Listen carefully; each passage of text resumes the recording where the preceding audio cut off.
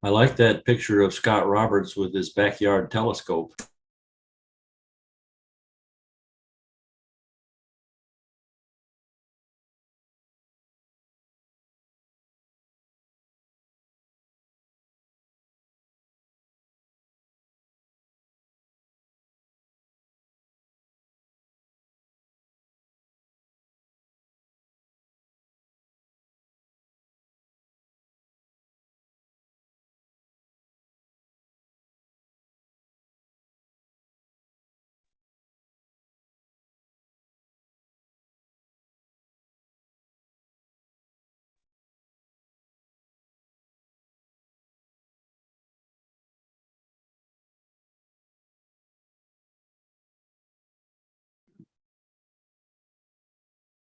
Good afternoon.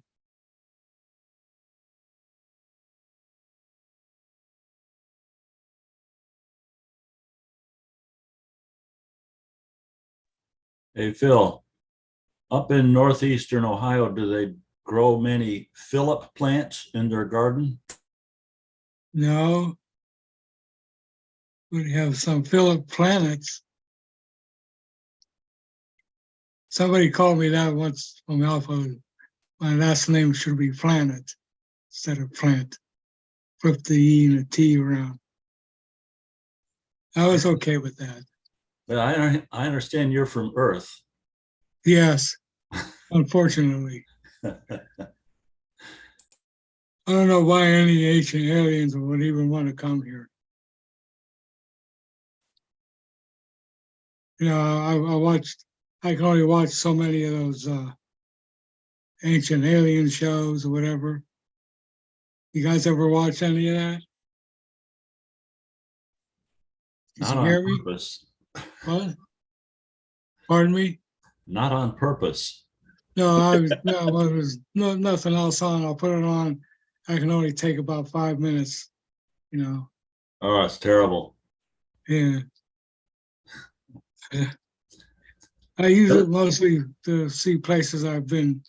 So, One thing that impresses me about what's going on television right now is I've never seen so many advertisements for snake oil.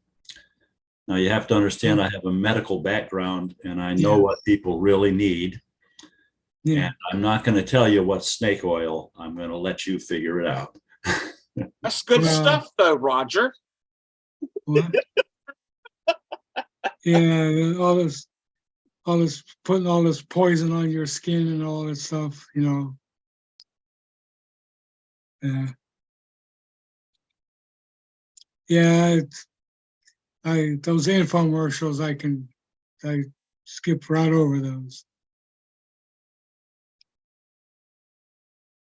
The things that get me the worst is going through the channels. I come across those shopping shows, and they're selling these LED lights. You stick down in the ground and it shines lights straight up in the air. So what are you gonna have? Safety lights shining in your eyes? I mean, what kind of sense does that make? You know, People never learn. is that? Or as Phileas T. Barnum was said, one there's a sucker born every minute. Yes, yes. Right. Of course, Phil, you understand that the sun illuminates the sky. So if Yes. you shine your light straight up, it must be highly effective. Still, yeah, keeps the burglars from seeing you. Yeah, that's the thing. If you're blinded by lights, you can't see the criminals, but they That's can right. see you. See you. One of the guys from the IDA gave a talk at one of the Astronomical League conventions. He was talking about like the lights. I think it was David Crawford. The lights shine everything and they create shadows, places where criminals can hide. Like if you're in a bank That's drive exactly right. up, That's exactly they're right. hiding in the shadows. You can't see them because of the lights in your eyes, but they can see you. So, Well, the you know, it's like, first thing to understand about security lights is that most crimes occur in broad daylight.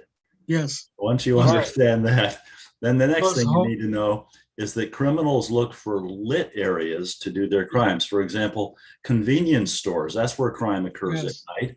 It doesn't occur in dark alleys, it occurs at convenience stores. So security lights draw criminals to your house. Yeah. Now, if I were a criminal, a burglar, I would drive down the road at night, and everywhere there's a security light, I'd know that's where there's a house with valuables. And That's right. I just think, what kind of sucker would have a security light at his house? Well, somebody who just can't figure these things out. Well, it's public paranoia, you know. It seems funny to me, we get more and more lights, but the crime rate keeps going up. You know, if you're afraid of the dark, if you're afraid of the dark, stay inside. Well, where I used to live in Cohoes, I had one of those very powerful hand torches because I used to point it at the street lighting Oh, and tell the sensor it was daylight, and I'd quickly use either my binoculars or the telescope. Now, somebody called the police, so, so I had the police come around and I said, "What are you doing?" I said, "I'm actually not damaging the street lights. I'm just turning them off, making them think it's daylight, so I can look at the moon." And I said, "Have a look yourself. And feel free to use the binos." Friday, Saturday, Alberto And it was like, okay. They spent about 20 minutes looking at the moon, and I managed to find a couple of planets for them. Dentro la So, telecamera, okay. They went away. So don't worry, we'll put a note up in the station house. Do not go and annoy this guy. He's an astronomer. Yeah. Thank you, guys. I appreciate that. Well, I'll try not to annoy you too, Nick. Roger, the only way I like looking at the sun is when the moon is in front of me.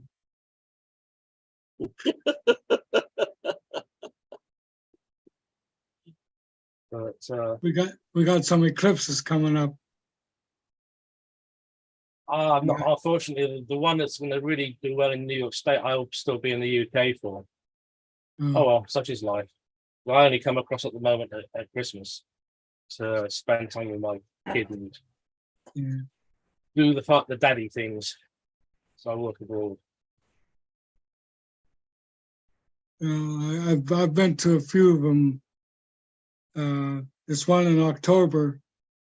I'm going back to Albuquerque to meet up with some of my eclipse friends. We're staying at the same hotel, see the exact same annular eclipse that we saw in 2012. Hopefully, that's the best weather prospects. Well, I would need to go up to right up to the Canadian border and with Vermont.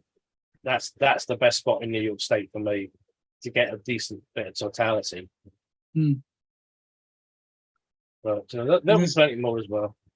This is for April next year. Yeah. Yeah, I'm staying here. It goes right over our observatory, but it's more likely to be cloudy than not. This is true. Performing her piece Afro Latina in Basically, my observatory is taken down now because as soon as I end up moving, taking down a 16-inch dog is not fun at short notice. No. So that's the only thing that's outside right now. My other two scopes are up here in my room. My other Newtonian, well, two of my Newtonians are in upstate New York anyway.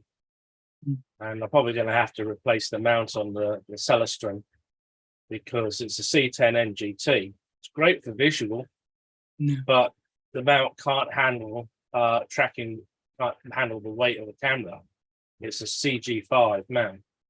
So I've been told to, when I come back, get a decent EQ, and I'm going to end up putting a dovetail bar on the tube anyway. You got a collection of telescopes then, huh?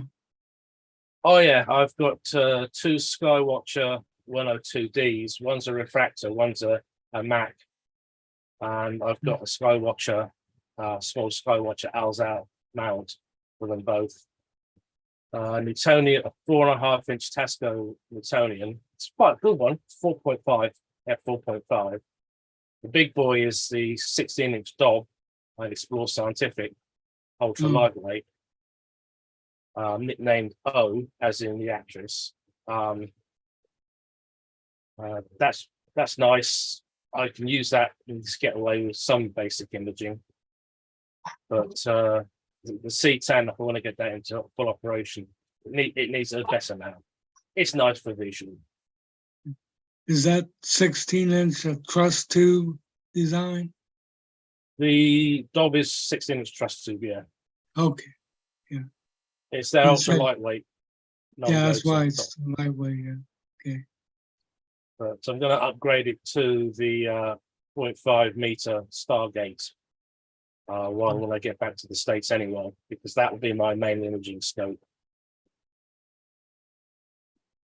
So it will be fun. I can drive everybody mad on the Skype Islands. You're going to use that for the eclipse? I'm going to be mostly using it for lunar and comets, bright comets. I'll probably do planetary with it. I'll do a lot of planetary stuff with it as well, because I've got a ZWO image camera, which I really like. I've played around with it using it as a full sky camera. It's brilliant. So my laptop will be slave to that. And this time I will get a dome put up. I've already spoken to my landlord back in the States.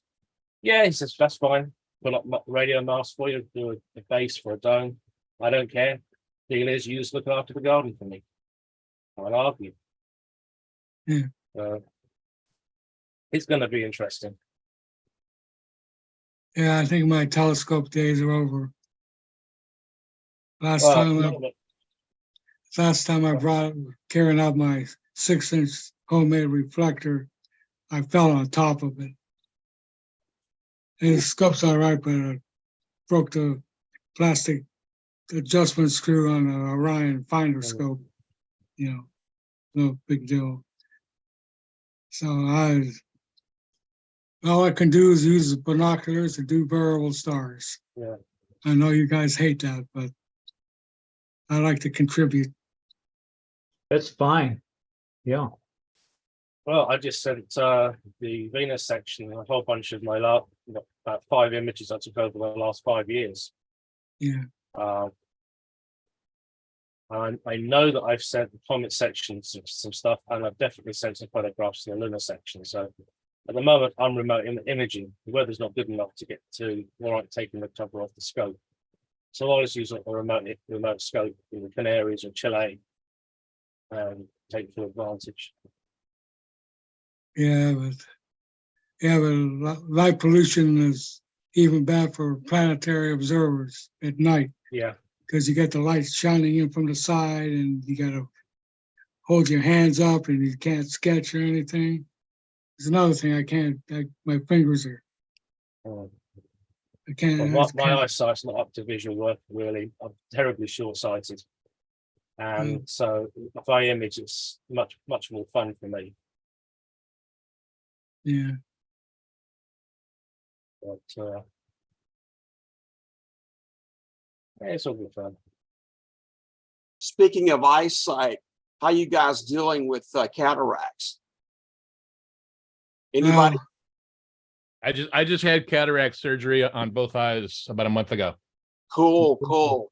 I got was amazing. I got some coming in, and it's affecting my visual. Oh yeah. I was blind in my right eye for 6 months before I had it done. Yeah. And the surgery I would highly recommend it. I mean, 8 minutes per eye. And Excellent. they rolled me in, did it, and rolled me out. It was like easiest thing ever. I heard night vision really improves after the surgery. No, any vision. Tim, did they do both eyes at once, Tim? No, they did one. They did the right eye 1 week, and then the next week they did the other eye. And it's been about a month now. Night vision improves if your retinas are good. Yeah. I've had several retina surgeries, 2 torn retinas. So my visual days are pretty much behind me. Yeah. How did you tear your retinas? Just living to 74. Don't say that. I'm 73. No. Lorena's had a detached retina, and she's substantially younger than me. So that was 6 weeks of laying on one side for 20 hours a day. Wow. Yeah, it's kind of They use a sobering. bubble in the eye. Laying on your side, the bubble pushes up against the interior of the eye and re-adheres it to the inside of the eyeball. It's pretty neat process. Sounds great. I got a question. Has anybody here been in touch with longer than either parent, you know? Is anybody here what? Has anybody here been in touch with or know how to contact Phil Budine? Oh no, I've tried. I have a handwritten account of his history with astronomy and so forth that I need to go over with him. And I've tried every phone number I can find. He has no email that I can find. I've got a postal address, Ken. That's all I got I a have. Christmas card from him in December. Yeah. I'll see if I can email it to you, Ken. But does anybody have a phone on No. this guy? Of course, you know, it costs money to have a phone and he's on fixed income. Well, That's so my am I. You know, a lot of us are. Is he the guy who lives in Whitney Point, New York? I think He's so. in New York, Yeah. Binghamton or something like that. Okay. I haven't heard from him in years. He's in Endicott right now. He's what? He lives in Endicott. Endicott, New York. Yeah. I'm going to the other computer here. Yeah, I used to live there.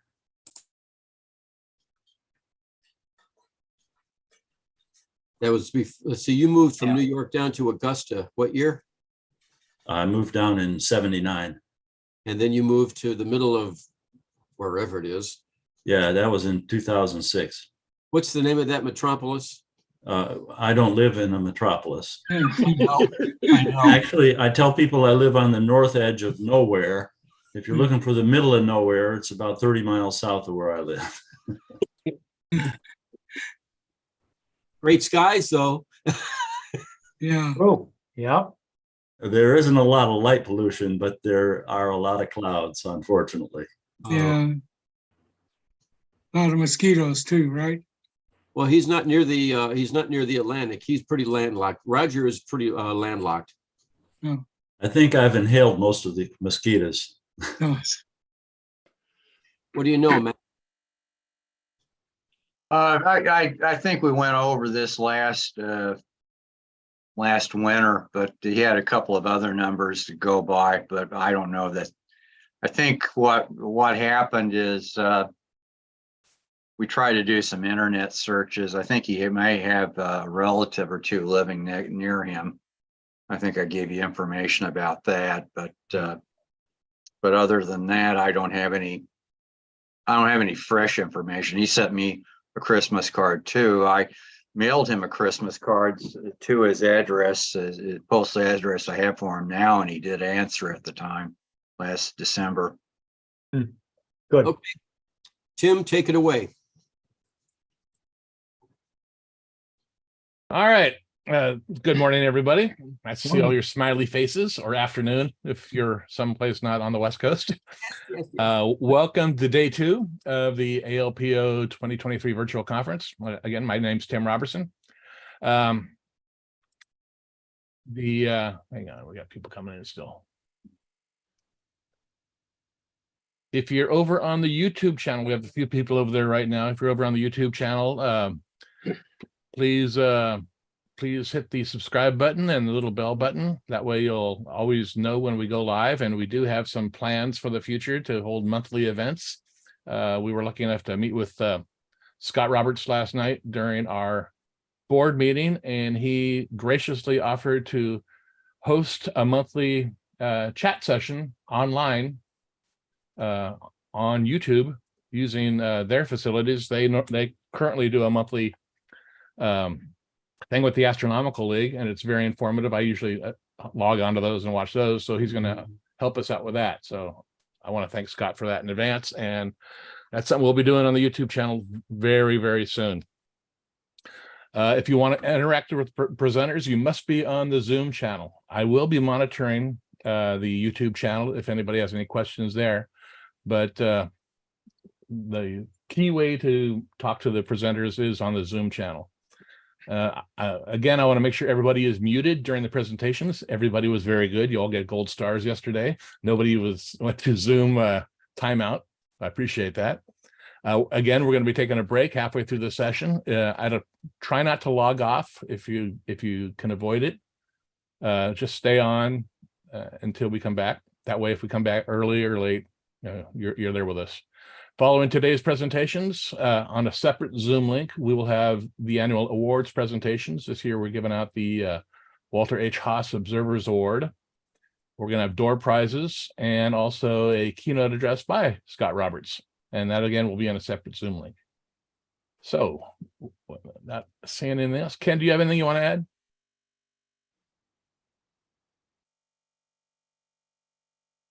Ken?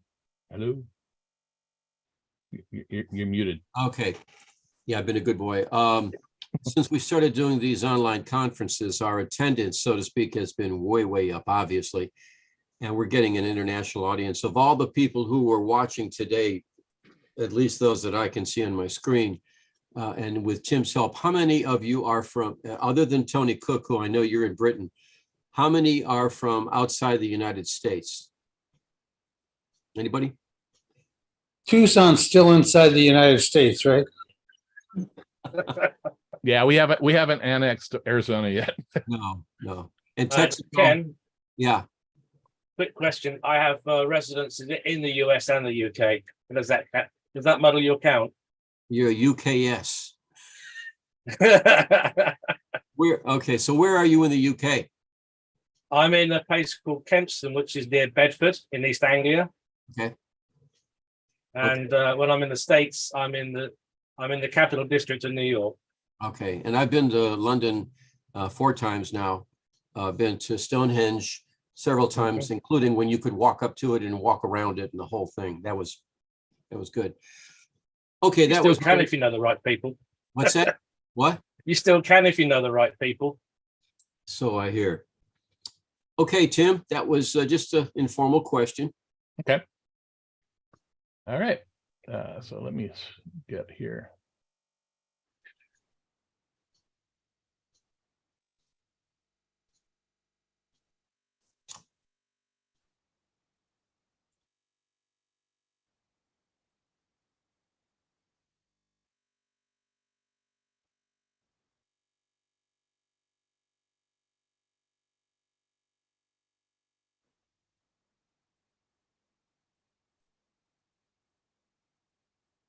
Hey, Tim. Yeah. When the doorbell rings, does that mean somebody is logging in or logging off? That means I let somebody in. Yes. Cool. What are we up to today? Right now, hang on a minute. Let me look. 37. 37 and 10 on YouTube. Cool. Yeah. Okay. All right. Let me get my ducks in order here. Hang on a minute.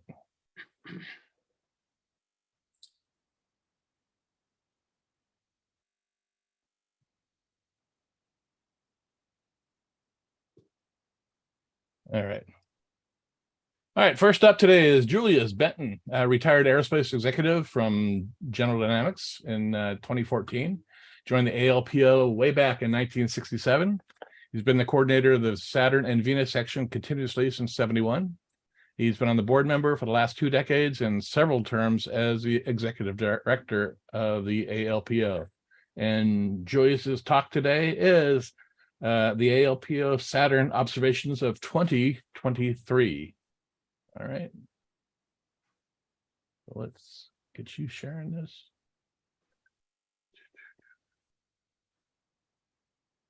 It's all yours, Julius. Okay, thank you. Thanks to everyone being here, and it certainly was a wonderful day yesterday. We really enjoyed it, and thanks to everyone who participated.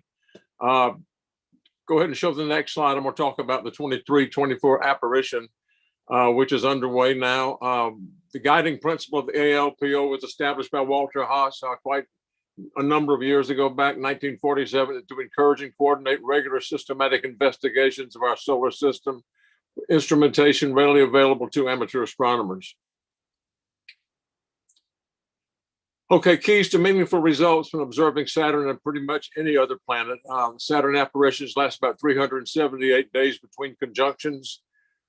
The best thing to do to be successful is to plan observing programs well in advance. Start observing early in an apparition of Saturn and maintain consistency. Keep accurate observational records, recording the UT date and time, location, telescope, magnifications, and any filters employed. Use standard ALP observing forms if you're actually drawing Saturn. If you're imaging, the forms can be also used to record some data that the forms ask for, which helps us establish continuity in the reporting.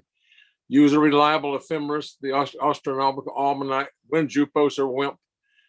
Submit observations on a regular basis by email or by regular mail. Apertures in excess of 15.2 for telescopes are suggested for best results, and strive for simultaneous observations. That is, two or more observers observing at the same time on the same day. Sometimes it happens fortuitously because of the number of observations we get in, which is always wonderful to see. Okay. Okay, so our observing programs include the following.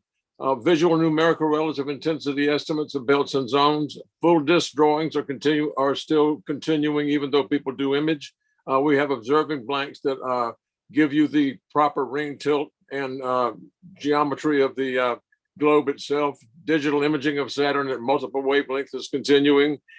Observers are still doing some CM transit timings of notable atmospheric phenomena. Visual estimates of measurements of belt and zone latitudes.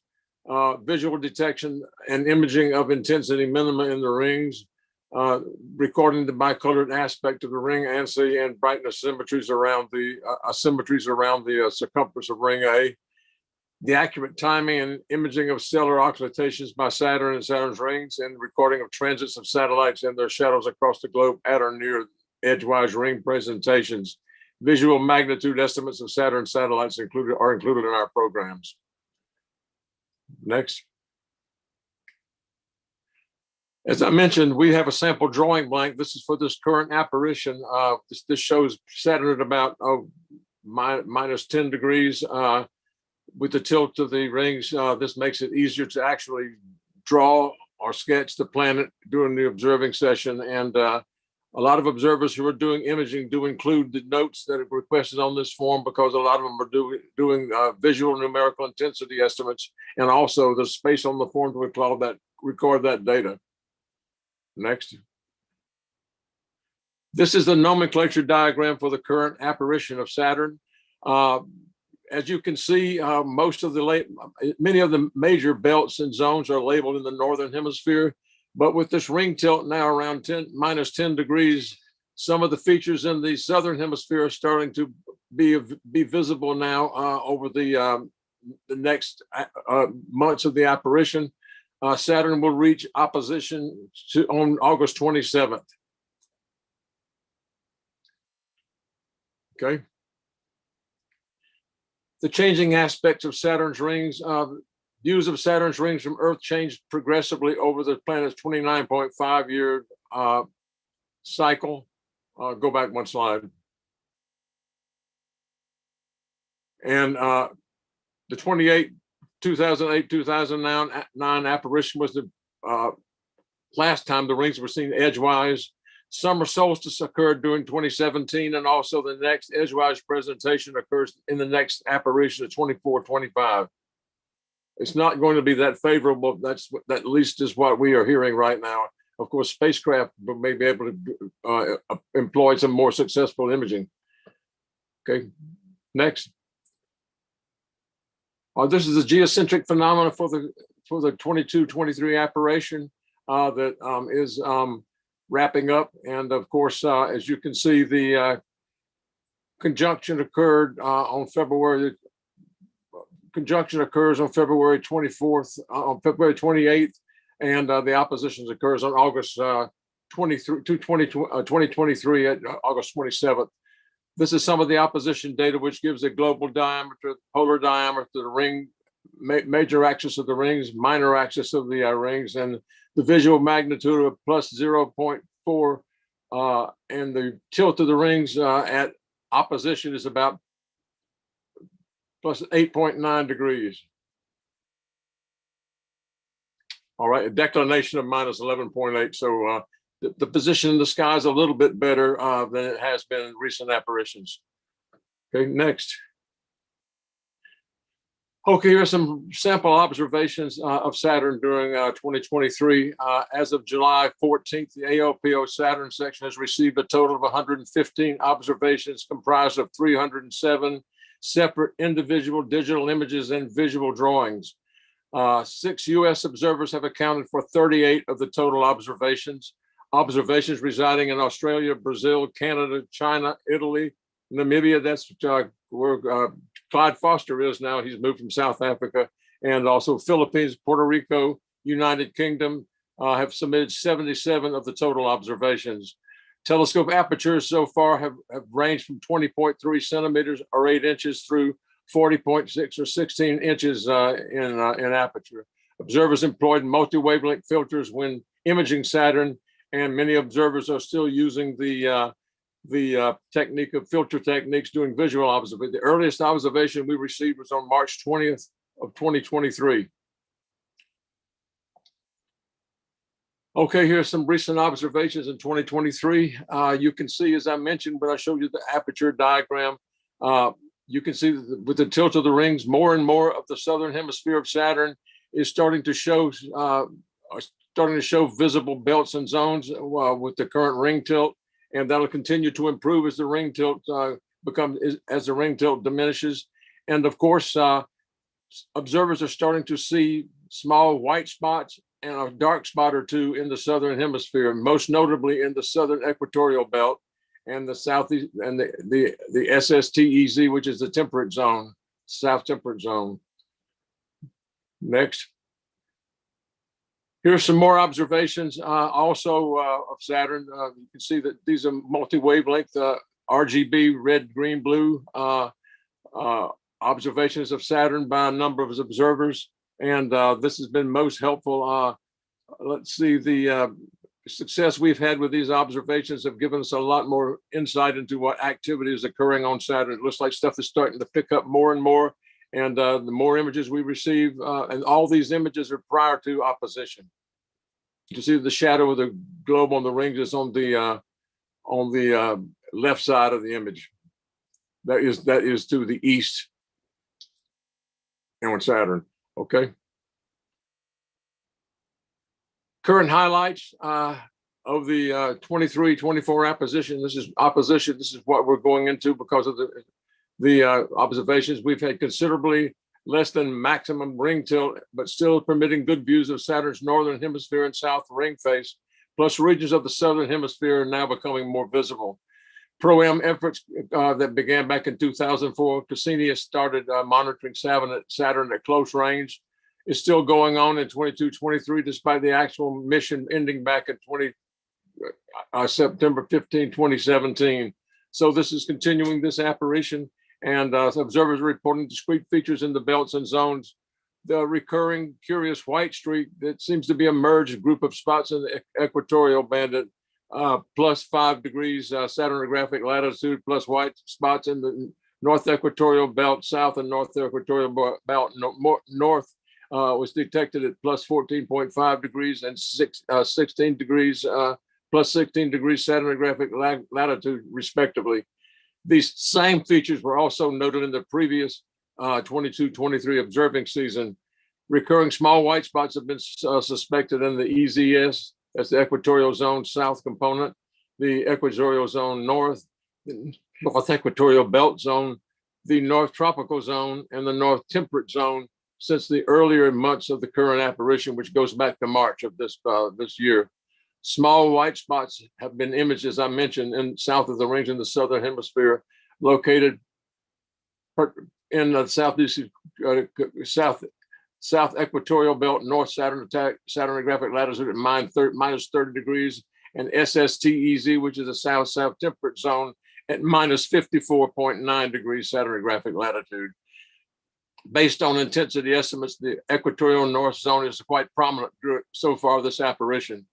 Despite Saturn's southerly declination of minus 11 degrees, observations are still arriving almost daily. I received 20 observations in the last 3 days. Okay. For more about observing Saturn, my book on Saturn and how to observe it has been available since 2005, and the Saturn Handbook that is geared more for visual observing is also available in PDF format.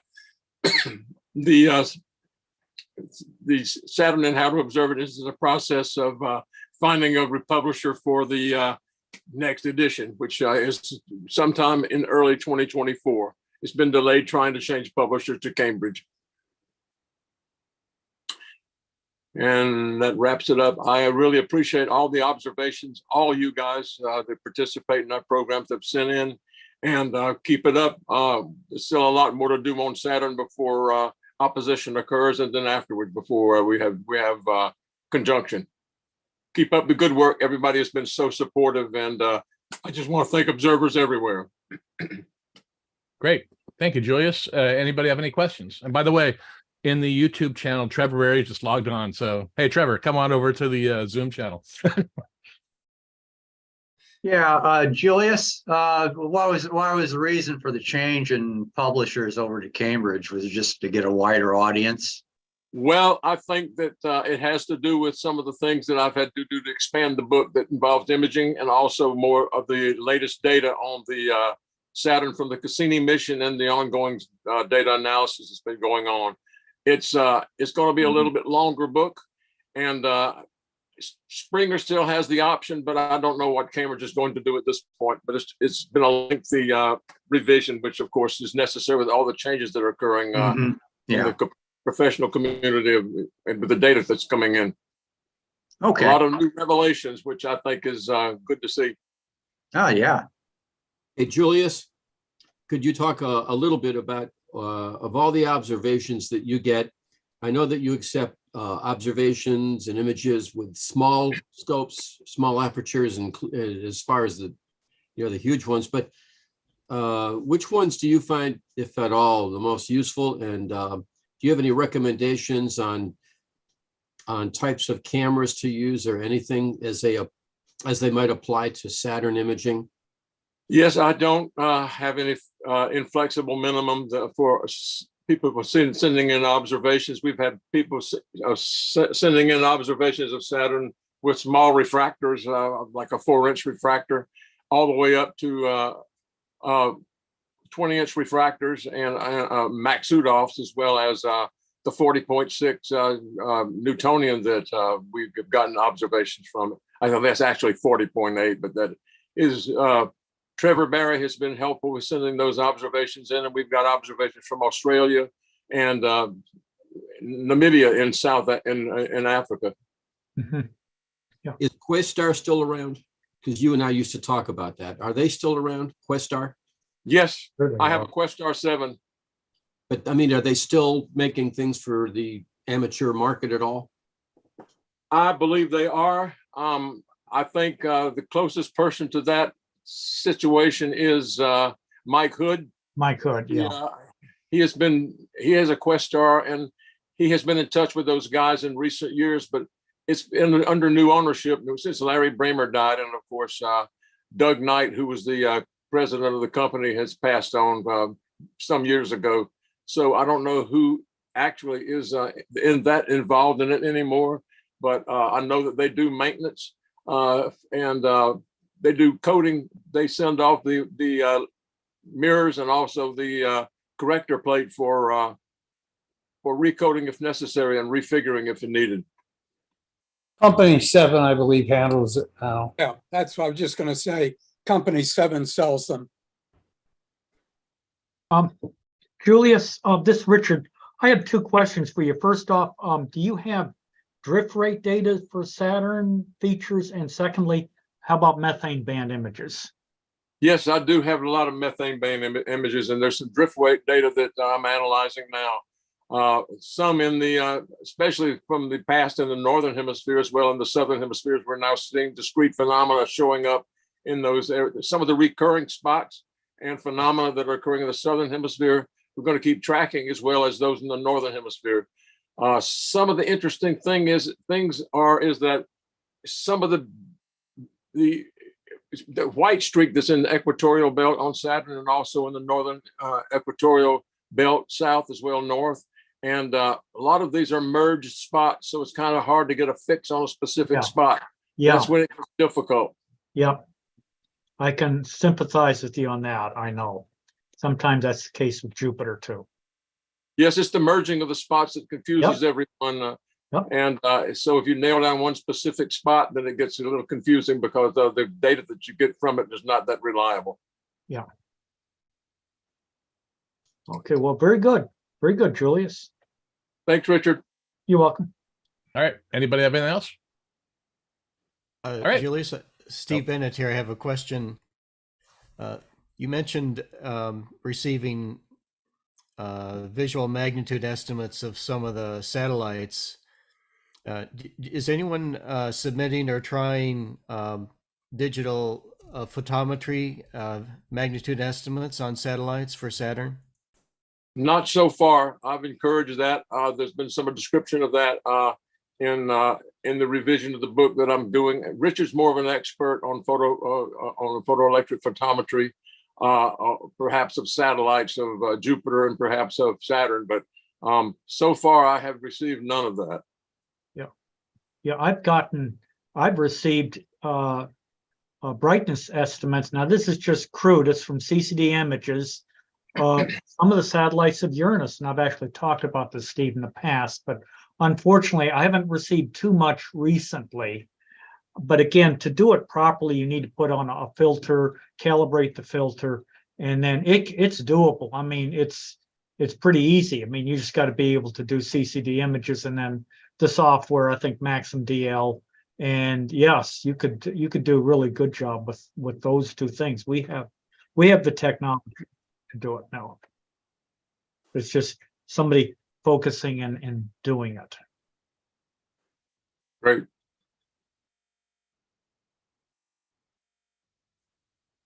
All right. Thank you very much, Julius. Good job. All right. Coming up next, Carl Hergenrother. He made it today, thankfully. He's the coordinator of the ALPO comment section, and last night completed his 2-year stint as the executive director of the ALPO. So congratulations, Carl, on that. Let's see, he's been involved with many aspects of comets and asteroid research, including Catalina Sky Survey for asteroid discovery and the OSIRIS-REx mission, which collected a sample of near-Earth asteroid Bennu in 2020. Take it away, Carl. Thanks. Yeah, thanks for having me, everyone. So I'd like to talk a little bit about the ALPO comment section, in general, what we've been doing over the last, say, 12 to 18 months, some of the comets we've been observing, the goals of the section, as well as a look ahead to some of the more interesting comets that we expect to see gracing our skies through the remainder of this year into 2024. We've got some good ones coming in and potentially one spectacular one, but we'll talk about that closer to the end of this talk. First, I'd like to kind of give a big shout out and thank you to all of our contributors to the comment section.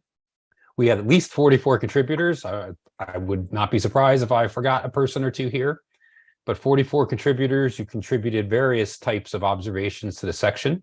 And this has been fairly constant from year to year. I think last year we had 42 contributors over the preceding 12 months. So the comment section has been getting a lot of contributions. And of course, it helps that we've got some interesting comets in the sky to talk about.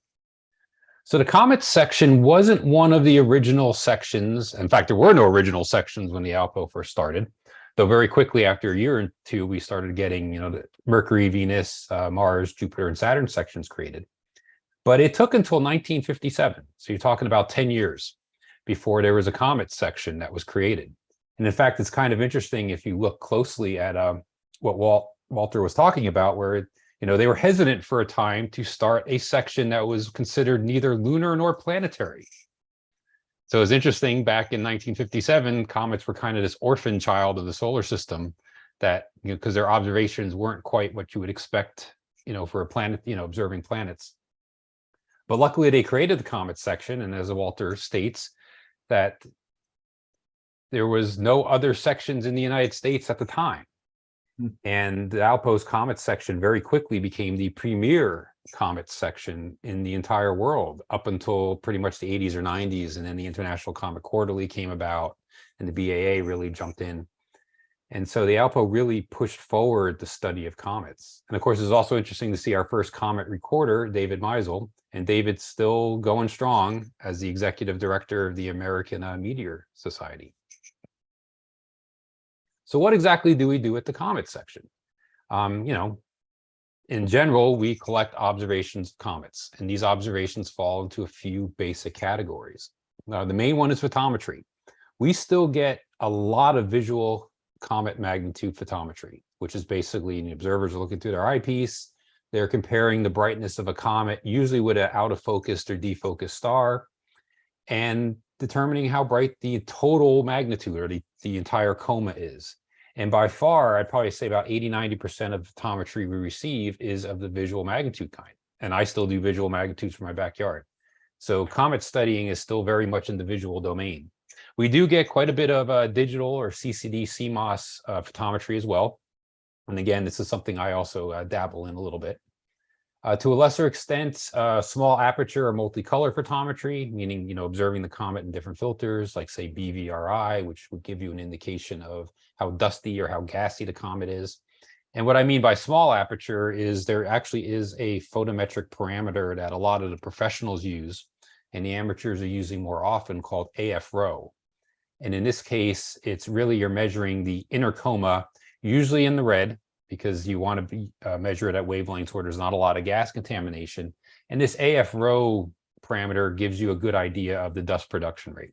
So sometimes this is a better indicator of the actual activity level of a comet at that moment in time than the entire coma, which is really a buildup of dust and gas that was released over, days, weeks, sometimes even months or years for a comet.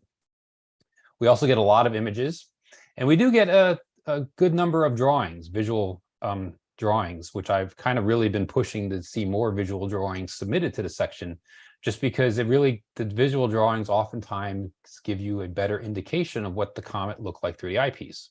And since prior to, decades or a century ago, all comet observations were made visually through an eyepiece, it's nice to have visual drawings to directly compare today's comets with those comets of the past. And sometimes we just get textual descriptions.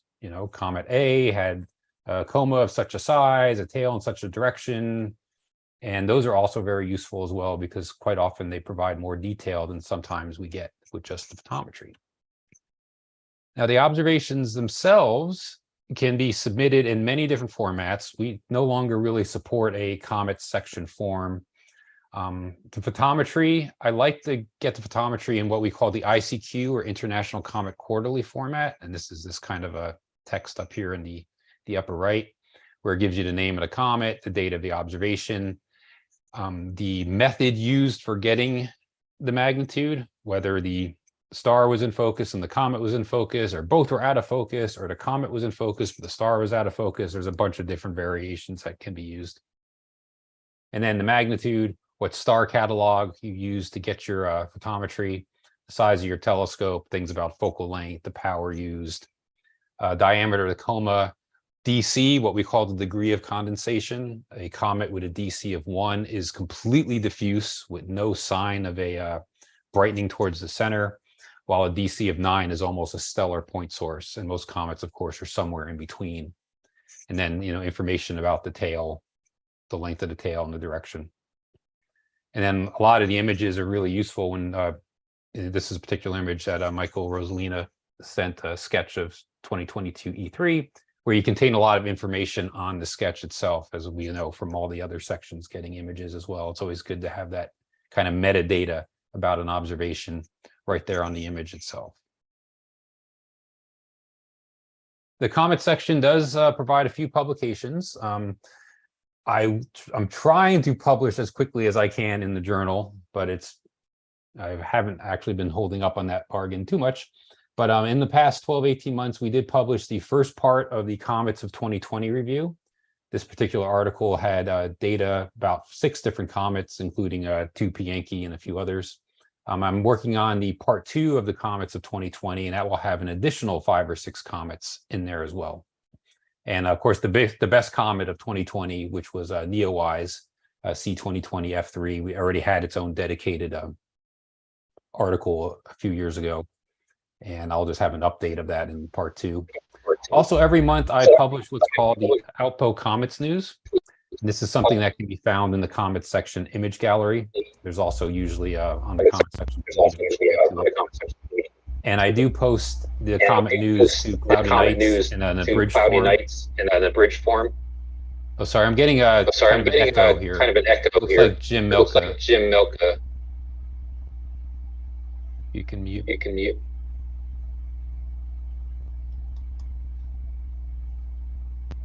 Let's see. Nope, still getting an echo. I'll just continue then. So yeah, I also post an abridged form of the Comet News on Cloudy Nights as well. And it has its own dedicated forum. And quite often we have a lot of back and forth between various observers on the comets that are going on in the sky. And the Comet News, as you can see here, the 2 snapshots, is a good place for looking for exactly kind of a little more up to date, how bright the comet is, how bright the comet will be that month, and where in the sky it will be to observe. So looking back at the past 18 months, comets of 2022, 2023, the brightest comet of that period was C2022 E3 ZTF at about 4th magnitude. Coming in second place was 2021 A1 Leonard, which in 2022 was 5th magnitude, but if you go back a few weeks into 2020, in 2021, it was actually 3rd magnitude. And you can see there's always about 1 or 2 dozen comets every year or every 18-month period that gets brighter than about 10th magnitude. By far, the 2022 E3 ZTF comet was the best observed, with almost pushing 500 observations submitted to the ALPO. And just to kind of give a general overview of the ALPO archives in general, going all the way back, Actually, I'm going to go back 1 slide just to say that over the last 18 months, we received over 1,800 photometric observations. Those are either visual or CCD magnitudes of 114 different comets and 720 drawings of 68 different comets, which brings the ALPO image archive, the ALPO Comet section archive, up to over 7,000 images and drawings of over 600 comets and approaching 18,000 magnitude estimates of over 500 comets. And by far, the best observed comet in the history of the ALPO Comet section was Hale-Bopp, where we've got about 1,200 observations total were submitted of Hale-Bopp. As you can see, if you look at the image list, a lot of the more recent comets are actually pretty high up on that list, and that's really just because of the proliferation of CCD images. And so we get a lot more images now of comets than we did, say, 40, 50 years ago. But if you look over on the photometry side, and a lot of this is mostly visual photometry, you still see quite a few of the older comets at the top of the list, like Hale-Bopp. You got David's wonderful 3rd magnitude comet from 1990, Comet Austin, you know, one of the comet of the centuries that didn't quite produce back there in 89, 90, all have produced a lot of observations. And only a few of the more recent comets like C2017 K2 Pan-STARRS, and then you see Neowise and 2019 L3 Atlas have kind of made it on the list there. And it does show that when it comes to magnitude photometry of comets, the production rate and the number of observers doing this sort of science has really dropped off from its heyday, which was basically the 70s, 80s, and 90s. And that's across the board. That's not just the ALPO. So let's talk about some of the more interesting comets that were observed over the last year and a half. The one probably everyone remembers is the one that was in the news. It was kind of called, the big green comet, which is in a way kind of silly because all moderately bright comets that come within about 2 AU of the sun have a nice green gaseous coma. So they all look like green comets. And of course, the funny thing is looking through your telescope, very rarely do comets actually show color. I mean, I've seen 150 comets visually over my lifetime, and I can probably count on one hand the number of comets that really showed any obvious color. And usually it involved looking through quite large apertures to see that. Usually comets have to be extremely close to the sun to have that nice yellow dust glow. which NEOI showed a few years ago. And of course, Hale-Bopp just was an anomaly, and that was brilliant yellow color as well. And every once in a while, you'll get a really nice blue-green comet, but it's pretty rare. So I don't think I got any reports of anyone visually seeing any green or any color for ZTF. Though when you're taking digital images and color images, the green is readily apparent, and that's what the press kind of latches onto, those images. So the ZTF comet was a dynamically old long period comet. And what that means, dynamically old, is that the comet had passed close to the sun at some point in the past. So this wasn't its first time coming close to the sun. In fact, based on its orbit, we know that ZTF came around about 50,000 years ago. As it turns out, due to perturbations by mostly the major planets, Jupiter and Saturn, ZTF may never come back. It may have been placed onto a hyperbolic trajectory and may actually be leaving the solar system for good this time. Perihelion was in January of this year at 1.11 AU. That's good. That's close to 1 AU, pretty close to the sun. And it actually did come close to the Earth in February 1st at around 0.29 AU. And it became a borderline naked eye object in earlier this year, January, February, at about 4th magnitude. And you can see the light curve here. And this is made of all of observations that were submitted to the ALPO, CCD as well as visual. So the comet was followed by the ALPO members or ALPO contributors for a little over a year, from about 17th magnitude up to its peak at 4th, and then back down again. And it did exactly what we'd like comets to see. This 2.5 N, so these parameters here, H is absolute magnitude, a little different than absolute magnitude for planets or asteroids. And then we got 2.5 N, which is really what we call the photometric index, the rate of brightening or fading of a comet. Usually on average, comets are around 8 to 10. So a brightening rate of 12.3 inbound meant it was brightening faster than usual, which was nice. It helped create a bright comet. And then it faded slower than expected, which meant it stayed brighter for longer. And that's exactly what you want to see for a comet. There's a few more interesting things that ZTF showed. This image here on the left shows ZTF actually having a nice quick flyby with another comet at the time. This is 2022 U2 Atlas, which was about 9th or 10th magnitude at the time. And then sometime in the late January, and in fact, you can kind of see exactly when it was, around here, January 21st, 22nd, we passed through the orbit plane of the comet, which basically means that when we pass through the orbit plane, all the dust kind of collapses into, usually along the orbit plane there, and you sometimes get to see an antitail form. And so as you can see, the sun is blowing the dust back, and you've got this kind of what apparently looks like forward or sun pointing dust. But the dust actually isn't pointing at the sun. The dust is actually still in most cases pointing away from the sun, though you can't have heavy material strewn along the orbit. And it's kind of an optical illusion that just makes it appear that the dust is pointing towards the sun. Basically, in general, if you can imagine, I know the sun's here and the orbit of the Earth is a little wonky, but imagine if you were looking down on the plane of the comet, what you would see is all the dust is actually is contained in a sheet that's being blown back from the sun. So when you go through the orbit plane, that sheet collapses almost into a line. It doesn't work exactly that way, but it comes pretty close. And that's why you end up seeing what we see here as we go through the orbit plane. So that was pretty interesting, watching the comet change pretty much on a nightly basis as we approached and then went through orbit plane crossing. Another really interesting comet observed was 2017 K2 Pan-STARRS. What was really cool about this comet was when it was discovered in 2017, it was 16 AU from the sun. That is a distance kind of halfway between Saturn and Uranus. Pre-discovery observations were found back an additional 4 years, back to 2013, when the comet was out at 24 AU. And professional studies of the distribution of dust in the coma and tail of the comet suggest it may have been active as far out as 35 AU. So you're talking, Neptune distances out there. And we saw when Comet Ison came around in 2012, some of the dynamical dust studies suggested it had turned on at 40 AU. So how are comets turning on so far out? Well, the thing is that, again, this is a long period comet and is most likely a dynamically new comet. Now, ZTF was dynamically old, which means it had passed close to the sun in the past. Dynamically new means here's a comet that hasn't passed close to the sun possibly ever. And as a result, it still contains a lot of hyper volatile ices on its surface. ammonia, methane, carbon dioxide, carbon monoxide.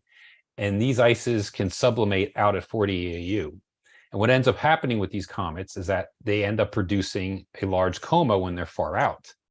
And so they appear really bright. And if you extrapolate the brightness going in at the kind of typical 2.5 N value of say 8 or 10, you often result in a prediction that this is going to be a nice spectacular comet. And then what ends up happening is, since the production has already occurred and there's less production coming in because all the hypervolatile ices have been sublimated and driven off, and now you've got just water and your typical volatiles, the comet ends up not brightening quite as quickly. And so that was the case of this Pan-STARRS comet, which ended up coming in brightening at a very slow rate. And even though initial predictions said it would be 5th, 6th magnitude, it really topped out at about 8th magnitude. But the nice thing is, having a perihelion distance that was around 1.8 AU, it was observable for quite a bit, about half of 2022 into the early part of 2023 as a nice 8th, 9th magnitude comet. 2020 V2 ZTF was another kind of distant comet, perihelion distance out at 2.2 AU, which meant it was about brighter than 10th magnitude starting at the end of 2022. It is still brighter than 10th magnitude. Right now it's around 9th magnitude and will continue to be so through the remainder of this year. As you can see here, observable from both hemispheres in the morning sky.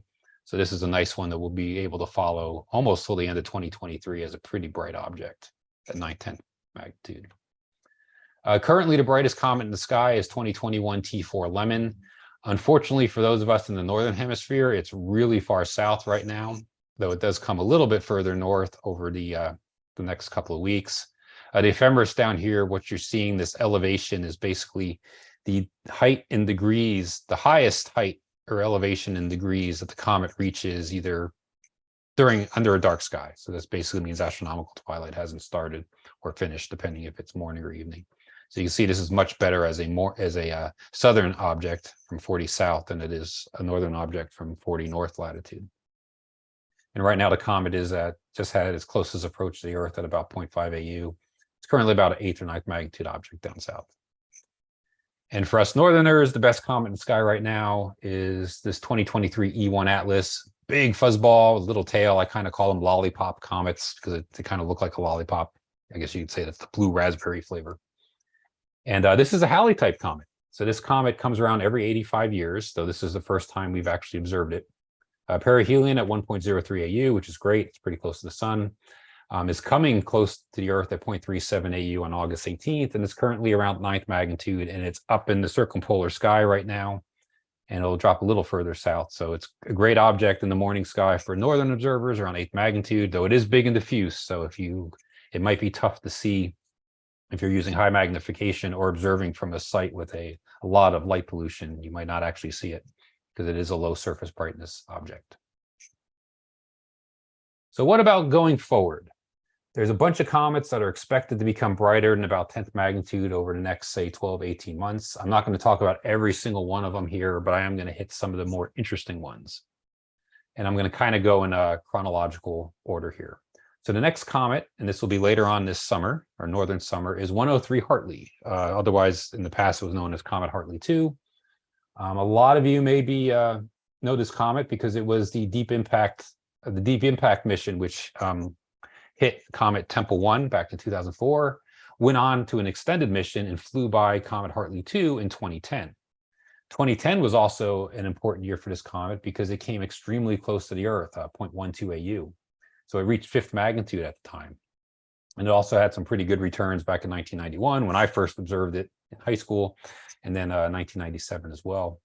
And the return coming up, we'll see the comet not coming anywhere near as close as it did in 2010, but still it's probably the second best Hartley apparition in all of our lifetimes, with the comet coming 0.38 AU from the Earth in late September of this year, and only a few weeks before its perihelion, which will be in mid-October at 1.06 AU.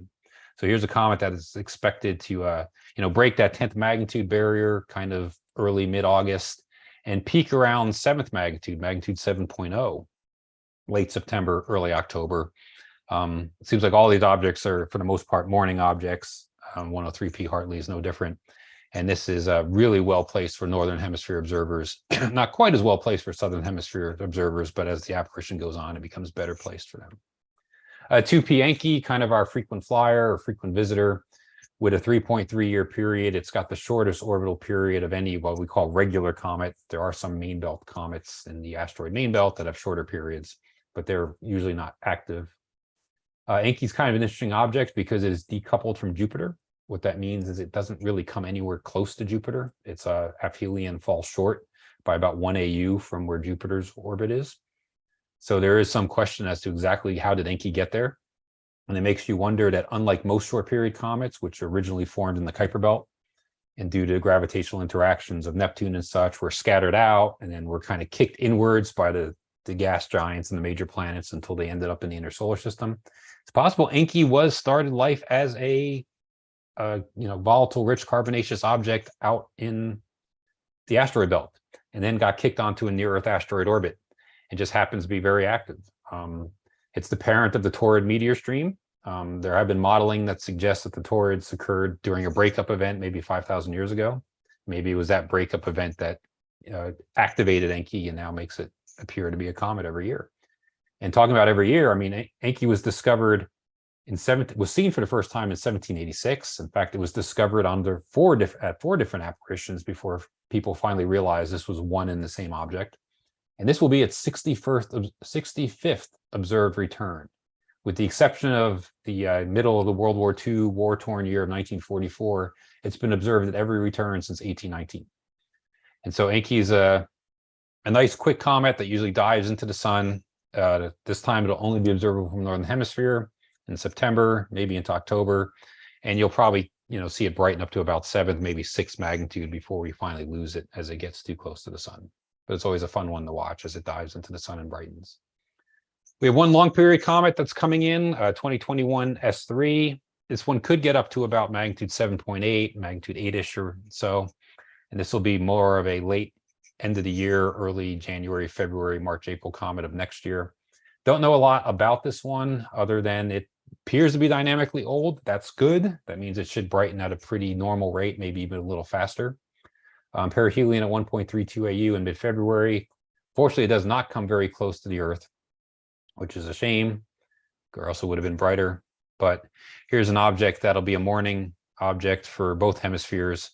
But right now, we haven't had many observations of this object. And in fact, the last time it was observed, it was about 14th magnitude, and we haven't seen it for a while because it's just in a part of the sky close to the sun. So this one's a little bit of a question mark as to how bright it'll get. So we've got 2 Halley-type comets coming in next year. The first is 12P Pons-Brooks. This was discovered in 1812 by Pons, who also discovered Encke, I think, 2 or 3 times out of those 4 times Encke was discovered before they knew Encke was Encke. Rediscovered in 1884 by William Brooks, upstate New York. Was last observed in 1954, so only 2-3 years before the comet section was created.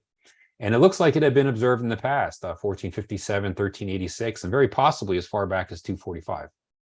Being a Halley-type orbit, it comes around every 71 years. This year, perihelion's on April 21st at 0.78 AU. And it's a good Northern Hemisphere object as it comes in December, January, February, and we'll kind of lose it around March as it gets too close to the sun, but may brighten up to about 4th, 5th magnitude. And then outbound, it'll be a Southern Hemisphere object, but we won't be able to see it here. But the cool thing about Pons-Brooks is that, as you can see from these Barnard sketches from 1884, it does have a habit of showing jets visually, which is really nice. And also it experiences outbursts quite often. And in fact, we got our first Pons-Brooks outburst just last week. July 21st, 20th or 21st, the comet went into outburst. It was about 14th magnitude on the beginning of the 20th. And by the end of the 21st, it was 11th magnitude. And what's really interesting is when you look at the light curve, the red observations are a mismatch of ALPO observations, as well as me just pulling observations from the various asteroid surveys in the Minor Planet Center. And comparing what we're seeing this year with the observations in black, which are actually from 1954. And we were running below where we would expected the comet to be based on 1954. And then it burped and had this outburst. And now it's almost directly on the same line as 1954. And there is a suggestion that it experienced a similar outburst at the same time during the 54 apparition. So maybe that's the comet comes in faint and then turns on, has an outburst and turns on, and now will be bright and continue up to a 4th magnitude. And the sequence here is actually an observation almost every 24 hours for the past week, taken with the half meter in the Sky Gems Observatory in Spain. The other Halley type comet is Comet Olbers, discovered in 1815, rediscovered in 1887, also by Brooks. I'm not sure why it's not called Olbers Brooks, but it's not. And was seen again in 1956. It comes around every 69 years. It'll reach perihelion at the end of June. This one won't be as bright as 12P, but it'll get up to about 7th magnitude. It'll be an evening object, just like 12P is, which is good. That way we don't have to get up early in the morning. But unfortunately, it does spend a lot of time close to the horizon, so it won't be as well placed as Pons Brooks is. And then we've got 2023 A3, Suchenshan Atlas, and I'm sure I'm pronouncing that wrong, was discovered at 19th magnitude at Suchenshan is actually the Purple Mountain Observatory in China. They discovered it on January 9th, 2023. It was rediscovered because it unfortunately wasn't followed up, got lost, and then was rediscovered about 2 months later by the Atlas program. And is currently out at 16th magnitude, but still about 6 AU from the sun and 14 months from its perihelion. It's already being hyped in the press as the next great comet. Some people did take its brightness at discovery and extrapolated it forward and said, oh, it's going to be brighter than Venus. Well, is that actually going to be the case? So let's kind of analyze it real quick here. So the good news is 2023 A3 will get close to the sun at 0.39 AU. That's good. Close to the sun, brighter the comet. It does get relatively close to the Earth at 0.47 AU in October. Again, great. Closer to the Earth, brighter the comet. And on October 9th, it passes almost directly in between the Earth and the sun. That's great. What happens there is you end up with an extremely large phase angle. And the phase angle is actually the observer comet sun distance. And the closer to 180, the closer you get to a domain that we call forward scattering. Basically dust, if you've ever looked at, a beam of sunlight shining through a window, or even the old overhead projectors, depending on the angle you're looking at that beam, you see more dust being illuminated.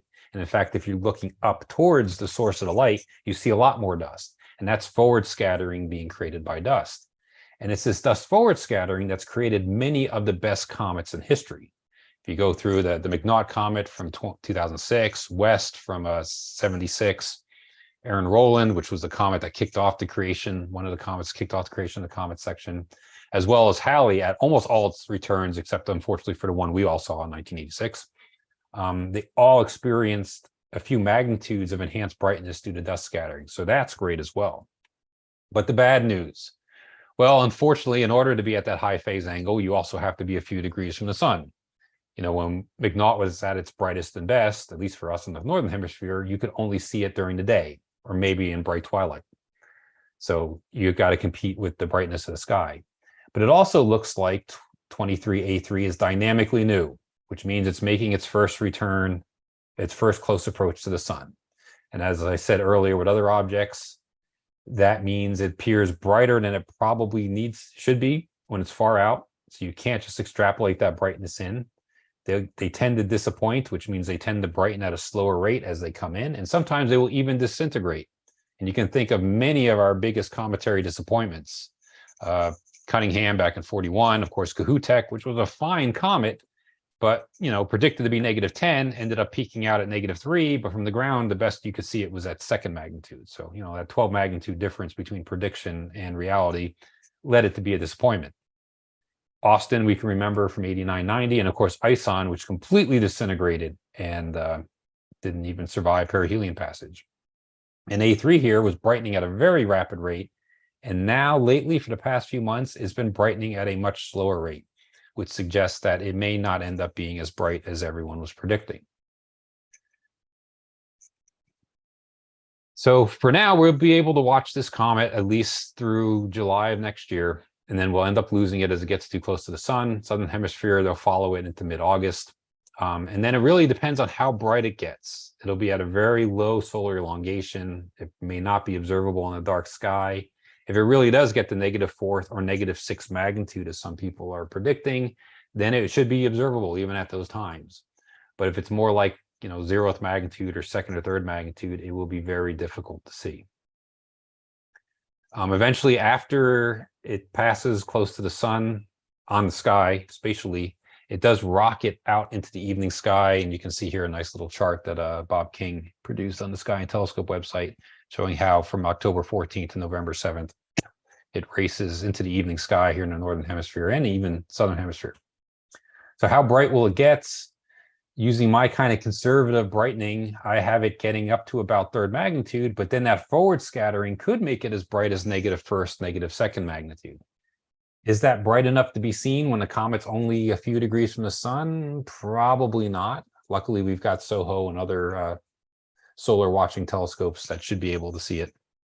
So this is one that, could be spectacular, and it could be another nothing burger like other comets we've seen. We'll just have to wait and see. And if it does survive perihelion, there will be a chance, as it's October 14th, so we're talking, pretty close here to the horizon, but now observable in the dark sky, of it showing, we going through orbit plane crossing and it's showing an antitail, kind of like Aaron Rollin did. And this is actually one of the first comet observations actually published in the ALPO journal of a comet. So if it does survive perihelion, it does get bright, we could have a nice comet Aaron Rollin type antitail, which would be really nice to see. And finally, probably the biggest event of the remainder of 2023, and one that I don't think anyone will see, that Halley has finally gotten aphelion. We are actually at the halfway point on December 10th between the 1986 apparition, which was a little bit of a dud, and the 2061 apparition, which actually will be much better, hopefully seeing the comet get up to about negative first magnitude. So right now the comet's at 35 AU from the sun, but still a pretty faint 29th magnitude. So if you do try to get it from your backyard, you might have to expose for a couple months. But who knows, maybe James Webb will actually get it. And it was observed at 28th magnitude from the VLT, so maybe someone will observe it professionally just to get Halley at aphelion. Thank you. Oops. Yeah, Carl. Thanks. Yep. Yeah, it's very interesting to talk. I just wanted to mention one thing. The comet you were talking about, C2022E3 ZTF. Yep. Okay. Early this year, when that comet was around in the evening sky, there was a lot of publicity about this comet. Every time I go online, right away it say catch the green comet, and on the radio, they're going to be a naked eye comet, and you're able to see it. And even when I went to work, people asked me, "Oh, did you see the green comet? Did you see the green comet?"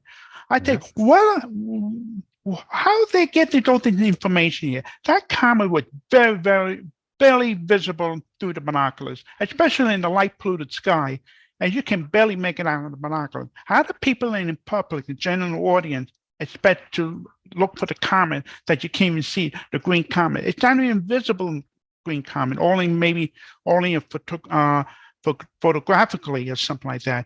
But I don't know how the media makes such a big deal about this comet. It's just like it's not it's not outstanding comet like Hyakutake or Comet Hale and Bob, or even Comet Neowise a few years ago. This has more publicity about this comet than even Comet Neowise a few years ago. There was very little publicity about that comet. It was visible in the morning sky and the evening sky. But I don't know how the media get this information, and it's just blew it out of the public about this comet. I think it's, it gives a lot of wrong information about this comet. Frank, let me interject. Having been in the business, in the news business many years ago, you have specialized reporters, you have good science reporters, and then you have general assignment reporters who don't have background in their subject matter. You'll have somebody who possibly covers a political beat, and then they're assigned to sports, which they know nothing about. And every so often you'll have a good reporter explaining Hawking radiation in such a way that everybody can understand it. But then you'll have a general assignment person who will pick up something like you're talking about, and oh my God, there's a green comet. Or, oh my God, the moon is a couple thousand miles closer and it's going to be huge. And of course, we know that's not true. It's the fault of being assigned to carry news about something which you don't know about. So don't paint the entire media wrong. But I understand what you're saying. Well, what happens is you get usually one single news story written Right. by a reputable or semi-reputable source where they get it wrong and they hype up the object, and then everyone now carries that news story and it kind of grows like wildfire. And so for like the ZTF comet, of course, you know, the green comet, well, they're all green. All the bright ones that come close to the sun are basically green between about half AU and 2 AU. So there's nothing special there. They make a big deal like, oh, last time we saw this comet was during the Stone Age. Okay, great. It's a long period comet. Long periods comets come back every couple hundred to 1,000, 100,000, million, possibly the first time they've come back in billion years. So again, nothing special there. And yeah, correct. They also, yes, it was a borderline naked eye comet. So yes, it was a naked eye comet. I saw it with my naked eye. It looked like a slightly fuzzy star. But I've got skies that, you know, glimming magnitude about 6. If you've got skies glimming magnitude 4 or 5, no, you're not going to see this comet at all. And like I said, nobody visually that I know of saw any color. I mean, yeah, maybe if you were looking through a 16-inch, 20-inch Dobsonian, you would have noticed that this, you know, the greenish color.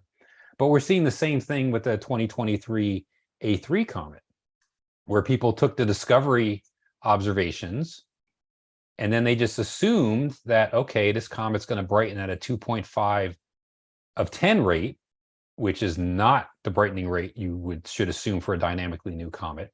Though I have to admit, at the time, we thought this was dynamically old, and then the orbit changed and got updated. But yeah, if you extrapolate from these discovery observations, which are actually probably around here, at a 2.510, then you get a brightness of 0. You stick 6 magnitudes of dust enhancement forward scattering, you get a brightness of -6. That's McNaught from 2006, 2007. But the fact is, it's not going to brighten at that rate. It's probably going to brighten at a slower rate because it's dynamically new, and it may not even survive. So there's, you know, the difference between a -6 magnitude comet and a -2 magnitude comet, 3 degrees from the sun, is a big difference. So this one is already being hyped, will probably be overhyped as we get closer to it. And again, the average public will never see it. And even the amateur comet community may have a hard time seeing it, if it survives at all. Hopefully I'm wrong. I would love to be wrong and this ends up being the comet of the century, but I doubt it. There's too many red flags on this. Carl, this is Sean Dillis. Thank you for an excellent presentation. Let's hope that every new comet doesn't get a new moniker like the moon does, right? The wolf blood red moon. Oh, yes. But quick question, not too far off topic. What do you expect from, you're going to be working with the OSIRIS-REx sample return. What do you expect to happen the day that comes down, and what do you expect to see when they open it? Well, actually, I'm no longer on OSIRIS-REx. I left the project 2 years ago when we left the asteroid. Quick answer. Yeah. So I moved on from OSIRIS-REx. Dolores, though, if Dolores is still on the project. Yes. We expect a lot of great material. We're preparing laboratories as we speak. Brand new clean rooms were built at Johnson Space Center, and the sample return capsule will land at the Utah Test and Training Range September 24th, and the next day it will be taken to Johnson Space Center, where it will be examined. And eventually our quick look team based at the University of Arizona and Johnson will look at 100 milligrams of material before we even open the capsule. But we definitely want results to get out to the public ASAP, and we expect awesome pictures of the sample and the return, of course. Thank you. That's exciting to be some of the first people on Earth to see and be able to analyze some of that stuff coming back from Bennu. Yes. Wow. Hey, Carl, do you have any comments on instrumentation, optimal instrumentation, minimum size of a scope, or maybe a recommended type of a camera, anything to inspire people? I mean, it depends on how bright the comet is. Obviously, if it's a naked eye comet, all you need is your eye. In general, I try to, for visual observations, I try to use the smallest aperture that I can definitely see the object. One of the problems that we are running into with visual comet observations is that, you know, a lot of people are using 16-inch or large Dobsonians. And then they're trying to do visual magnitudes of a 7th magnitude comet with a 16-inch telescope, when at that point, just use your 10 by 50s. Because the larger the aperture, the fainter the comet appears. One thing that I didn't talk about during this talk is that when I do create these light curves here, maybe not so much for this comet, but when I produce these light curves, this is a good one. I do correct the brightness of the comet for the size of the aperture used. And so, because the bigger the aperture, the fainter the comet looks. So if you're looking at an 8th magnitude comet in binoculars, it'll look like an 8th magnitude comet. If you look at it through a 16-inch Dobsonian, it'll look like a 9th magnitude comet, because you're kind of losing the outer edge of the coma, because it's just kind of disappearing into the sky background there. So smallest aperture you can use, definitely. And that kind of also goes for imaging. Once a comet gets really large and big and bright, you don't want to be using, a half-meter telescope to try to do photometry of it. Just use, a small aperture refractor, with a 1 degree, 2 degree field of view. Also, just so you can get the entire coma. Because some of these objects, like the Hartley comet, when it came close in 2010, it was over a degree across. So you really did need a field of view that was, 1, 2, 3 degrees across, just to catch all the coma and also get a sufficient measure of what the true background brightness of the sky is. So usually the smallest aperture you can use to definitely see the object, whether visually or digitally, to get at least magnitude estimates, that's what you should do. If you're trying to look for and map out fine structure like jets or whatever, then yeah, the largest aperture is probably better for trying to measure out exactly how long the tail is, or striations, or all those various things. But I do want to kind of make a little personal appeal to everyone on the call that if you have comet observations, either of comets now or even in way in the past, and you haven't submitted them to the section, please do so. There's no such thing as a bad observation. As much as we all would love to have, these wonderful images, over here, they don't all have to look like that to be useful. And in fact, one of the things I really like, especially when the Neowise comet came around, was having pictures of people just taken with their cell phones. And it said, oh, it barely shows just a little smudge with a tail. And it's like, yeah, but that's exactly what it looked like to my eye. That's the comet I remember. I didn't see the 30 degrees of tail because I don't have a great sight and I don't have bionic eyes. I like the little, sometimes what the comet looks like to the average person, because that's what we actually saw. My most recent telescope is a Unistellar EV Scope 2, which has the ability to enhance an image. I don't know how useful that would be, but it certainly would make faint things brighter. But as far as getting estimates, I don't know how useful that would be. I think as long as the comet isn't too big, so it fits within at least half a field of view, it should be useful for photometry. Okay. I think the only difference between the EV2 and like CCDs is that it's building up the image with time. So it's taking a lot of short exposures and co-adding them, which honestly is what I do with a CCD. It's just the exposures are probably longer. Exactly. Yeah. Yeah. I mean, I kind of see that as being the future. Yeah. Especially for comets that are moving, sometimes having a whole bunch of short exposures is the way to do it. Hey, Carl, with Comet Hans Brooks, when it had its outburst last week, I saw reports that people were saying it broke up, it was breaking up, but you didn't mention anything about that. Now it sounds like the outburst is a normal part of its return. Yeah, I mean, sometimes comets go into outbursts because they are breaking up, but oftentimes they're not. And yeah, this comet was produced, it had outbursts in 1884, had a bunch of outbursts, at least. It's kind of hard to see on this chart, the black here dots, but in 54, this was an outburst, this was an outburst, another outburst there. So it did have a few, 1, 2 magnitude outbursts as well. So it does seem to be very outburst prone, but no, I'm not seeing any evidence that this comet is broken up. Okay. In fact, this is a large nucleus. This is like Halley size, like 10 kilometers across. I don't see this thing breaking up. Okay. Thank you. It would be cool if it did. Not really. No, I mean, because it would produce a whole bunch of 2-3 kilometer comets. That's true. Hi, Carl. Yeah, just a quick question. Compare this comet with common homes. there was a substantial outburst. How it compared to this one in 2007, if I remember correctly, Common Right. Homes? It Right. became like a second mansion to naked eye, and it's like a frosted light bulb. How it compare with this one? Yeah. Yeah, so this outburst here is about 5 magnitudes of outburst. Okay. Which, you know, even Comet Halley had a major 5 magnitude outburst, I think, in 1836.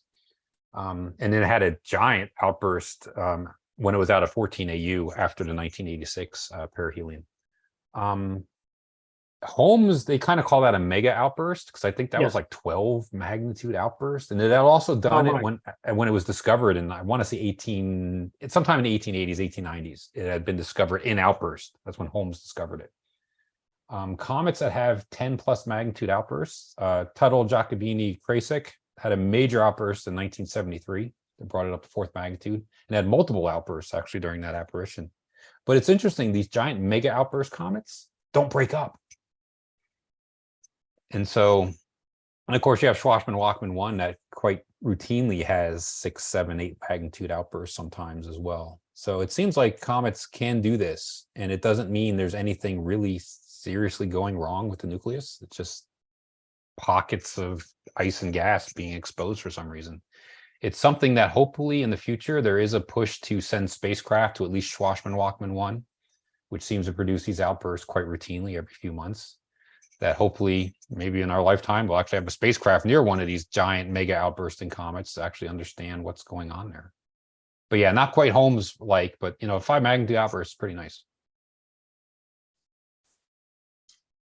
I'd like to announce, by the way, regarding Carl, those of you who don't already know it or haven't put it together, Carl is the author of the feature in the journal called Looking Back. You know, the 25, 50, 75 year review of what we were doing way back when the enthusiasm was running at a fever pitch. And you can just sense that from the various observation write-ups in the journal at that time. And it's Carl who goes back and looks those things up and puts together that feature.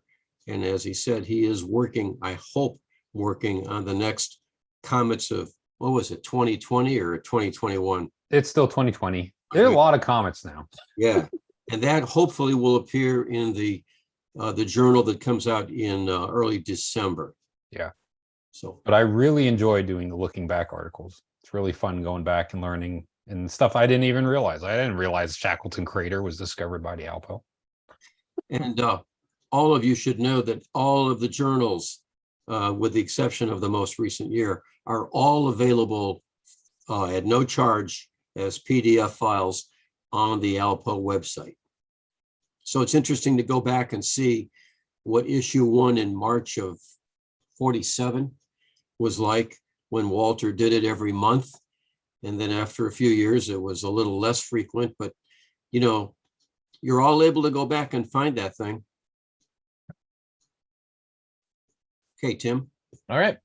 Well, Carl, that's very good. Thank you very much. I love comets. All right.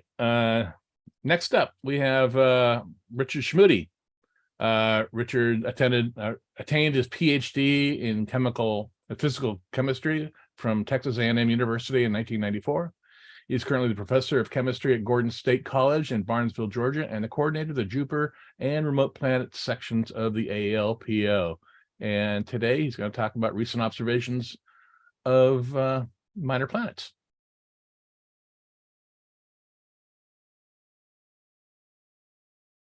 Oh, Tim, do you have the PowerPoint up? Bring that up so that we can. Yeah, I'm going to bring it up right now. Okay. Before we get started, everyone, how many people have a pair of binoculars? Raise your hand. Okay.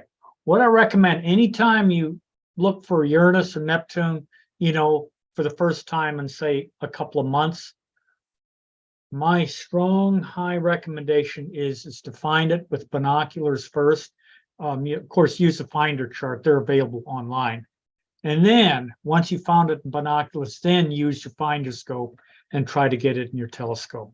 That's something I've done it every year for 30 plus years now. So highly recommend use those binoculars, because I know of one case where somebody just couldn't find Uranus. It was either Uranus or Neptune, but again, I think they would have found it had they used binoculars. So anyway, what I want to do today is I want to talk about Uranus and Neptune during the last apparition 2022-2023, which by the way ended around April of this year. And of course, we're now in the 23-24 apparition. And I've been able to see Neptune once. Unfortunately, I haven't been able to get any measurements of it this year. So let's see what happens. Okay, in the next slide, I just want to give an overview of the presentation. Next slide. I want to first off make some introductory remarks. That way I don't lose anyone starting off. And then I want to talk about some photoelectric photometry results, PEP. And then I want to take a look back and see how is the brightness of Uranus changed over the last 32 or so years. And finally, talk a little bit about images and conclusions. Now, I do want to really acknowledge one person, Jim Fox, who has done a great job of collecting most of the brightness measurements over the last few years. So anyway, very, very, very grateful to him for his hard work. All right, now on the next slide, photometry is just the measurement of brightness. Of course, Carl just got through talking about brightness measurements. That's a big part of comet studies. And of course, I use an electronic instrument to measure the brightness of Uranus and Neptune. However, there's one problem.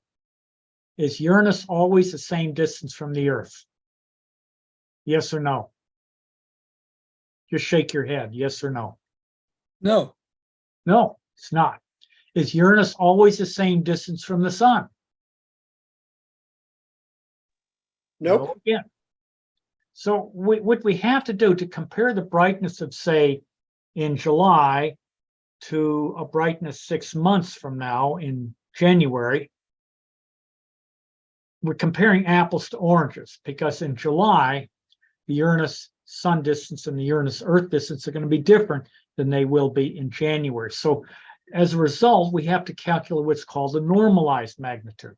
In other words, level the playing field. That's all we're doing. That way, we can compare measurements from, say, July to January and say, oh, Uranus is dimmed by 10%. And it's because of what's happening on the planet. And of course, it's just basically an equation. I'm going to spare you the details, but we throw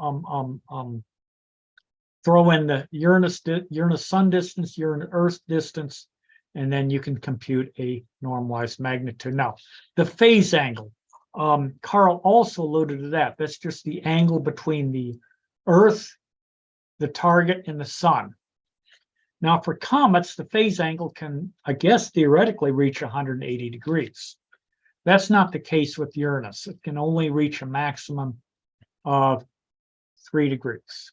And for Neptune, it's a maximum of about 2 degrees. So the phase angle is going to be a very small part of the brightness. In fact, it's way less than 1% of the brightness. So I just leave it as 1 comma alpha, the alpha being the phase angle in degrees. All right, now on the next slide, of course, we also want to use color filters. Next slide, please. 3 filters I use. I like to use the ultraviolet filter. I actually did some ultraviolet measurements in the last apparition. Unfortunately, for whatever reason, I'm not going to talk about them today. I left them out of the talk, but anyway. And then B is for blue filter, and then V for visual filter or green. Okay, and I'm going to focus primarily on the green filter measurements. We have about a 32-year history on green filter photometry, just in the ALPO. And then I believe Lowell Observatory, they've got some measurements going back to roughly 1950. So hopefully by 2034, we're going to have sort of a complete light curve of Uranus for 84 years. So that's only 11 years from now, roughly. Okay, so method and materials. In the next slide, basically what I do is I measure the brightness of, let's say, Uranus, the same way I grade a test. I have to have a test, obviously, which is a target, and I have to have an answer key. The answer key cannot change. Okay. And sometimes my students say, why did you grade me harder than him? And, so on and so forth. But again, the ideal is the answer key should not change. So in the same way, the brightness of the comparison star either should not change, or if it does change, the variations are less than 1% or so. Then go ahead and measure the target. And then you use a little mathematical equation to measure the brightness of the target. And then, of course, you need to make calibration corrections like the extinction of the atmosphere and some color corrections. And then you compute the V, B, and U magnitudes that are normalized. Okay, so again, not too bad. The big thing is just make sure you get a clear night. There shouldn't be moonlight when you're looking for Neptune. It is hard to find Neptune when there's a gibbous moon or whatever. Uranus is a lot easier, but Neptune's tough. You really need a really good finder scope, and you also need dark skies. Right, now, in the next slide, to make good images of Uranus, you need a large telescope. I mean, I count large as 10 inches or larger. Near infrared or red filter, that's very important. You need to cut down on the blue and the green light because there's really almost no contrast. And so that's why, since you're just focusing on red light or near infrared, you probably need a little bigger telescope to account for the fact that you're cutting out light in the blue and in the green part of the spectrum. Oftentimes you can make several images, stack them together, and actually even back in the 1980s they were doing this. So this image stacking is not anything new. I believe a professional astronomer did that back, like I said, probably 40 or so years ago, maybe even in the 1970s. And then, of course, use WinJupos for analysis, and I've actually been able to do that. All right, so now some results. Now, I was appointed the Remote Planets Coordinator by John Westfall back in November of 1990. How many people remember what they were doing in November of 1990? We're going back 33 years. Anyone want to say what they were doing? Just one person.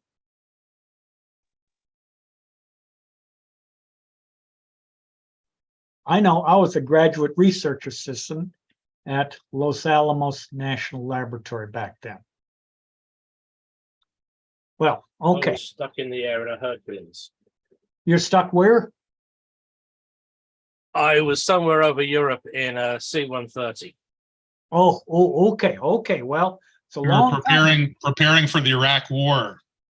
Ooh, ouch. No, I was actually flying over Europe.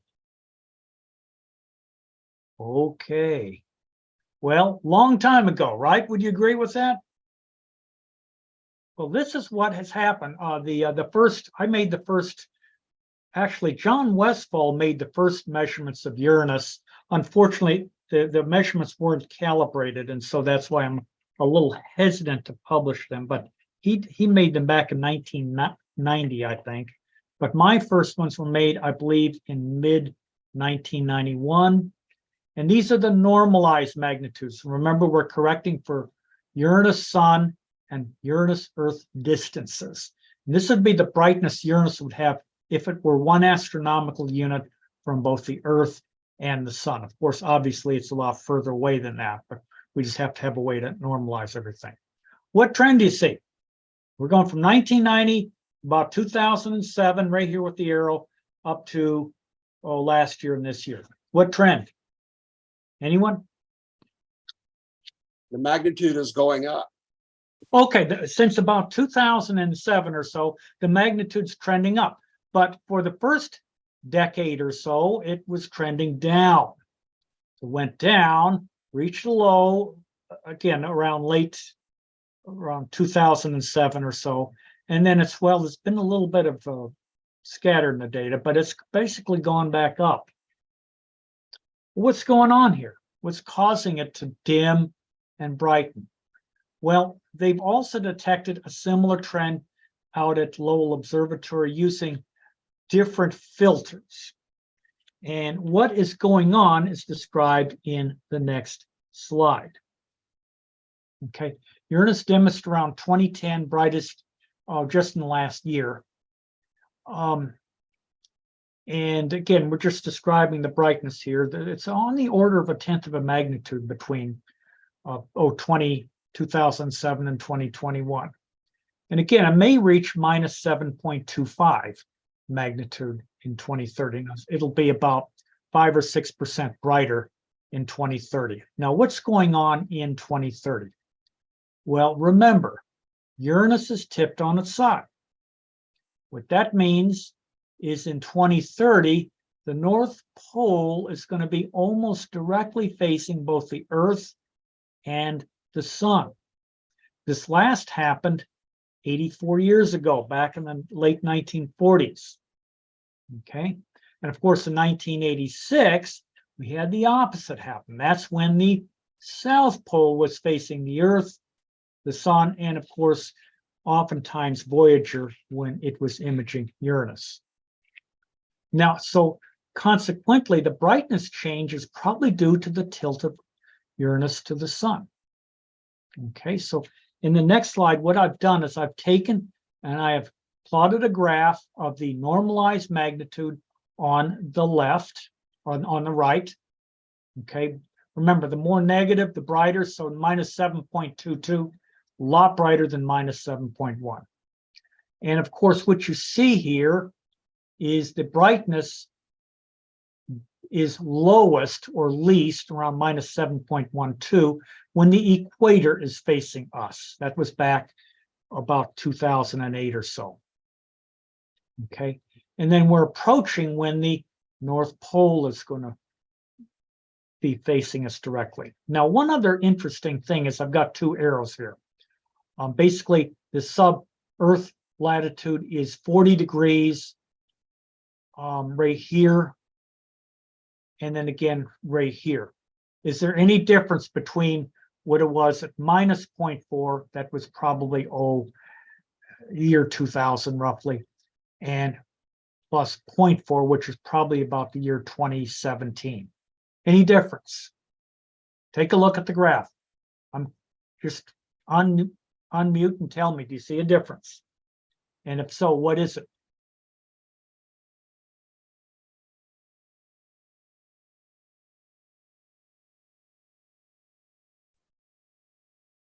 The 0.4 in 2000 is brighter. It's also, yeah. And the minus 0.4. Right, the 0.4 is brighter. In other words, so the value we saw about 2017 is a lot brighter than what we saw probably around the year 2000, by about 0.02 magnitude. So what does this say? It says possibly the northern hemisphere of Uranus is brighter than the southern hemisphere by a couple of percent. Yes. It'll be interesting to see if the data continue to confirm that. But again, we need several more years before we can say that for sure. But it's certainly an interesting type of observation. So some implications of this graph in the next slide is that Uranus was dimmer when the sub-Earth latitude is near 0 degrees. In other words, that means the equator is facing the Earth. Uranus brightens by about 0.1 to 0.2 magnitudes as the sub-Earth latitude approaches 83 degrees. And again, we're going to see the North Pole, or this SEL, be 83 degrees in 2030. That's just 7 years from now. And of course, as I said, the North Polar area may be a bit brighter than the South Polar area. All right, now moving on, I want to talk briefly about Neptune in the next slide. Thanks to Jim Fox here, he did all the work here with the brightness of Neptune. in 2022, late 2022, actually early 2023 too, Uranus or Neptune's brightness was around minus 7.00. That's the normalized magnitude. Obviously, it wasn't nearly that bright because Neptune's a lot further away than 1 astronomical unit. And as you can see, it's just very close to the brightness, mean brightness it had in the previous 3 apparitions. So again, Neptune, remember, 1 season on Neptune is about 41 years. So Neptune is one of those planets we have to be, very careful about. So some implications for this data in the next slide. Right now, it is southern summer Neptune's southern hemisphere. So we're seeing sort of the southern or the southern hemisphere of Neptune right now. It will reach equinox around 2046, or about 23 years from now. That's when the equator will be facing the Earth. And some general trends, Neptune's brightness is nearly the same as what it was in the previous 2 or 3 years.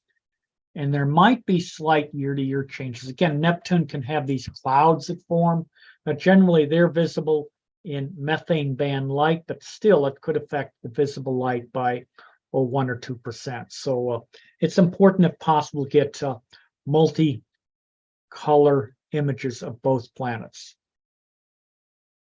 All right, now finally, just the next slide shows a couple of images of Uranus. Unfortunately, I didn't get as many images of Uranus and Neptune as I would have liked to have gotten, but here are a couple of images. Again, remember these images actually are from the current apparition, not from the previous one. And so Manus Cardasis did sort of a good image here. And then, of course, Anthony Wesley got another image. Again, the most obvious feature is the bright north polar sort of cap or hood, which extends down to about 45 degrees north. The James Webb Space Telescope took an excellent image of Uranus just, a few weeks ago. Unfortunately, I did not include it in this talk, but it does show the rings. All right, so in summary, the next slide, Uranus continues to brighten in the V filter, at least that's what it looks like. Now, it did drop a little bit just in the last apparition. I think we'll just have to see what's going on there. And then Neptune is about as bright as it was in the previous apparition. There's slight changes in the color of these 2 planets, but it's very slight. And then Uranus's near-infrared north polar hood extends to about 45 degrees north. So anyway, and again, of course, I want to really thank Jim Fox for the measurements he submitted me in 2022-23, and also Jim Tomney, who has archived images of the remote planets. And I'm just hoping we can get a few more this year than we got last year. I think we only had 3 or 4. So again, I know Rick Hill, you've already sent in something, which is great. And so if we can get some others, that would be good. And then keep an eye, particularly on this north polar hood on Uranus, and of course for any bright spots that flare up on either planet. Near infrared light is good. Methane band light, if you can get it, but you need a big aperture for that. Okay, and of course, thanks to Tim Robertson for coordinating this meeting. Yeah, there you go, right there. Thanks. Yes. Okay, that's all I have to say. If you have any questions, I'm willing to answer.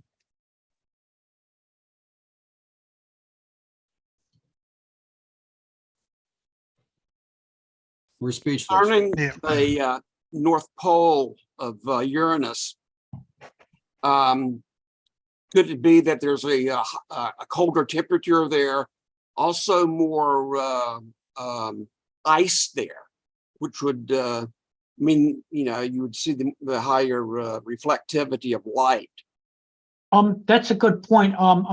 That's a possibility. I sort of lean towards not being ice, and the reason why, I think it was my previous report, it may have been 2 reports ago, Christophe Pellier did some really groundbreaking work he took images of Uranus in the standard Johnson B, V, and I think R filter, maybe even I filter.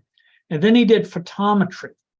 And what he found out was that in the V filter, and that's the light that you and I see, there's almost no difference in brightness between the North Polar hood and the rest of the planet. Okay. But then when you go to the red and the infrared, there's a big difference. So I'm suspecting it's more of a cloud phenomenon, maybe sort of a high altitude cloud possibly, than it is ice, because ice obviously is very bright in visible light. But very good question. Very good question. All right. Anybody else out there?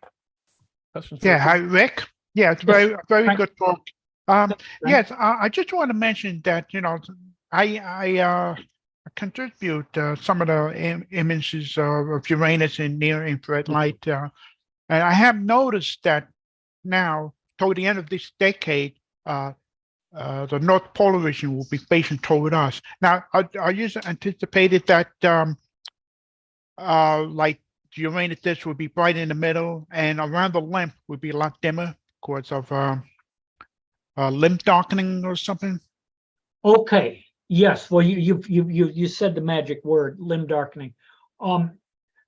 Again, it's a little more complicated than that. First off, it depends on what wavelength of light you use. If you use visible light, yes, there's going to be limb darkening, and then I think it's going to be enhanced in 2030 because you're not only going to have the normal limb darkening, but you're also going to have sort of a brightness drop. But again, remember, the brightness difference in visible light is going to be very slight. It's like 1%. At least that's what Christophe Pellier found. I believe it was at the end of 2021, maybe 2020.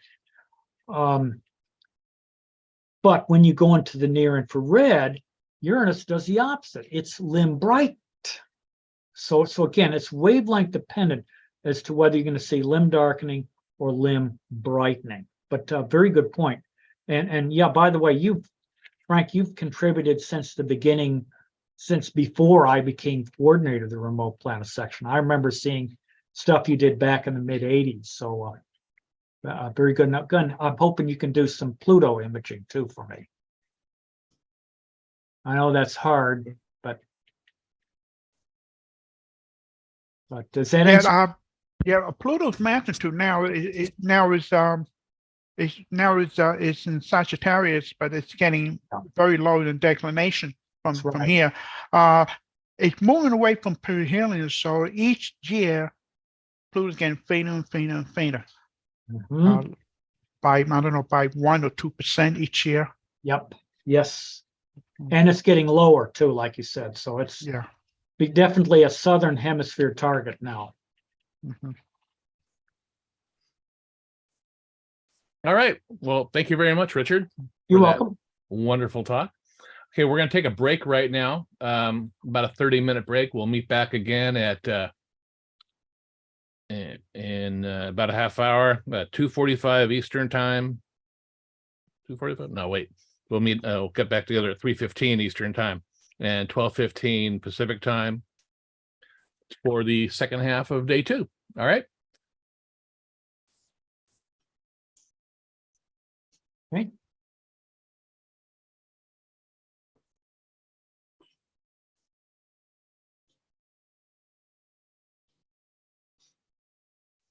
Okay. Hey, Frank Melillo. Unmute yourself.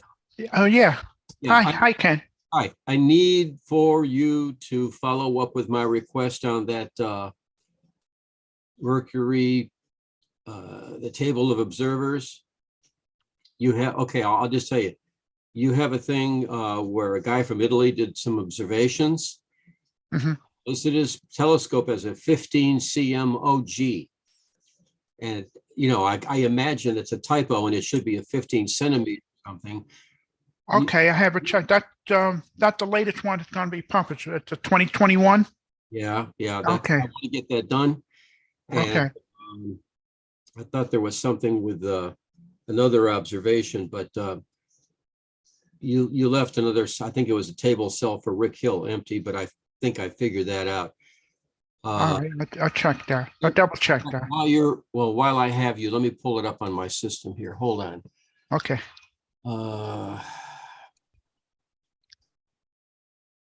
Let's see.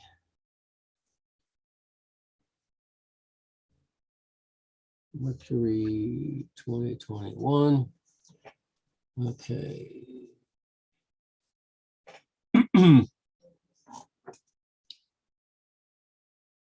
All right. Yeah, it's Massimo Giuntoli from Italy. You have them listed with a certain. Yeah, I don't know what it is because there is no such telescope as an OG, and it's not Okay. listed in the list of symbols at the bottom. Okay. I think that's the only question, but it stands out as a real head scratcher to anybody that's going to see this report. Hey, Ken, that gentleman, I believe, has a 250 regular Newtonian. I can check the records and see he contributes a lot to Saturn and Jupiter images as well. Somebody could check it and get back to me. I'd appreciate it. Okay. All right, double check that. Okay. Yeah. Jim? Yes. You're not scheduled to give a talk or anything, but towards the end of the afternoon, with Tim's permission, can you give maybe a 1 or 2 minute or something update on website progress? Really not a whole lot compared to last year. I mean, we're almost there. We're working on the solar section, meteors and meteorites, and then that'll just leave us lunar. So, other than saying that we're probably looking at maybe end of this year or early next year, hopefully, to be able to put it out there. So the whole thing to go online live. There will be a lot. I'm sure there'll be a lot of changes that we want to do once it gets out there, but that's what I'm hoping for. Yeah. And we had a great board meeting last night and we covered PayPal. And I understand that you have a PayPal page. No, what I told Tim was that that's certainly something we can put in there. Okay. If that's a request that we be able to take PayPal payments for our membership dues. I know my local astronomy club does that. I'm sure we can do it too. Everybody does, but it's kind of complicated with us because we have those various tiers of membership and so forth. And, Yeah, so, I mean, it'll take a little bit of effort, but I have no doubt that we could pull that off. So, all right, that'll be between you and Matt. Okay. Because Matt, we talked at length about Matt being overworked and overburdened. So it's something that everybody else seems to do and we should be doing. And once it's done, you won't have to mess around with it anymore. That's one thing off of your checklist, if you have one. Okay. I have an ever expanding checklist. Yeah, I know. Hey, look, the AL has, what do they have? 20,000 people? Yeah. Yeah. And we're doing the best we can with 300 or 400. Yeah, Jim, I have the PayPal account under the ALPO's name. And in order to do this drop-down menus and that sort of thing, you really have to have a knowledge of JavaScript. So I need somebody to help me out with that. Okay. If we can, we'll get to, I'll get in touch with you in the next couple of weeks and we'll try to figure out how we can work this out. That sounds good, Matt. I don't know that we can get it engaged on the current website, but we'll certainly have it for the next one, if not. Yeah, just we'll work on it as we can work on it, what's appropriate and just take it from there. Yeah, I'm going to need to reach out to you anyway in terms of the database that has the membership information and whatnot. So you and I'll take this offline and can probably work on that. Yep. Okay, that sounds good. And if we need to, if you want to do a video conference on it, that's fine too. Okay. Great. Sounds Okay. good. Okay. Thanks. Thanks.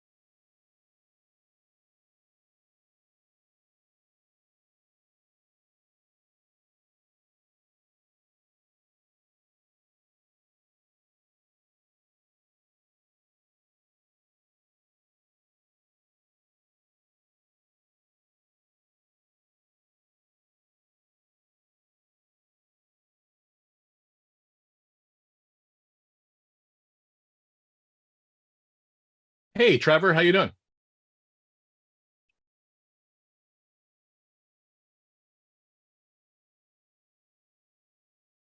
G'day, Tim. Yeah, good to see you. Yes. Rather cold in this part of the world, Tim. Rather cold? Rather cold, yeah. Yeah. What time is it there?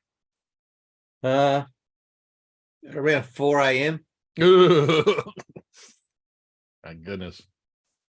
So why aren't you observing? One good thing, I'm up in the house in my computer room rather than being down in the observatory. I figured that's where you'd be right now. Yeah, actually, so the 31st. Trevor, Tuesday where are you morning located? for me. Where are you located, Trevor? That's my next big imaging session. Trevor, where are I you track located? the AV, anticyclone vortex that formed in the turbulence behind the head of the great storm on Saturn. Uh-huh. I've tracked it since it formed in January 2011. And I tracked it right through to November last year. And I've ran the ephemeris that I used last year forward to September this year. And there's a long-lived red spot that's starting to appear far south, 55 degrees south on Saturn. Oh, wow. And you wouldn't believe it. I've been tracking that this year. And both the long-lived AV in the Northern Hemisphere and the red spot at 55 south at the central meridian with Saturn at its highest elevation for my observatory, 68 degrees, at the same time on Tuesday morning. Oh, my. The AV may or may not still be there. It may have faded.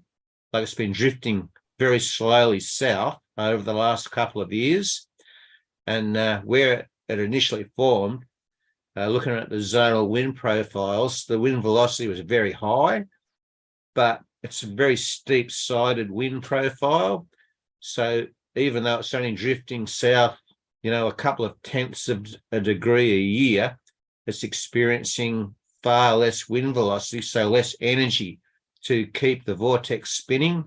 So even in the HST data, each year it gets fainter. So, eventually it'll fade away, but it's I have the opportunity of getting it Tuesday morning, and I've got a really good prediction for the jet stream over Broken Hill. So, yeah, that'll be my next big session. Oh, good. Somebody asked where Trevor is located. He's in New South Wales, Australia. Oh, okay, thank you. He's in the future from us. Right, no, I understand. So what's the temperature you're at, Trevor, right now? You were saying it's cold. If I was down my observatory, the temperature now would probably be about 2 or 3 degrees centigrade. Okay, well, that's cold, yeah. Mid-30s here, mid-30s Fahrenheit, something like that. I understand, yeah. Do you folks really stand on your heads down there, Trevor? Oh, mate, I have so much trouble drinking my hot cup of tea. It wants to run out because it's upside down.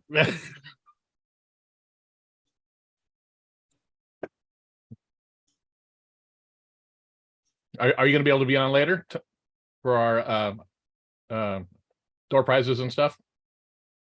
Yeah, I actually I didn't get a Zoom link, Tim. I'll send it. It's a separate Zoom link for that. I'll send it. Oh, I'm is it? sending No, that but yesterday I did I watched it your day one on YouTube. Okay. I should have sent you. Okay. Oh, that's right. Yeah. Your email address gets, when I send it from my comment man, it gets bounced back to me. Oh, okay. So I'm I sent it bothered from my with other. Yeah, I think Dave Teskey I had to do that with too, because I sent it to Yeah. him and it gets bounced back, and so I have to use my Yeah. other email address. So are we supposed to get separate Zoom links for the door prizes? Yeah, there's a separate door for the meeting after this. There'll be a separate Zoom link that I'll send out as soon as we finish this. I'll pop it out. That's for the keynote address. That's for the keynote. Scott's presentation, the awards, and door prizes. Good, thank you. No worries.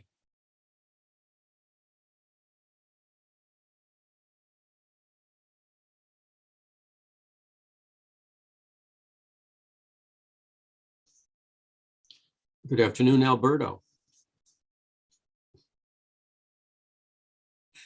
Hi, everyone. How are things in Argentina? Yes, we have right now hot winter. Yeah, yeah. We have hot winter, the hot temperature, very bad for your health because the temperature rises in a day, then down again. So what is your high and low right now in South America, in Argentina? What is your high and low temp for the day, maybe today?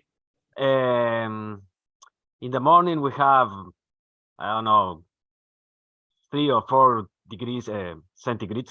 Yeah. Not Fahrenheit. But right now I think there are 18, 20 degrees. Not bad. Yes. Yeah, and in a few hours the temperature it's down to 8 degrees, something like that. Well, here in Atlanta, Georgia, the forecast for well, right now this is Fahrenheit. Right now it's 90, and because of the humidity, well, what there is of it, it feels like 99. And let's see, tonight it's going to go down. Wow, it's going to go down maybe into the 80s or maybe something like that. So it's a little warmer here. In the part of Argentina where I live, is on the shore of a great river called Paraná, and we have always humidity because it's one of the biggest rivers in the world. Yes. Well, I'm originally from Cleveland, Ohio, right on the south shore of Lake Erie. The humidity is a lot more. Atlanta is landlocked, so it's not as humid as they complain about, but yeah, it has its highs and lows. Yeah, the forecast for today is high of 91, low of 71. Tomorrow's forecast, high of 95, low of 70. So it is what it is.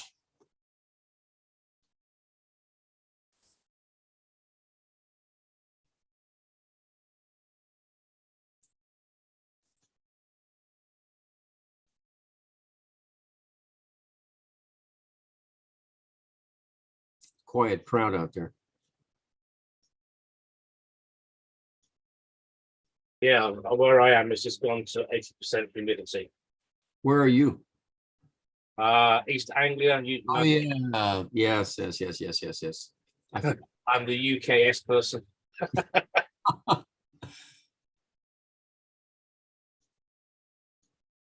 Okay, Ken, so here's the test. Who is the northernmost and southernmost and easternmost and westernmost members compared to Greenwich? Well, the southernmost is going to be a toss-up between Trevor Barry and the gentleman from Argentina, because they're down there. I don't know if Clyde Foster is further south. He's in Namibia, Africa. So I don't know the latitude of those places. I think Trevor has the award southern. I think, I think I am southerner than Clyde. I think. Can you guys hear me now? Yes. Oh, good. I'm on 3 wheels right now with a Can-Am, so I can't see the slides until I get back home. But who was talking that said they were from Cleveland, Ohio? I'm from born in the mistake on the lake too. Don't say that. No. That's me, Ken. I moved to Atlanta. I moved to Atlanta for a job in technical writing in '84. and I am a proud Clevelander, and I do not like the bad mouthing. Oh, well, I didn't badmouth it. I just called it a mistake on the lake. I love Cleveland. It ain't. Only river place with a river that burns. You can Yeah, they walk don't- on water. They never talk about that it was Shell Oil who dumped their crap into the river that burned, dude. Of course, you're probably old enough to remember Johnny Carson calling it Cuyahoga County. Yeah, yeah, Yeah. yeah. Yeah, I do love my days at Cleveland. I was back there when Ralph Perk was mayor and the Well, young boy became mayor. I went to school with his kids at Our Lady of Lourdes High School. I graduated in '68, so No kidding. yeah, I Wow. knew Ken. Youngster. Very cool. Went to Tri-C Listen, and then got my degree at Kent State in journalism in '74. my older cousin was at Kent State when the incident happened and she transferred to OSU from there. Well, I transferred into Kent in '71 and graduated in time for the fuel crisis recession. That was lots of 74. Yeah. I'm going to go back on mute and not waste you guys' time and get out of here. Okay. I was going to say, Ken, I spent 3 months in Canton, Ohio. Does that count? Yeah, South Akron, Canton. Yeah. I miss it. Everything Ohio counts. I miss 4 seasons of the year. You know, that's just me. Not everybody likes it, but if it was that bad, nobody'd live there. I grew up in Western Pennsylvania and went to what was called Youngstown University for a couple of years. Yeah. My mom and dad are from north central Pennsylvania, Clearfield County, originally before locating to Cleveland for my dad's factory job. I got some cousins, rather some nieces who live in Cleveland area. Yeah, I was born and Baker raised. Heights. I lived in Lakewood before moving down here, but I grew up on the east side near John Adams High School when it was ethnic. Both my in-laws came from Scranton, Pennsylvania, and Elephant.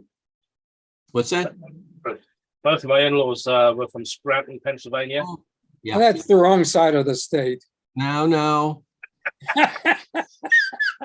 I was going to say, I'm in mid-state Connecticut right now, and it's 91 with a heat index of 99. Mid-state Connecticut, there's something. Yes. Well, Yep, I'm in what we call the DMV, in Maryland, the DC area, and it's 94. That's the temperature. So the heat index is probably close to 100. Yes. Well, I can tell you that Capital District, New York is under thunderstorms at the minute. During the presentation about Uranus, my phone was going completely ape with weather updates, both from News 10 ABC, and I was getting the FEMA alerts as well. Nah, there's no climate change. That's a bunch of hoop. Nick, what brought you, if I may ask, to Albany? My wife's family worked in the Albany area. My ex-father-in-law worked for the Albany City Water Department, as did my ex-brother-in-law. Didn't know if you were associated with one of the schools there. No, I as it's pointed out, I'm a legal alien. I'm an Englishman in New York. Is that legal or illegal? I got my green card about 3 months after I actually went over to get married. I had a green card within 3 months and citizenship in under a year. So the green aliens have green cards? Well, I'll ask Thor and Heimdall next time I get to speak to them. I'll have to ask Jack O'Neill to relay the question. I once went to a medical conference in Maine, and the whole week I was there, the temperature was 95 degrees every day. That was in the late 1970s, as I recall.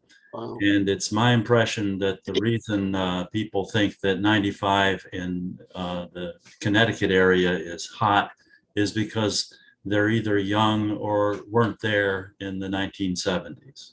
There you go. 1976 in the UK, the tarmac paths were melting, so were the roads. Jeez. Yeah, Indian summer they called it. All of you out there in different states, make a note to look up online. There's several websites of they're called funny state slogans. You know, the ones that are on your license plate of your car. I think Maine is go home and leave us alone. Pennsylvania, cook with coal. Ohio, where your dad has a friend. West Virginia, one big happy family. Really? Yeah. So just look them up yourself. Funny state slogans. All right, I think I have to put an end to this right now. When exactly did I lose control of this meeting? Oh, Ken. Oh, hi. All right, we're going to start our last paper session for the day, and that brings up a friend of ours from South America, Alberto Anazuto. He's an amateur astronomer, assistant coordinator of the Lunar Topographic Studies section in the ALPO, and the coordinator of the lunar section of the, and I'm going to butcher this name, of the Liga Leo Americana de Astronomica, or the LIADA. I'd rather call it that. And he is also a reporter for the Lunar Observer since 2015. And he's going to talk about wrinkle ridges on the moon. So take it away, Alberto. Okay, thank you. I want to share screen now. Yes.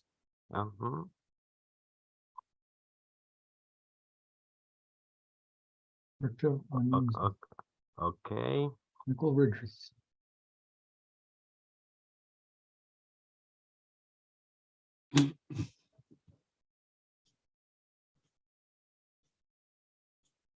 Okay, here we go. You can see my screen, no? Yes. Yes. Okay, well, good afternoon. Thank you for your attention. It is a great honor to be here, to be able to share this conference with friends whom I really admire for their role in amateur astronomy. ALPO has really been fundamental in my passion for amateur astronomy. In the specific case of lunar observation in my country, Argentina, well, we could say it didn't even exist.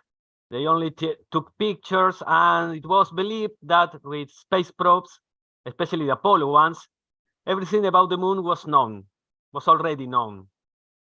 Discovering ALPO's material online was truly revealing. Probably without ALPO, I would have gotten bored and looked for another hobby. Since 2015, we are a group of Latin American observers reporting to the Lunar Topographical Studies section and the geological change detection on the moon. And we are deeply, deeply grateful for hosting our observations.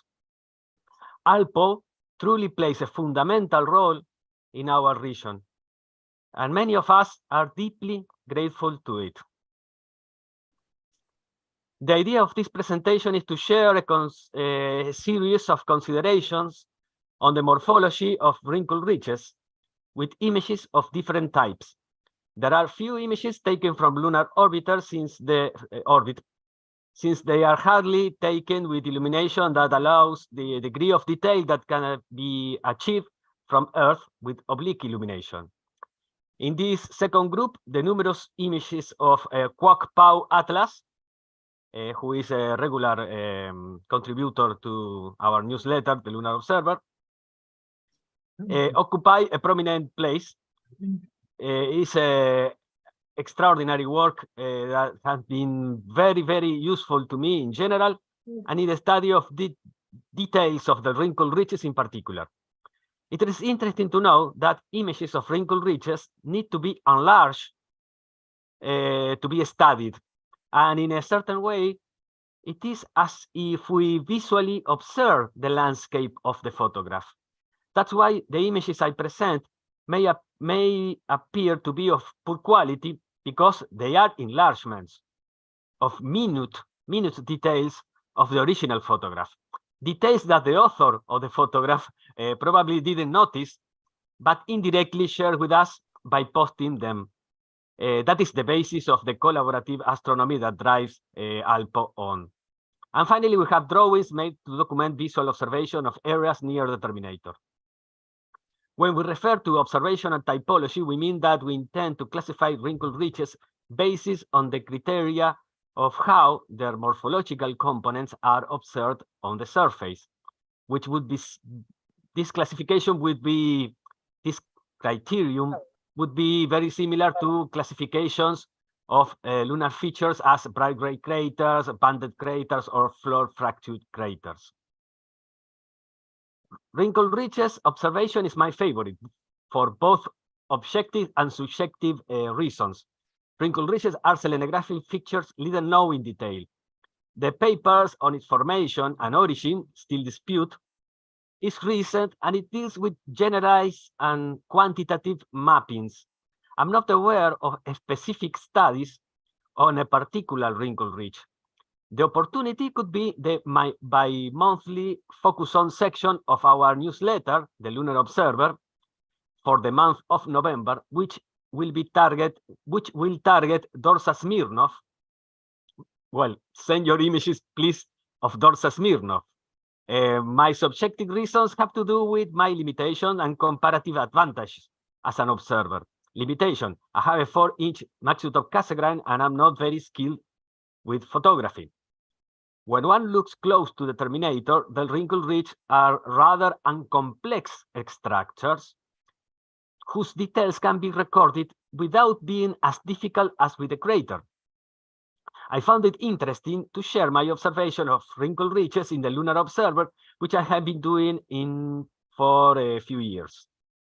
Visual observation, and above all, the drawing that makes visual observation concrete, force us to be attentive, concentrated on the smallest details, so that in the absence of an objective image, as a photographic observation, we record the greatest amount of data. And the comparative advantage is that wrinkled ridges are usually not the target of observation. Here are some facts about wrinkled ridges. There are many, almost 3,000 segments on the entire on the surface of the moon, but on the surface of the not in the dark side, no? There are 3,000 segments and they're very low. Even if the average height is just about 300 meters, there is a 5% that reaches the maximum height, that is 600 meters. With our features, we have a terminological problem. There is an official term adopted by the International Astronomical Union, dorsum, with plural dorsa in Latin, that nobody uses. As Charles Wood says, a shark-like term that only pedants use. Well, there is no problem in using wrinkled ridges, not so in Spanish, where we have a certain lack of definition, and I prefer in Spanish to use the word dorsum and not translate wrinkled ridge to Spanish. The terminological problem extends to the very structure of the wrinkled ridges, which complicates our descriptions, since there is no universal accepted terminology for the components, which are basically two. The terms serve to facilitate communication since there is no accepted term for a concept. When we use our term, we are not sure that the receiver understands the concept we are expressing. So this is a big problem to deal with our question. For example, wood refers to the two components as crest and swell. You uses arch, which is almost universally accepted as a term, and ridge, but ridge repeats the name of the whole as a part. Aubel text distinguish three components, but the separation between rise and arch is very difficult to notice. I couldn't notice at all. Garfinkel terminology could be used as it doesn't present the problem of calling the top of a wrinkled ridge, as in for example, Thompson's definition as well. That's why I prefer to use the term crest, very similar to ridge, but which avoids confusion to refer to the structure that runs above the arch, and which is really very small in size. It is incredible that we can appreciate structures only 100 meters wide from Earth. The topographic analysis of the wrinkle ridge is carried out by segments. Each segment presents its own structure. Observationally, the wrinkle ridge are a set of segments, each one with its components, arch and crest. In principle, also we will see that it's not so simple. Since wrinkle ridges consist of a series of superimposed landforms, we start from the bottom up with the arch. It is interesting to note that as we enlarge images and reflect on the topography of these elevations, the structure is no longer a simple superimposition of one crest over one arch. It is something much more complex. Arches that are segments of a singular wrinkle ridge can be separated from each other, or the segment may be linked together. This distinction doesn't seem so important in reality. It is very likely that it is only a matter of camera or telescope resolution. The wrinkle ridges are selenographic features of the order of hundreds of meters wide and very low, so what we can perceive as separation between segments may be a height that is beyond the resolution of our instrument. With my small 4-inch telescope, I often perceive two contiguous segments as one segment. In this image, taken from the Quoc-Pau Atlas, it shows a network of wrinkle ridges that seem to touch each other. And the image of the right, we see how it is observed with a small telescope. It was from this observation that I searched for the image on the right by Pau. There are also areas where there are two directions of wrinkle ridge touching, linked together, so one seems to finish slightly before the other. There are segments united, as we see in the area marked with an arrow, and segments that are more than united. There seem to be superimposed in a pattern of light and shadows that seem to indicate that one segment passes over the other, as we see in area 1. What happens here? Interesting to search more in this peculiar topography.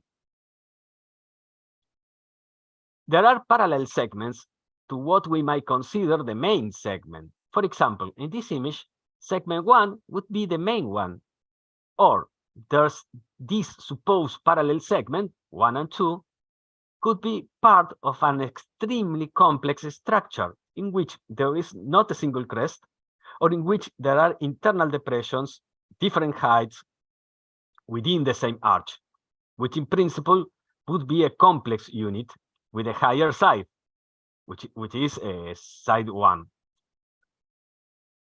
Sometimes the arch presents ramification, as we see in the detail marked by the arrow. The essential feature of the arch is to have a gentle slope and a steep slope. Also, it is also true that the gentle slopes also presents steps, which we can see on the right slope of this image. There aren't many images taken from lunar orbit with adequate illumination, basically, so that we can observe the topography of a wrinkle ridge. That is why this image obtained by Apollo 15 of the wrinkle ridge that ends in Herodotus A is so interesting. We see the steep slope to the left, over which the crest runs, casting a shadow to the right over the arch. And the gentle slope to the right, which is not uniform, as the arrow indicates a gentler slope than the slope farther up, which casts a bit of a shadow, so it would appear to end more abruptly than the section of the gentle slope marked with the arrow.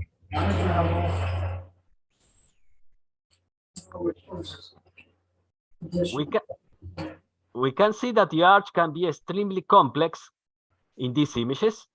with different illumination obtained from the atlas by Pau, and which we have already seen. The crest would be the highest part that passes through the left margin. Now, towards the right, there seems to be a great depression. And then the relief rises again, or instead of having an arch with a depression in the center, we have two parallel arcs. It is, oh, excuse me.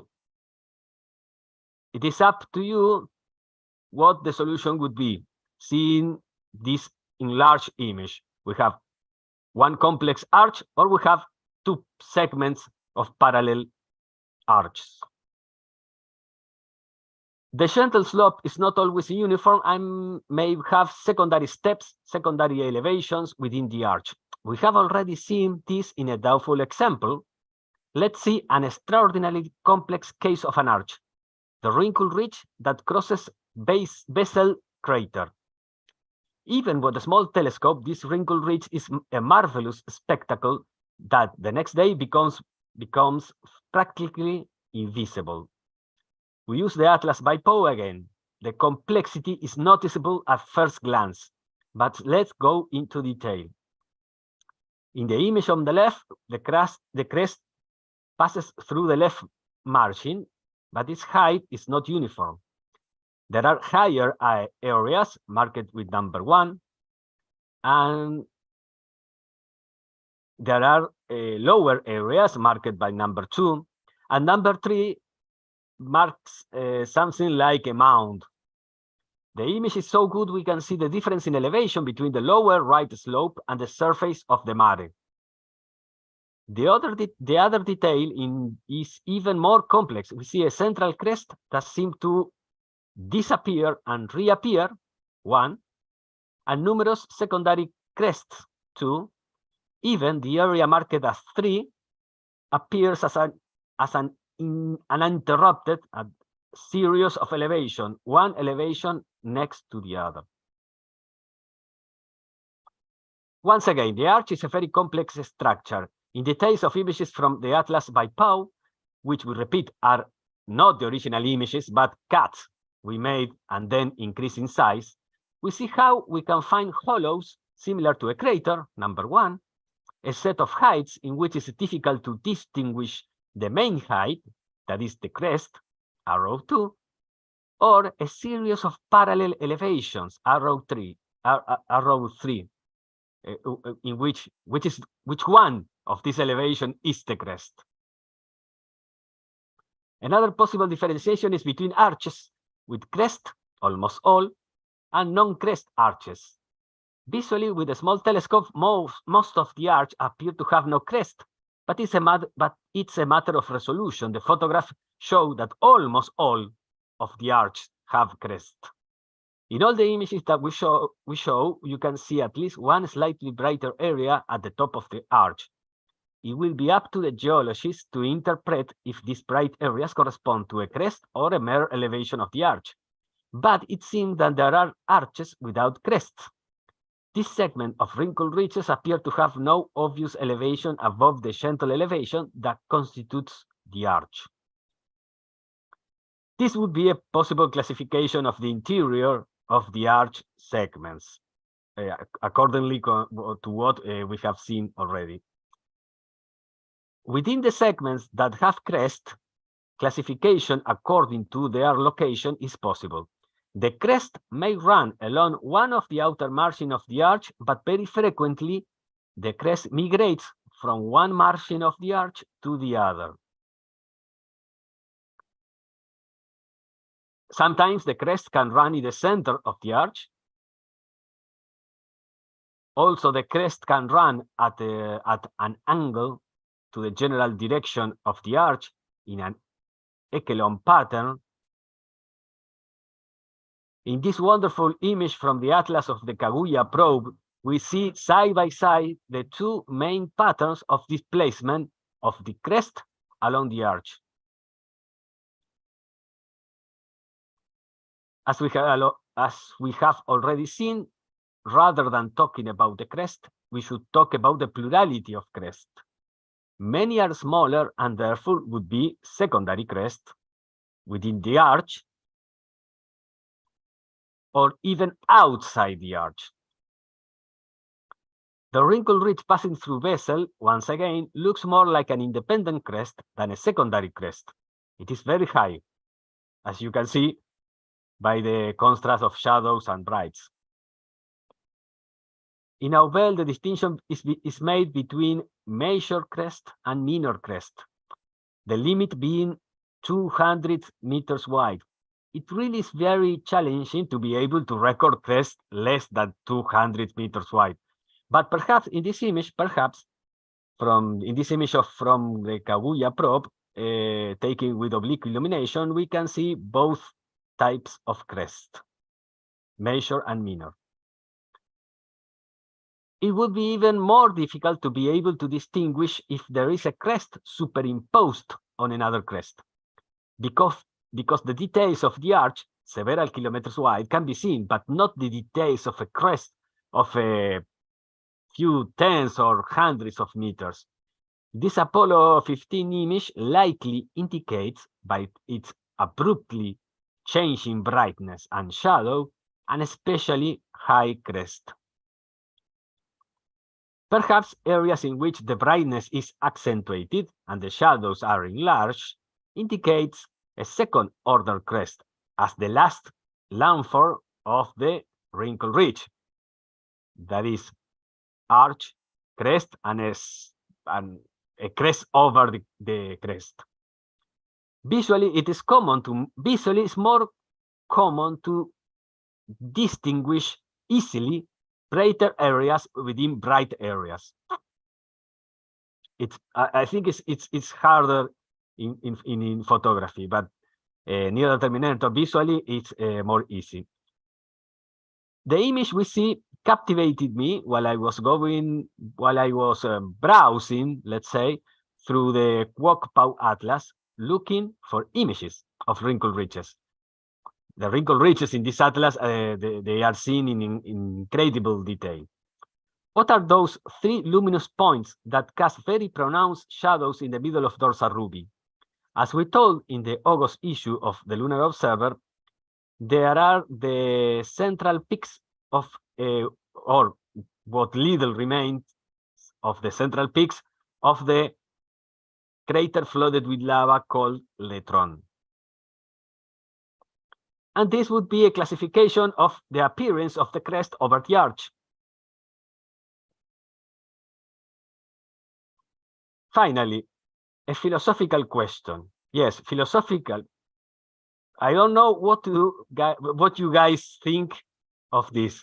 Observing visually and then comparing my drawings with images like the ones we have seen already increased my knowledge of topography, and I began to discern with more or less certainty the outline of the relief from shadows and highlights. Until one night, it happened to me that I started to draw the contours of the arch. As the minute passed by, I was surprised to see how clearly I could see the details inside the dorsal Harker structure, especially the crest. Until that night, I could infer the presence of crest from the more or less intense light they reflected. But dorsal Harker crest look like crest do like in the photograph. That is, with relief. I was fascinated with this. I registered its form and direction as carefully as possible with the intention of checking the next day if they coincided with any photograph I could have, or I could discover later. After observation, in my bed, I couldn't stop thinking and wondering, did I see the raised crest because I already know how crests are? Was it because of the relief of dorsal Harker in particular? Did I observe what I wanted to observe, influenced by the images of other wrinkled ridges? Or, to put it more profoundly, do I have supervision that appears in that night in a special? Or more deeply, I was delusional? The next day, my wife asked me if I could observe, and I told her about this existential problem.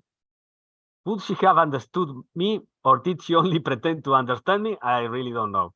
We astrophiles are very strange. Luckily, the image of Pau on the left confirmed my observation in terms of direction and location of the crest on the arch.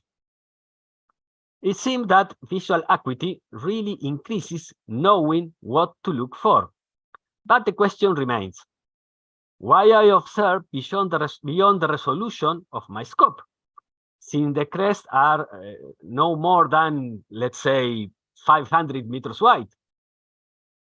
That seems to be out of the power of resolution of my small telescope. But remember, I always observe near the terminator, which is the right moment for the visual observer to observe. I recently began to make templates of the topography of the observed segments with a double idea: to force myself when drawing the templates to pay attention to the most complicated details and to allow a more detailed observation the next time I was seeing the next time I see the wrinkle ridge on the template. The next time I had the wrinkle ridge on the eyepiece. Thus, I save time, but not having to save time at the at the moment of the observation, because I don't have to register the composition of the arch and crest. The next time I'm only adding the aspect not observed the first time, assuming that the second time we will always see more than the first time. Well, geologically, this classification attempt maybe is not relevant. Perhaps the comparison of the complexity of the segments of a wrinkle ridge system, or the set of wrinkle ridge segments on a given area, may have some statistical relevance. My approach was observational, and therefore intended to make known just how complex these selenographic features are. And finally, thanks once again to all the friends of ALPO, from the observers in Latin America, especially thanks to Tony Cook, who was our mentor in lunar observation, and David Teskey, who always had words of encouragement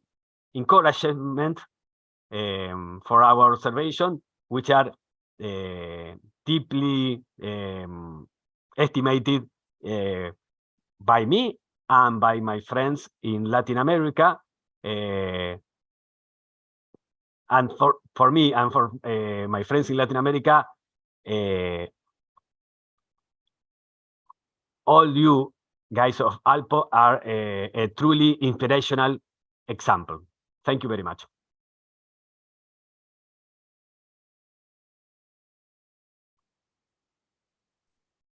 Thank you very much, Alberto. That was very good. Makes me want to run out and look at the moon tonight. I wonder if people know about the virtual moon atlas, because I was able to, it's very good, and like I was able to follow all of the geographical features that the speaker just talked about. Is this something people know about? The virtual moon atlas? Yes, I think so. And also the LRO, Lunar Reconnaissance Orbiter Quick Map, is also an incredible tool, which has information from. Could I just share my screen for one quick moment? I'll show people something. It was brought up last year when I asked about resources, and it's a great tool, but it recommends strongly that you follow the instructions in the manual for the learning process, because you could just get lost in layers quickly. Right. Okay. And then that just takes up computer resources you may or may not have by the time you're trying to find something.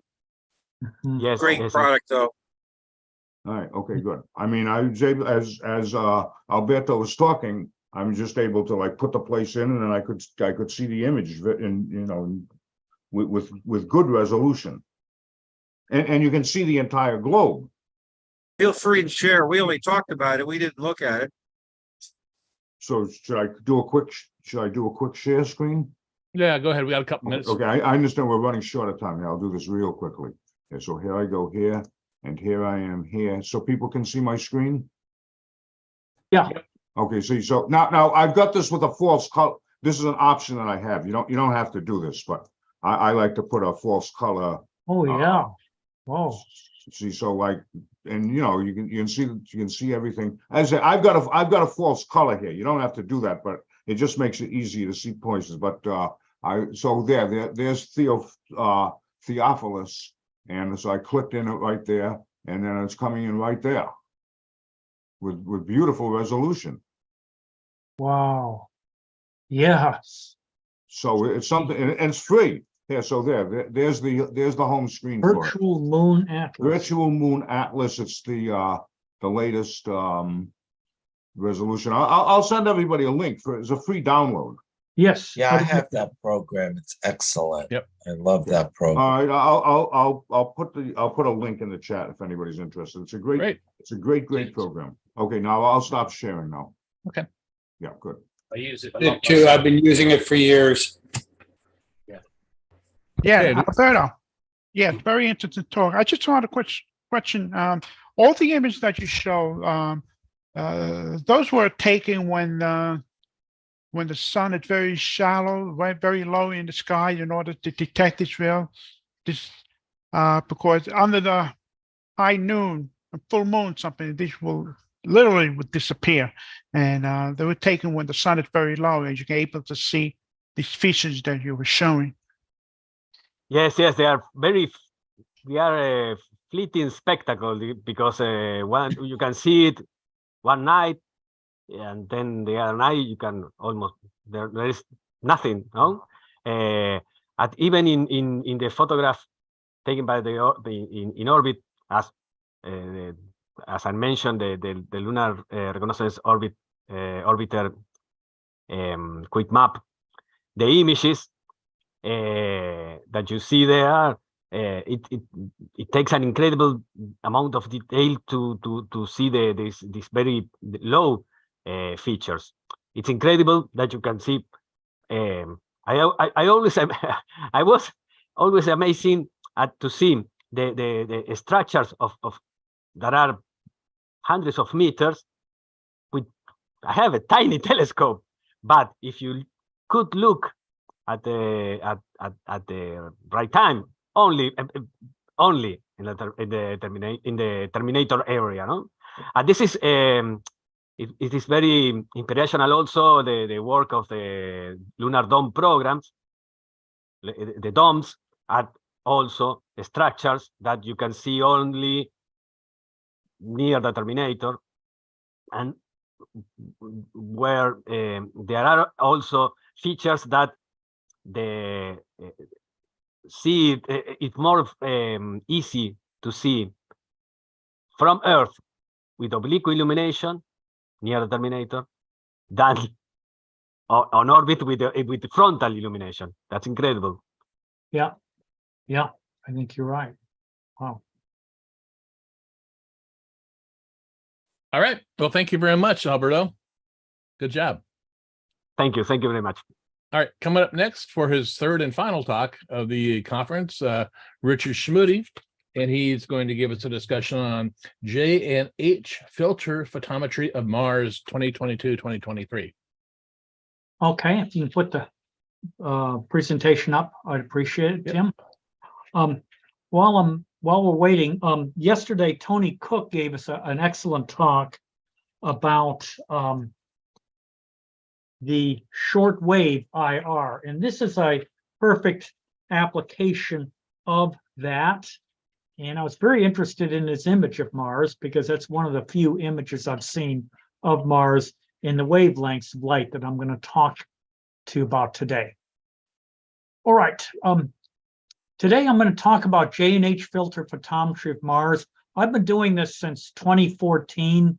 Now, of course, how many people have observed Mars? Raise your hand over the years. Okay. You'll know that the same face doesn't always face the Earth. For example, in 2018, we got to see the southern hemisphere. In the next apparition, which will be coming up, we're going to see the northern hemisphere. So again, we see different parts of Mars. We also see different seasons, and that's why I wanted to try to get a 16-year cycle of these observations. So let me go ahead and start with an introduction in the next slide.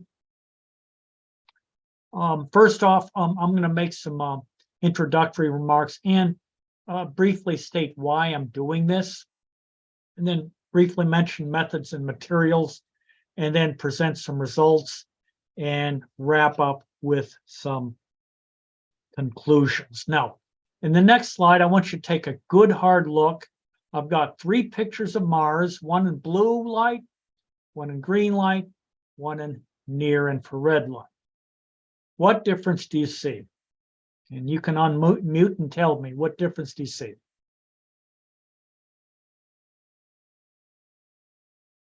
Albedo features, the blue light, not as evident as the infrared. Exactly. A lot more high contrast in the near infrared. Now, near infrared here is around 1 micron wavelengths. I'm not quite into the short wave IR range, but it's getting there. All right. So again, we see different shades, if you will, of Mars at different wavelengths of light. And I'm just extending this to the short wave IR, which is J&H filter. Now, in the next slide, just an introduction to light. Most of you probably already know this, but clouds on Mars are bright in blue light, but they're dim in red light. In fact, they may even be sort of transparent in near infrared light. Surface features are the opposite. They're more distinct in red than in blue light. Okay, and then there is even this Mars filter you can get. I think it's called a magenta filter. Roger can tell you more about it, but basically it enhances blue light, red light, just blocks everything else out. And that way you can see the clouds and the surface features easily. But anyway, polar caps are not all that bright in H filter images. In fact, it may have been Tony Cook's image that I saw in a 2010 apparition report of Mars in the JBAA. And of course, these trends are going to affect how Mars's brightness changes as it rotates and as it goes through its 16-year cycle of apparitions. Of course, we are entering the aphelic apparitions coming up in the 2020s. All right, now on the next slide, why am I doing this? Okay, basically, I got a typo here. Understand how Mars's brightness is affected by clouds, season, the polar hood and cap, and of course, just its orientation, north or south. Mars, like Earth, is basically got 2 different hemispheres. Of course, on the Earth, most of the land is in which hemisphere? Everyone? Let's see who's listening. Most of the land on the Earth is in which hemisphere? North or south? Top. North. Yes, north. All of Asia is in the northern hemisphere. Asia is the biggest continent. Most of Africa, all of Europe, pretty much all of North America, and a good chunk of South America is in the northern hemisphere too. It's just the southern portion of South America, and then a chunk of Africa, and then of course the 2 small continents, Antarctica and Australia. So most of the land is in the northern hemisphere. Okay, Mars is similar. The southern hemisphere is a lot higher, northern hemisphere smoother and lower in elevation. So again, we've got this sort of asymmetry between the northern and southern hemisphere, both Earth and Mars, and possibly Jupiter may be a little different too in the 2 hemispheres. And of course, the other thing is exoplanet photometry. Now, From my understanding, most of the images of exoplanets and most of the photometry is not being done in visible wavelengths. It's being done in the short wave and perhaps even the mid infrared. So the more we know about Mars in the short wave infrared, the better idea perhaps we'll have in 10 or 20 years of better understanding some of the smaller terrestrial-like exoplanets. All right, so what materials am I using here? Now, I'm not using a camera. I know Tony Cook talked about some cameras yesterday. I'm kind of interested in them, but anyway, the next slide, I'm using a single channel photometer. You can think of this as a camera with one pixel element or one pixel. Now, of course, Tony Cook, he talked about cameras with at least 10,000 pixels. You can get a picture. I just get a brightness reading. That's all I get. I use a small telescope. I think it's a 3.5-inch telescope with a CG4 mount. Again, Mars is bright. It's even brighter in the near infrared and the shortwave infrared. So I don't need a 14-inch telescope. And then, of course, the two filters I use are the J filter, which has got the wavelength sensitivity there, and then the H filter. Both filters are just beyond most CCD detector ranges. In other words, a typical CCD goes out to about 1.1 micron, maybe. So again, you need the special SSP4 photometer to get these measurements. Now, unfortunately, a little bit of math, but next slide.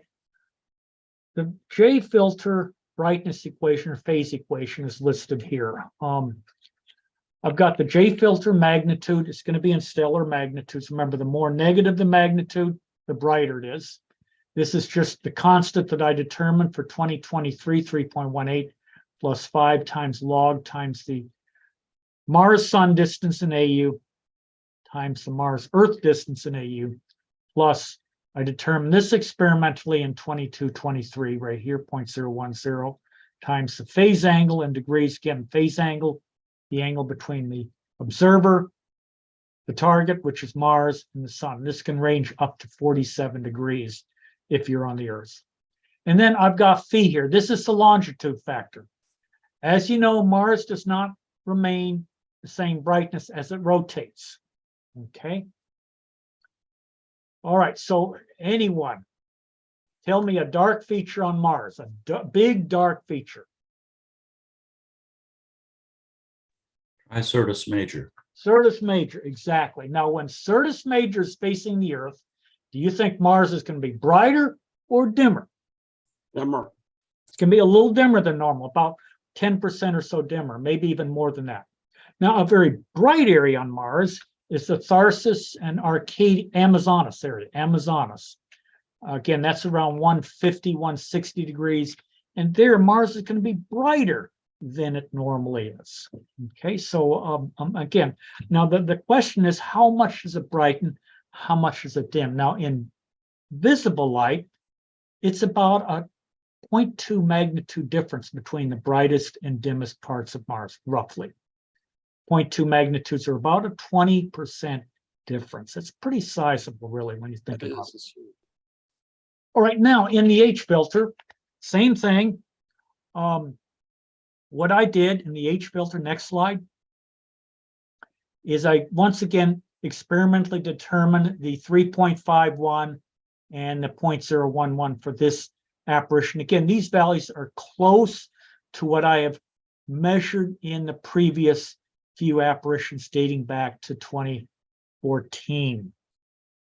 Okay, and again, once again, we've got a longitude factor. So what I want to do now is I want to take a look at this longitude factor. How does Mars brighten as it rotates? Again, in the J and H filter, J and H filters. Okay, so in the next slide, a few things I need to do to get the longitude factor. Okay. And again, of course, as you know, Syrtis Major, Mars dims if that feature is facing the Earth. If Tharsis is facing the Earth, Mars brightens. Of course, the polar hood, the clouds, also play a role. The clouds are seasonal. Most of Mars's clouds appear in which season for the northern hemisphere? Anyone? Mars is cloudiest when? How about spring? Yes, spring. Spring in the northern hemisphere. Of course, remember, the northern hemisphere faces us during the aphelic apparitions like the ones coming up. 2018, the northern hemisphere faced away, and so it didn't have much of an effect. It wouldn't have had much of an effect, or less. So anyway. All right, so anyway, a large dust storm, Mars can brighten by 2 or 3 tenths of a magnitude. And again, even in the J and H filter, I reported those values a few years ago, on the order of 0.2 to 0.3 magnitudes. However, interestingly enough, and I stumbled upon this paper a couple of years ago, and that is Soviet scientists back in 1971, during the large dust storm that year, actually report that Mars dimmed in the ultraviolet during a major dust storm, that big one in 71. It'll be interesting to see if we can confirm this. As far as I know, no one has confirmed the darkening of Mars in UV light when a major dust storm comes. Interesting project in the next decade. All right, and the next slide. So the way I went about getting this longitude factor phi was I took my normalized magnitude and then corrected it for the phase, and I got my J10 values. Again, remember the phase angle, as it increases, Mars dims. As the phase angle approaches 0, Mars brightens. That's one reason why Mars is so bright at opposition. And the phase angle can affect Mars's brightness by about 50% alone, just that. What I then did was I got mean J10 values for each longitude range. I broke my data up into 6 increments, starting with 10 to 70 degrees west. Then I plotted the mean values, J10 values, for each longitude range. And in the next slide, this is what I come up with. Got the mean J10 values on the vertical axis. Negative 3.1 is a lot brighter than negative 2.3. Remember, think in reverse, just like playing golf. You want the lowest score, not the highest. But anyway. And then on the horizontal axis, I've got the longitude of the central meridian. What trend do you see? Where's Mars brightest?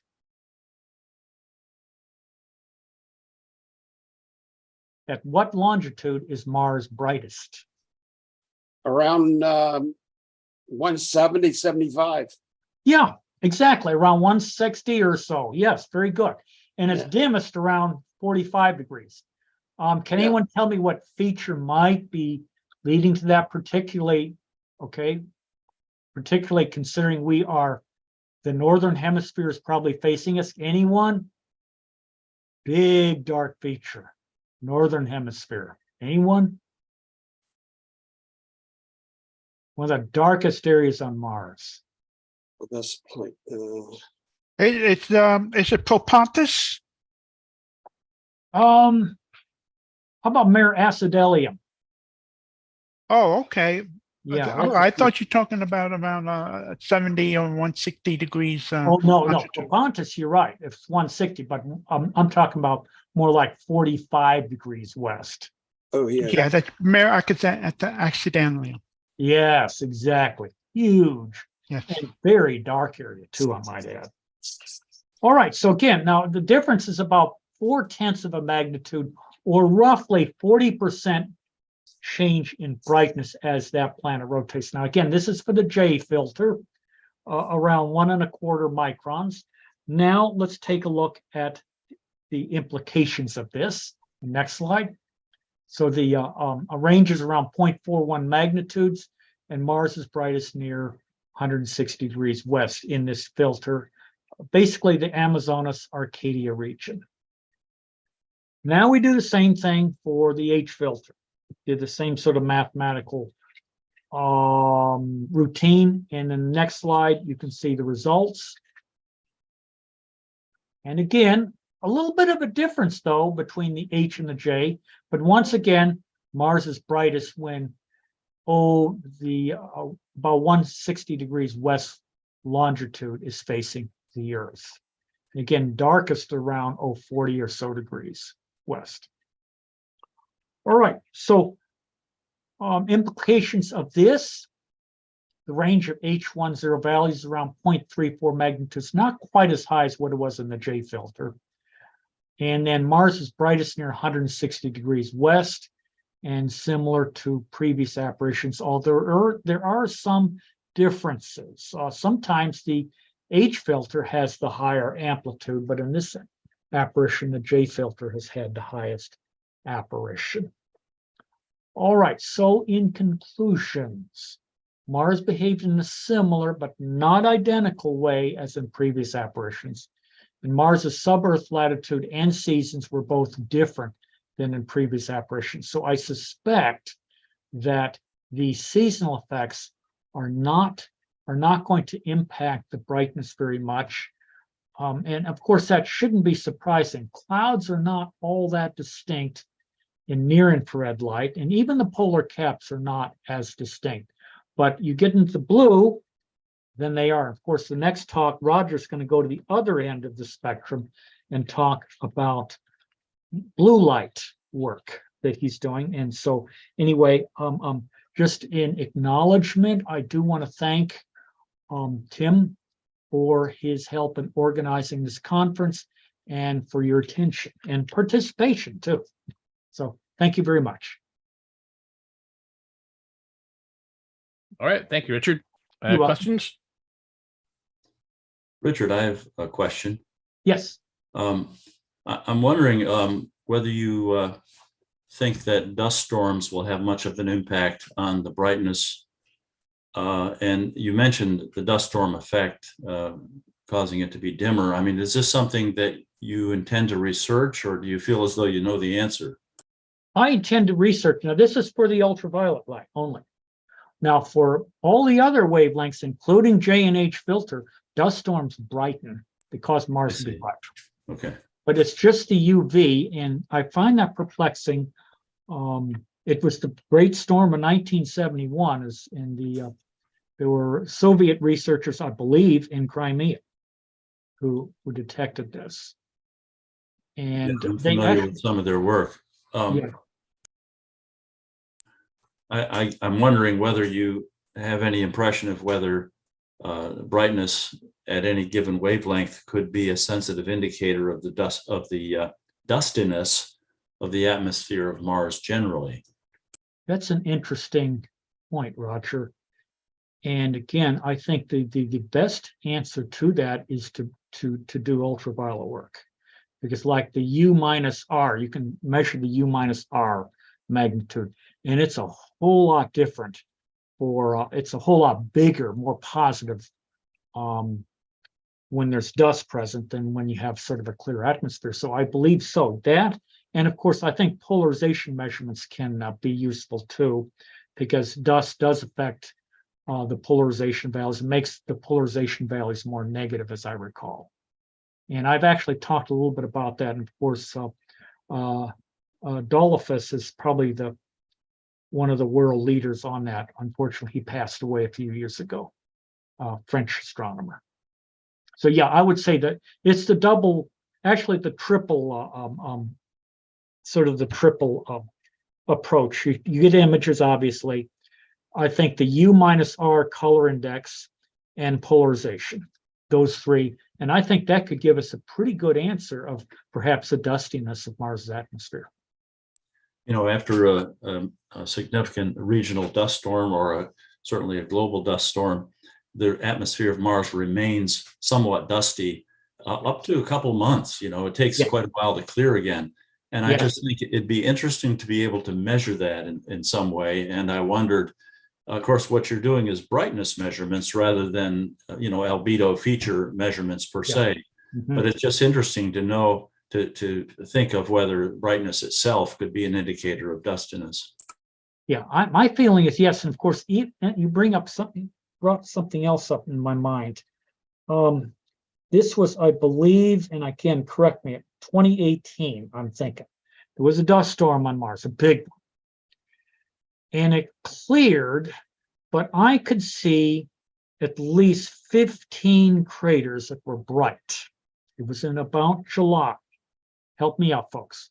And again, this could be, again, what you're talking about, Roger, about the dustiness in the atmosphere, and it may have been still settling in those craters, but those craters, I could pick them out and I could measure them. And I believe, I can't remember if I published that or not, but it was 2018, I believe. Yeah, Rich, yes. Speaking of the 2018 apparition, yeah, there was a dust storm. It went through the opposition time. And I've noticed that visually, that Jupiter was in the sky also. And I've noticed how bright Mars was compared to Jupiter. It was much brighter than Jupiter. Even though it was Mars a little lower in the sky and Jupiter was a little higher in the sky, you can see that Mars was much brighter. So you talk about close to -3. And of course, with the dust storm, you have a lot of high reflectivity from the upper layer of the cloud of the dust, and you get more reflection. And you notice that. I have noticed that. Interesting, Frank. Wow. Yes, because usually Jupiter is brighter than Mars. The exception is when Mars is a perihelion. Yeah, it's a funny thing that you don't have to look at it. I mean, it's just right there. Right away, you can tell how bright Mars was, much brighter than Jupiter. Interesting. Yeah. Very good. Very good, Frank. Yeah, I have a question. Yes, Tony. The H magnitude range was about 0.34 and the J magnitude range was 0.41. Have you taken into account the fact that the sun is brighter in the J band than in the H band? Yes, yeah, I always use comparison star, and I measured based on that, and that's Alpha Lyra or Vega or something like that. I can't remember what my comparison star was. So that is accounted for. Yes. So the source of illumination of the sun, you have taken that into account, that it's actually less in the H band. I'm just wondering if that could explain why the H band range of magnitude you get is smaller than the J band. Well, I'm probably not, and the reason why I say that is in previous apparitions, it is the other way around. But just by a little bit, It was sometimes it's switched. In other words, H was, I think, 0.4 and J was closer to 0.3 magnitudes, I think, in one of the previous apparitions. So again, some of these small changes may be due to the fact that, we're seeing different hemispheres. Yeah. Again, I need to look at the data a little bit more, but that's a good point. That's a good point. Yeah.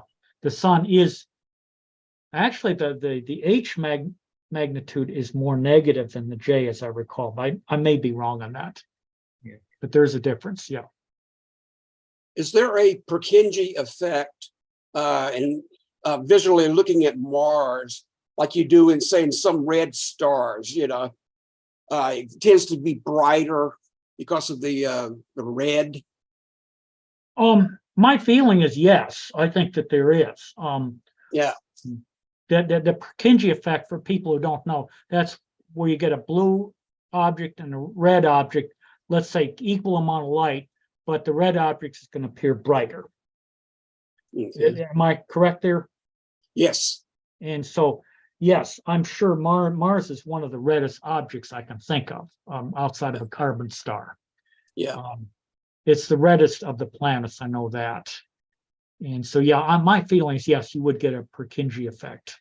And it would be, comparing to Jupiter, though, I mean, it wouldn't be that much because Jupiter is, believe it or not, pretty red as well.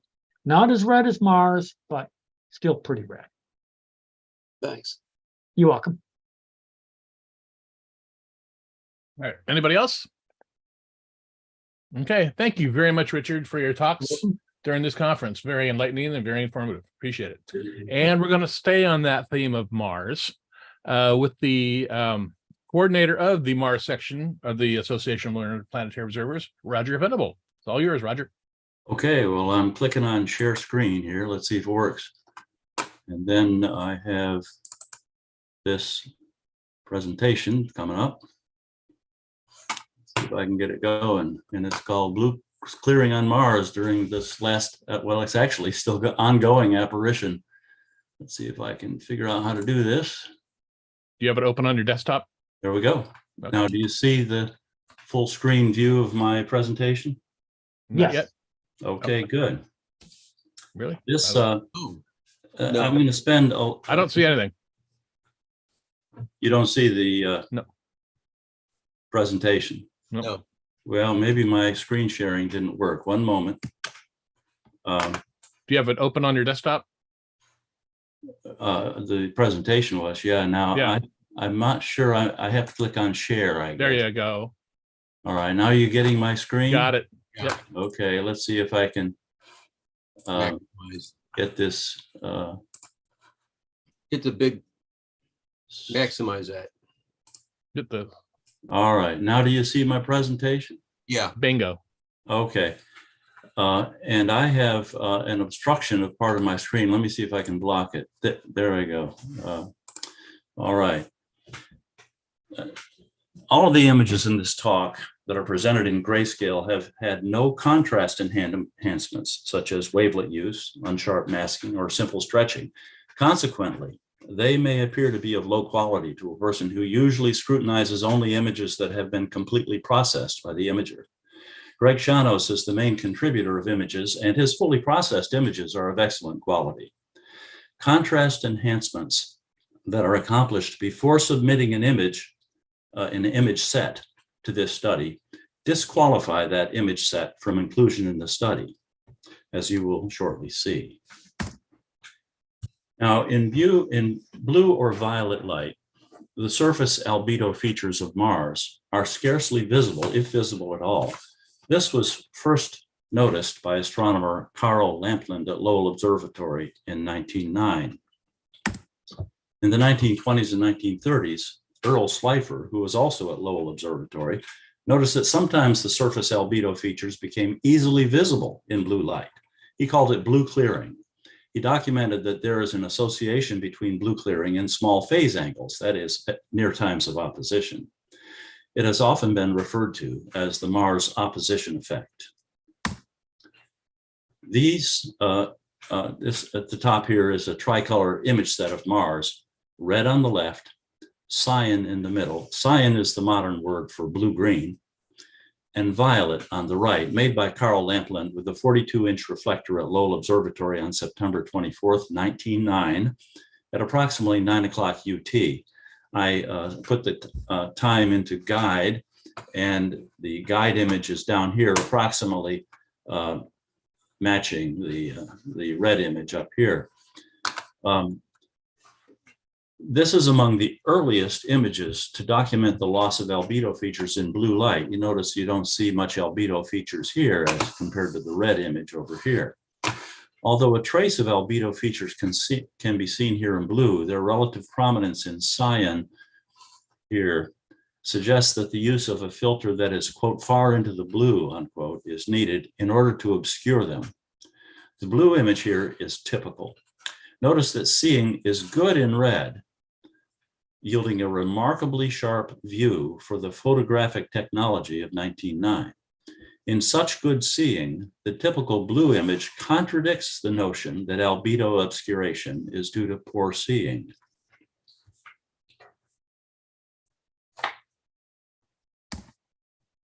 There is a lot of controversy about blue clearing.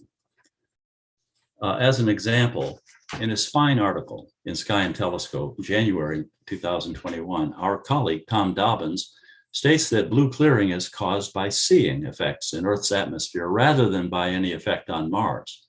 He states that this idea was promulgated by Sagan and Pollock in 1967. However, 29 years after 1967, and about, 27 years before, 25 years before Dobbins' Sky and Telescope article, in his excellent and comprehensive book, The Planet Mars, Bill Sheehan states, quote, "We now know that blue clearings have been rather mundanely explained as due to phase angle effects of light scattered by airborne dust in Mars' atmosphere." You notice these are completely different explanations. of blue clearing. And yet both Dobbins and Sheehan appear to think that the controversy is over because they have settled the issue. For some reason, my presentation is not advanced. There we go. Is blue clearing due to good seeing? I have two image sets here. The ones on the left in each view are full visible spectrum. I'll call it red through blue spectrum presented in grayscale. These are by Shanos, Greg Shanos. The ones on the right are with W47 violet filter, also presented in grayscale. All four of these views have both the ultraviolet and infrared filtered out. Now, this one has relatively good seeing, and this is Syrtis Major, this is Sinus Sebaeus, and you can look at the edge of Sinus Sebaeus and get an idea of the quality of the seeing. And over here, if you look at the edge of Sinus Sebaeus, you see that it's less distinct than it is here. So you can see this is better seeing. An easier way to tell is to look at the limb of the planet, and you can make a judgment about the thickness of the width of the area of fuzziness at the limb as compared to this one. And you can tell that this one has better seeing than this one does. It may be more evident in blue. But the point I'm making that this one has better seeing than this one, but we don't see in blue any more albedo features than we do over here. In fact, you might see more here on the right in the poor seeing case. I think this kind of thing contradicts the idea that seeing is caused by good seeing. I'm sorry, that blue clearing is caused by good seeing. Does blue clearing always affect the whole planet? You see, if it were a seeing related effect, it would always affect the whole planet. The answer to this question is no. Several studies contradict this. Some of these studies include images, while others include only graphs of measurements of area brightnesses. Several studies show that it is more pronounced near the central meridian than near the limb or terminator, consistent with an effect on Mars, whether on the surface or in the atmosphere.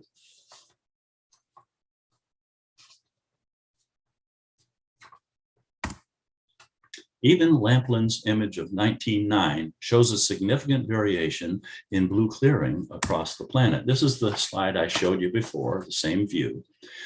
And if you look carefully, well, I'll read it to you first. In Carl Lamplin's 1909 tricolor image, Lunilacus shows up in blue light faintly, but almost as well as it does in red light. However, Mare Erythraeum, though very prominent in red light, so as to be the dominant feature on the planet, shows up in blue light with no more prominently than faint Lunilacus does.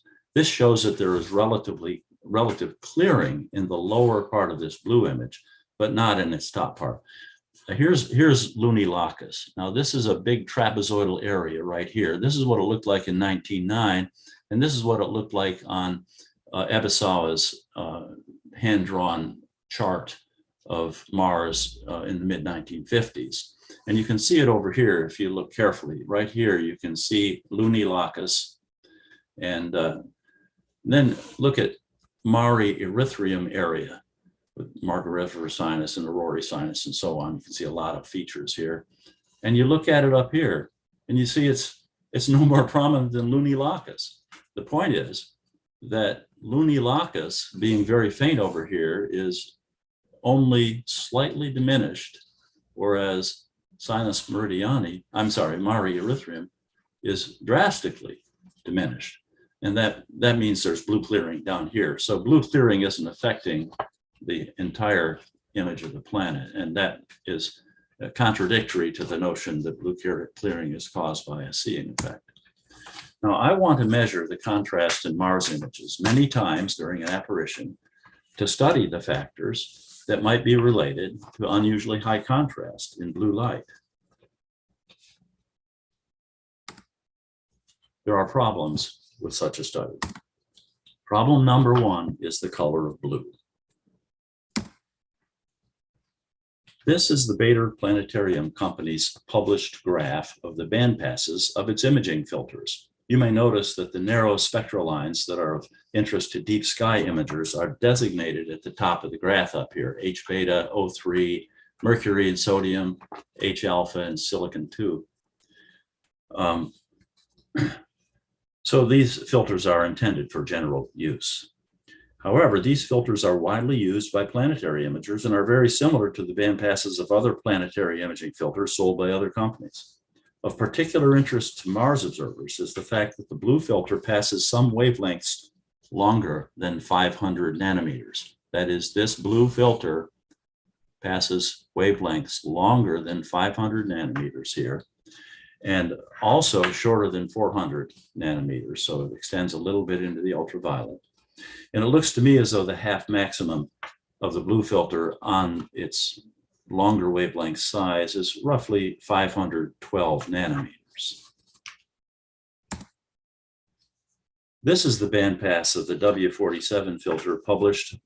This was published by the Eastman Kodak Company. No date is given in the document except that it uses the 1931 standard ICI colorimetric and luminosity standard. Notice that the transmission is low at 490 nanometers and drops to 0 at 500. Notice also that there is slight transmission into the ultraviolet wavelengths shorter than 400 nanometers. The full width half maximum of this, that is half of 50 up here, I would estimate is from about 415 to 485. This is the human eye perceptivity. The human eye has 3 types of color receptors. In this graph diagrams the relative sensitivities of visible wavelengths.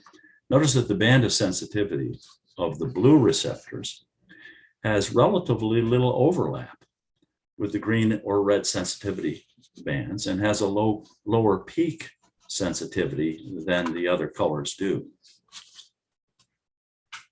In this busy graph, I have scrunched the last 3 graphs into one by making the abscisses correspond with one another.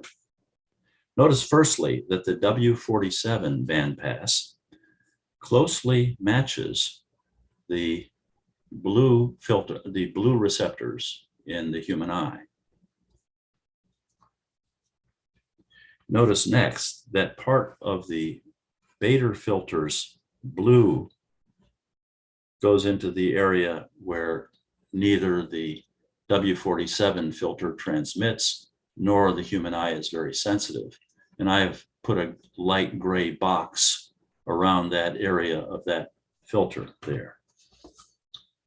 The bottom line of this is that a study of blue clearing using modern blue filters may be inherently misleading, because blue clearing is a classical phenomenon using old filters like the W47 one. So the solution is to filter out UV and IR out of all images and use grayscale images with the rest of the spectrum as a baseline to compare with grayscale W47, that is violet, images. The second problem is the need to measure areas far apart on Mars. To detect contrast differences, it is desirable to measure brightness differences across the transition zones between light and dark areas. A wide transition zone requires a large area of measurement. Brightness is related in part to the local intensity of sunlight, which is related to the distance from the subsolar point on the planet. This factor can be controlled by choosing to measure swaths across the surface that are everywhere of the same distance from the subsolar point. Generally speaking, brightness of the surface should not be related to the distance from the subterrestrial point, because Lambert's law causes a surface to appear the same brightness regardless of the angle from which is observed. Most surfaces conform pretty well to Lambert's law, unless factors such as specular reflection or coherent backscatter intervene. Deviations from Lambert's law may suggest a possible atmospheric cause of a brightness irregularity. It is well known that the contrast in Mars images is attenuated near the limb and near the terminator, just as it is in images of Earth, and limb darkening on Mars is well documented. Thus, the atmosphere is not fully transparent. Moreover, Mars's atmosphere scatters blue light more intensely at the limb, resulting in a bright ring around the planet in blue light. Measurements should be made away from the edges of the planet's image. And I'm going to take each of these factors into account as I do this study. This is a nice image by Efrain Morales Rivera, who lives in Puerto Rico. And I'm showing you this to show you by the way, this is uses a RGB filters, red, green, and blue filters. And the blue filter is responsible for detecting the ring of light around the edge of the planet. And actually, if you look with a W47 filter at Mars at the time of opposition, you're likely to see it yourself. And at other times of the apparition, you might just see it on the limb, not on the terminator side of the planet. But this it just shows you how if you're studying contrast on the surface or brightness, you want to avoid the edge of the planet. I started out in Photoshop measuring images with area selections like this one, which is centered in angular measure halfway between the subsolar and sub-Earth points. It did not work well because the contrast was dominated by the effect of the difference in insolation across the measurement area. And I'll tell you, most studies of blue clearing don't even take into account differences in insolation. This is what I do now. This slide is an attempt to show how I process images in the present study. Notice that the planet has a gibbous appearance with the illumination defect on the left, and the vertical yellow line extends from cusp to cusp. There is a tiny black spot here at the intersection of the two yellow lines, and that is the sub-Earth point. The subsolar point is the tiny black spot at the center, near the center of the ovals, sort of just to the right of the center of the ovals, offset from the exact center by the curvature of the spherical planet. The ovals are 25 degrees from the subsolar point and 30 degrees from the subsolar point. So we have a 5-degree wide circle on the planet in which I intend to measure the intensity of the light.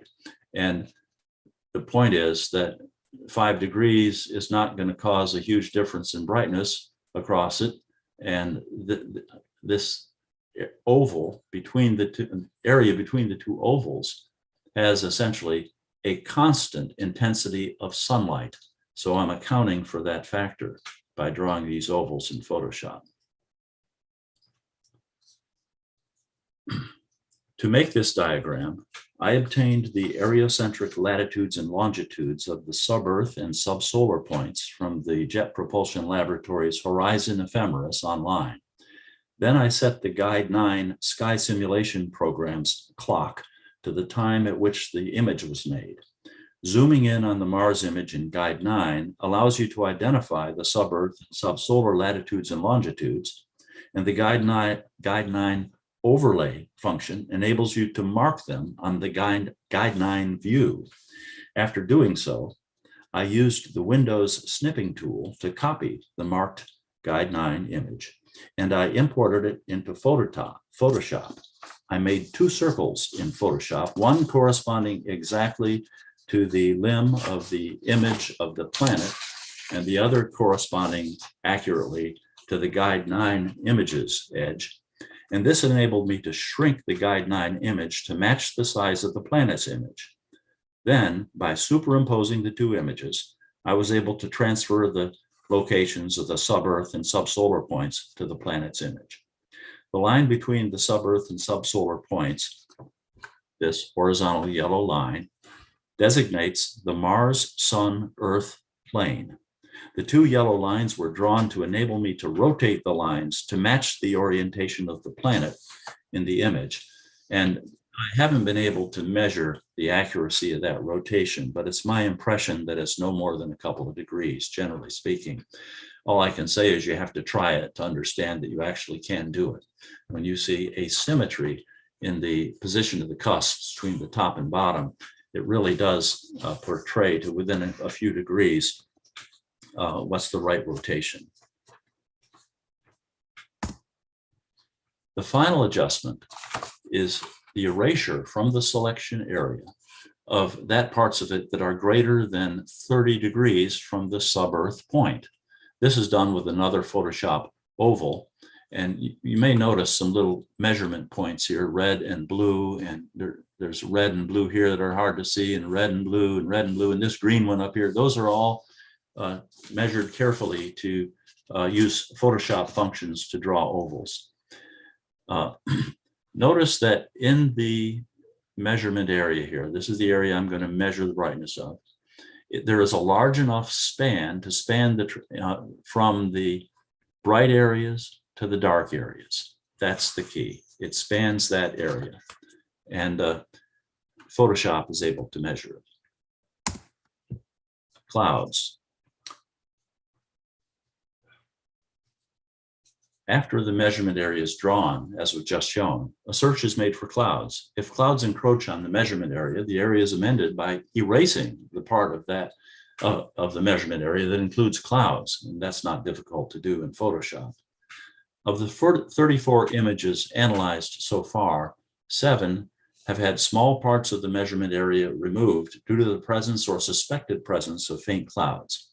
In addition, 1 image, not included in the count of 34, was removed from the study due to a faint equatorial cloud band that invaded much of the measurement area. With every image, images made by other observers within a few hours of the study image were examined for clouds in order to avoid missing any in the test images.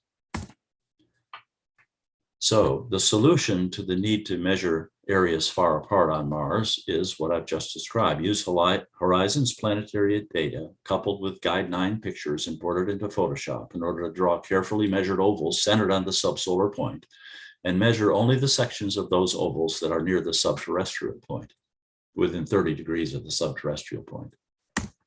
Problem number 3, contrast varies with brightness.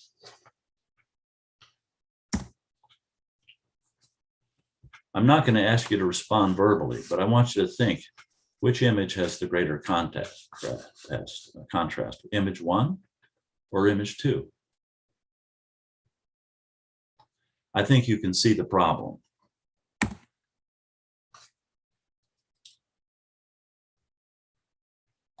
I am interested in measuring contrast, not brightness per se. Therefore, I want to eliminate the distortion of contrast that is caused by a difference in brightness. So I'll equalize the mean brightness of the selection areas in the blue and full spectrum images.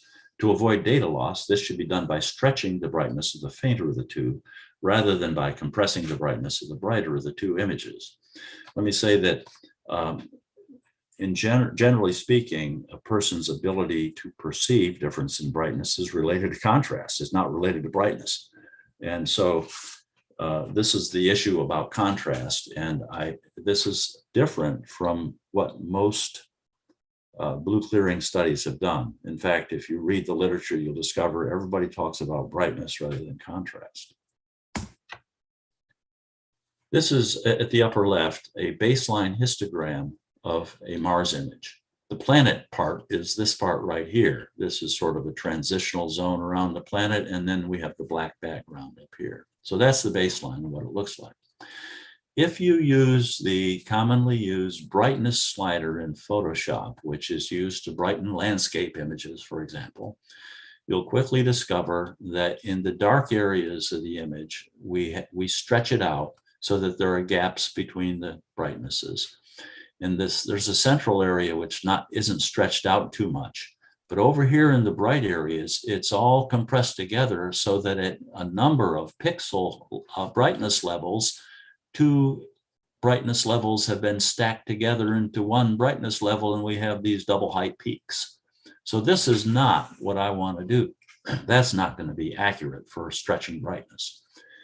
The stretch of contrast with the curves histogram in Photoshop causes a very nice stretch of brightness, essentially equal across the whole image. This would appear to be good, except that it's very difficult to quantify it. It's not that you can't quantify it, but it's very difficult to quantify it.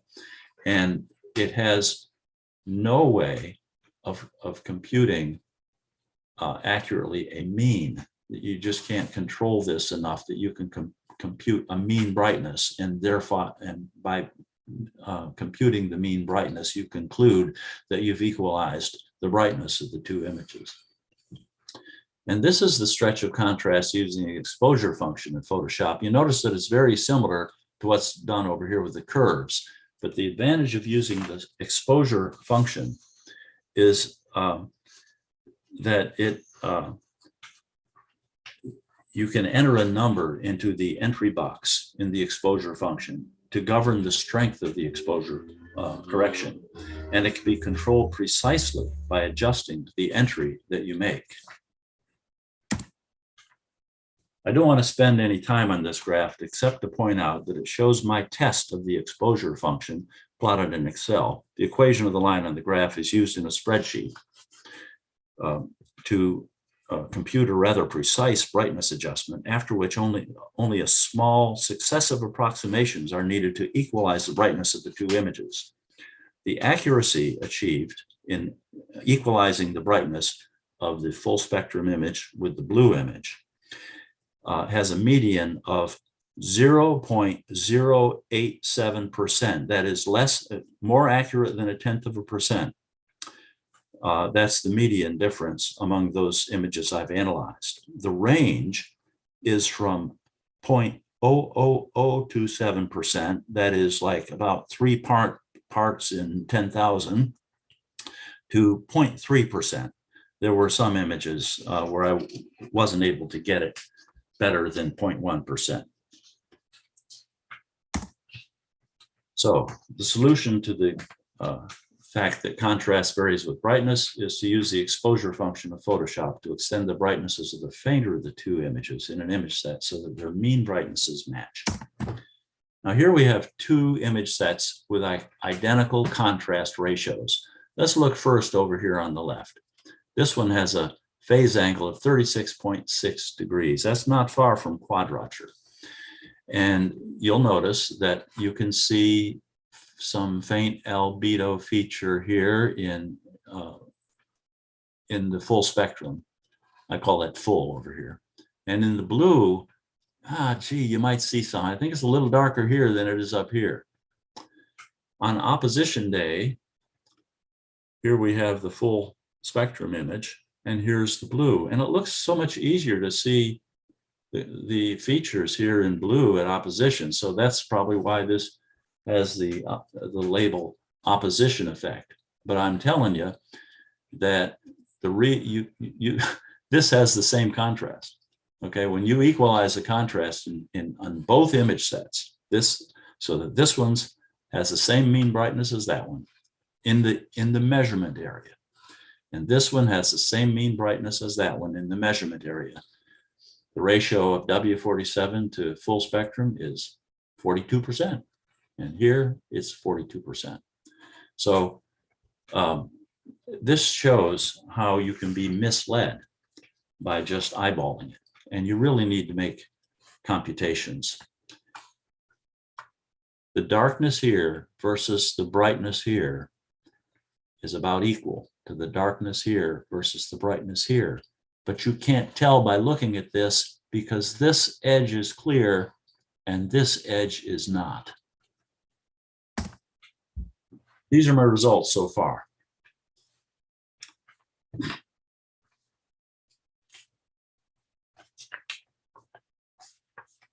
I've plotted the contrast ratio. Now, notice this is not the contrast. This is the ratio of violet contrast to full spectrum contrast. And I've plotted it against phase angle. And I think this is much more meaningful than plotting brightness against phase angle. The contrast ratio here is not higher at opposition. I believe there's a little fall off right here near quadrature. And look at what I've got here. What on earth is that? Two image sets with the highest contrast ratios. These are the two from that spike, that high spike over on the right side of the graph. We can go back and look at that. These two images, that one and that one. We're going to take a close look at the images. Here they are. The one on March 31st, you can see the contrast, and you can see the contrast here. This is with the violet image, and this is with the full spectrum. The one on the first, I've got a wrong date here. This is the 3rd of April, actually. So that's a mistake with April 1st. It's April 3rd. We have contrast here, and you can see the contrast here. When you equalize the brightness in these image sets, the contrast in the violet view is greater than the contrast in the full spectrum view in both of these image sets. And that is striking. Now, I just wanted to show you a few examples of Schleifer's images of blue clearing far from opposition. He doesn't show the red images that undoubtedly accompanied these exposures, but I think we can trust him due to his extensive experience in imaging Mars. These deep blue images were made in 1911. This one is from 1911.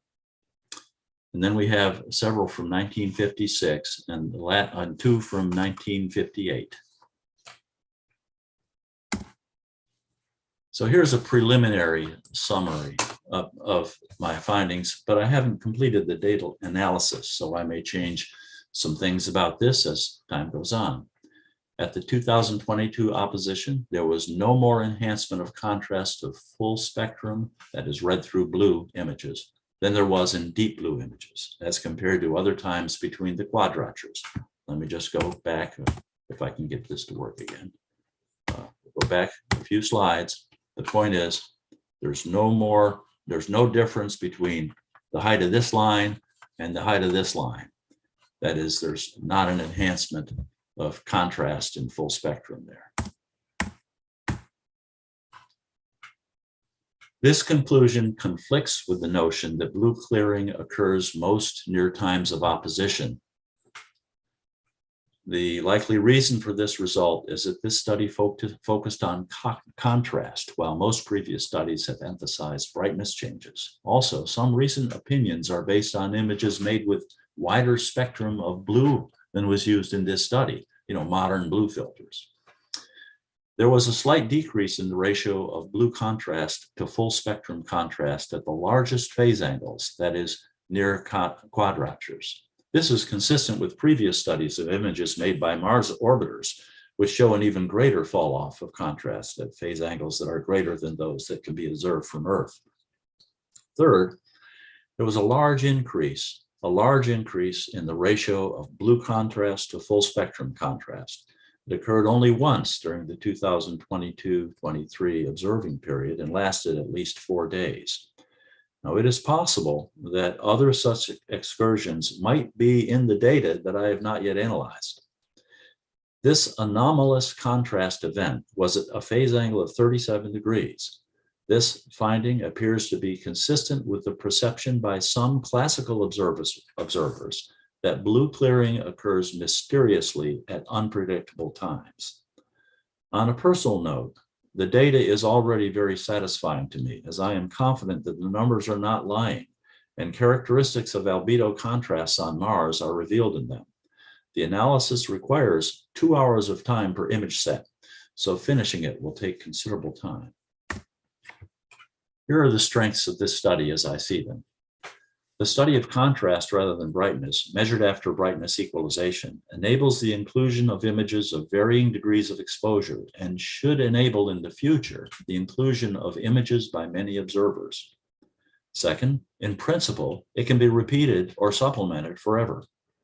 Third, the measurements span bright and dark areas, so measure the real albedo contrasts. Fourth, the wide span of measurement areas obviates the problem that seeing might cause were the study dependent on the sharpness of the edges of albedo features. It is not dependent on the sharpness of the edges of albedo features. And that means the visual view, because the eye is dependent on the sharpness of edges of albedo features, the visual view can be misleading. 5. The study measures areas that have the same insolation throughout, so that insulation is not a factor in the measurements. And I have a little difficulty counting. If you look at the numbering along the left side here, you'll discover that I have difficulty counting to 6. Point number, the 6th point, labeled number 5, is that the technique allows the detection of cloud features so that they can be excluded from the measurement area, or an image set can be removed from the study if cloud features are extensive. And last, the use of the W47 filter makes the blue images correspond to the perceptions of classical observers of blue clearing in a way not possible when modern planetary imaging filters are used. I want to just digress for just a moment. What I'm showing here, taken from the NASA website, is the first color image ever taken from the surface of Mars of an overcast sky. Featured here are pink stratus clouds coming from the northeast, about 15 miles per hour.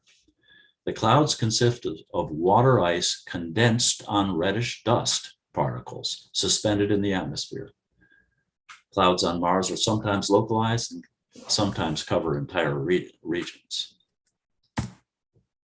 Here are more pink stratus clouds coming from the northeast, about 15 miles an hour. Clouds consist of water ice condensed on reddish dust particles, and so the clouds don't just look red, they're red. This true color image shows the eastern sky, 30 degrees above the horizon just before sunrise. The bright streaks are probably ice clouds which have formed during the night. In this true color image, the clouds appear to be blue compared to the background. This is a real effect. Unlike the red dust, the clouds are almost invisible at infrared wavelengths. Here are more blue clouds. These clouds from the 15th day of Pathfinder rover on Mars have a new look. As water ice clouds cover the sky takes on a more bluish cast. This is because small particles, perhaps 1/10 the size of Martian dust or 1,000th the thickness of a human hair, are bright in blue light, but almost invisible in red light. This image of the Martian sunset shows much more color variation than had previously been seen. You see, it's because it's variable. The blue color near the sun is not caused by clouds of water ice, but by the Martian dust itself. The dust in the sky absorbs blue light, giving the broad sky its red color, while the sunlight in the direction, the light in the direction of the sun has the red light absorbed from it by the dust. In this image, the effect is more prominent than usual. This is a close-up of the sunset view from that last image. On Earth, we're accustomed to seeing redness around the sun and blueness in the sky and around it. And on Mars, on a dusty day, it's just the opposite. My final thought is this. In consideration of the red and blue clouds on Mars and the two image sets presented here with anomalous contrast in W47 views, that is the markedly increased contrast in blue, we should consider the possibility that there is a real blue clearing phenomenon that occasionally occurs, which has not been figured out yet. I'm done.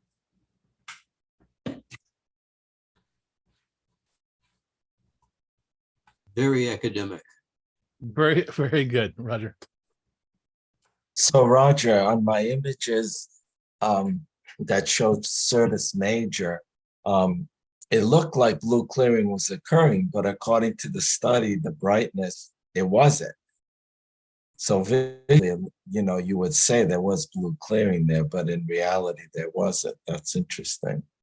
Yeah, the key to understanding that is that the visual appearance can be misleading because the eye is very sensitive to the sharpness of edges. In fact, visual scientists have demonstrated this, and there's lots of work on this in the visual science literature, and it has to do with the synapses in the retina itself. The retina technically is part of the brain. I don't know if you're aware of that, but it actually embryologically grows out from the brain, and it's part of the brain, and it has complex synapses that enhance contrast right in the retina. And the brain itself also enhances contrast. So when you have a very fuzzy dividing line between bright and dark, the eye doesn't detect it well. And so you can measure it, and that's what I did. And I just look at this whole idea and I say, don't trust your eyes, do the measurement. And that's exactly what I did. And I went through a fairly extensive discussion of how I made the measurements because I wanted to persuade you listeners that I'm right. You see what I mean? That this is a just and proper way to study the contrast on Mars. Yeah. Roger? Yeah. Richard Schmude, excellent talk, first off. Secondly, I'm looking forward to seeing this in print. When do you think you'll have it ready? I have a number of Mars program publications to put into print. I'm a very busy guy. Yeah. But yeah, it won't be longer than a year, I promise. Good. Okay. I'm looking forward to reading it in full and trying to digest it. All right. Anybody else? Okay. Thank you very much, Roger. That was excellent. Can I ask something? Sure. Could it be the blue clearing? Couldn't it be something with regard to meteorology effects, like low pressure centers and high pressure centers, and they extend over a higher, larger surface. You think about that? I think that the idea is a very good one. Was that you, Jim, asking that question? Yeah. Yeah. Okay. Dust storms on Mars are related to the jet streams around the polar caps. And I demonstrated that last year in my discussion of the dust storms developing from the ring of clouds around the polar cap and how those rings of clouds develop visible storms that we can document from Earth, and then a dust storm develops off of them. And now when Marcy images were being made, professional astronomers were counting dust storms on Mars, and they estimated that Mars averages about 1,000 detectable dust storms per Martian year. That is that's 687 days. That's a little more than an Earth year. So, but the point is, dust storms on Mars are very common, and we only detect from Earth a small fraction of them. So, but they are related to wind speeds, and that means storms. And so there's no question that dust affects brightnesses, as Richard was saying, and clouds affect brightnesses, and particularly affect brightness in blue on Mars. And of course, storms often bring clouds. So certainly, storms and wind speeds and pressure lows, which we would call cyclones and anticyclones and so on. These things are related to this. But the question is then, can you relate that to blue clearing? Maybe. And that's why we're doing this. So we want to see if blue clearing is really just a weather phenomenon related to dust and clouds and God knows what else. And it may be that we won't be able to find out for sure. We'll just wind up with a hypothesis that'll need a different type of testing. So Roger, in other words, it doesn't matter what season on Mars, so it still have blue clearing sound effect. It doesn't matter if it's summer or winter in each other hemisphere. So we don't know if it's seasonal effect also.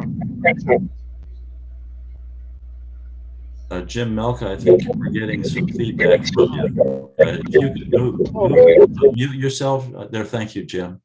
All right. Roger, did you hear me? Yeah. I think you were asking whether blue clearing occurs at any time of the year. Yes. Yeah. No matter what kind of seasons. Here's the problem I have in answering that is that I have images from Greg Shanos. Please understand that the only observer in the last apparition who made the type of images and conveyed them to me that I requested is Greg Shanos. Okay. And he sent me something like 50 of them. And so, you know, I have images roughly from when Mars was at Eastern Quadrature to when Mars was at Western Quadrature, and nothing more extensive than that. And I don't have any images from the rest of Mars's orbit.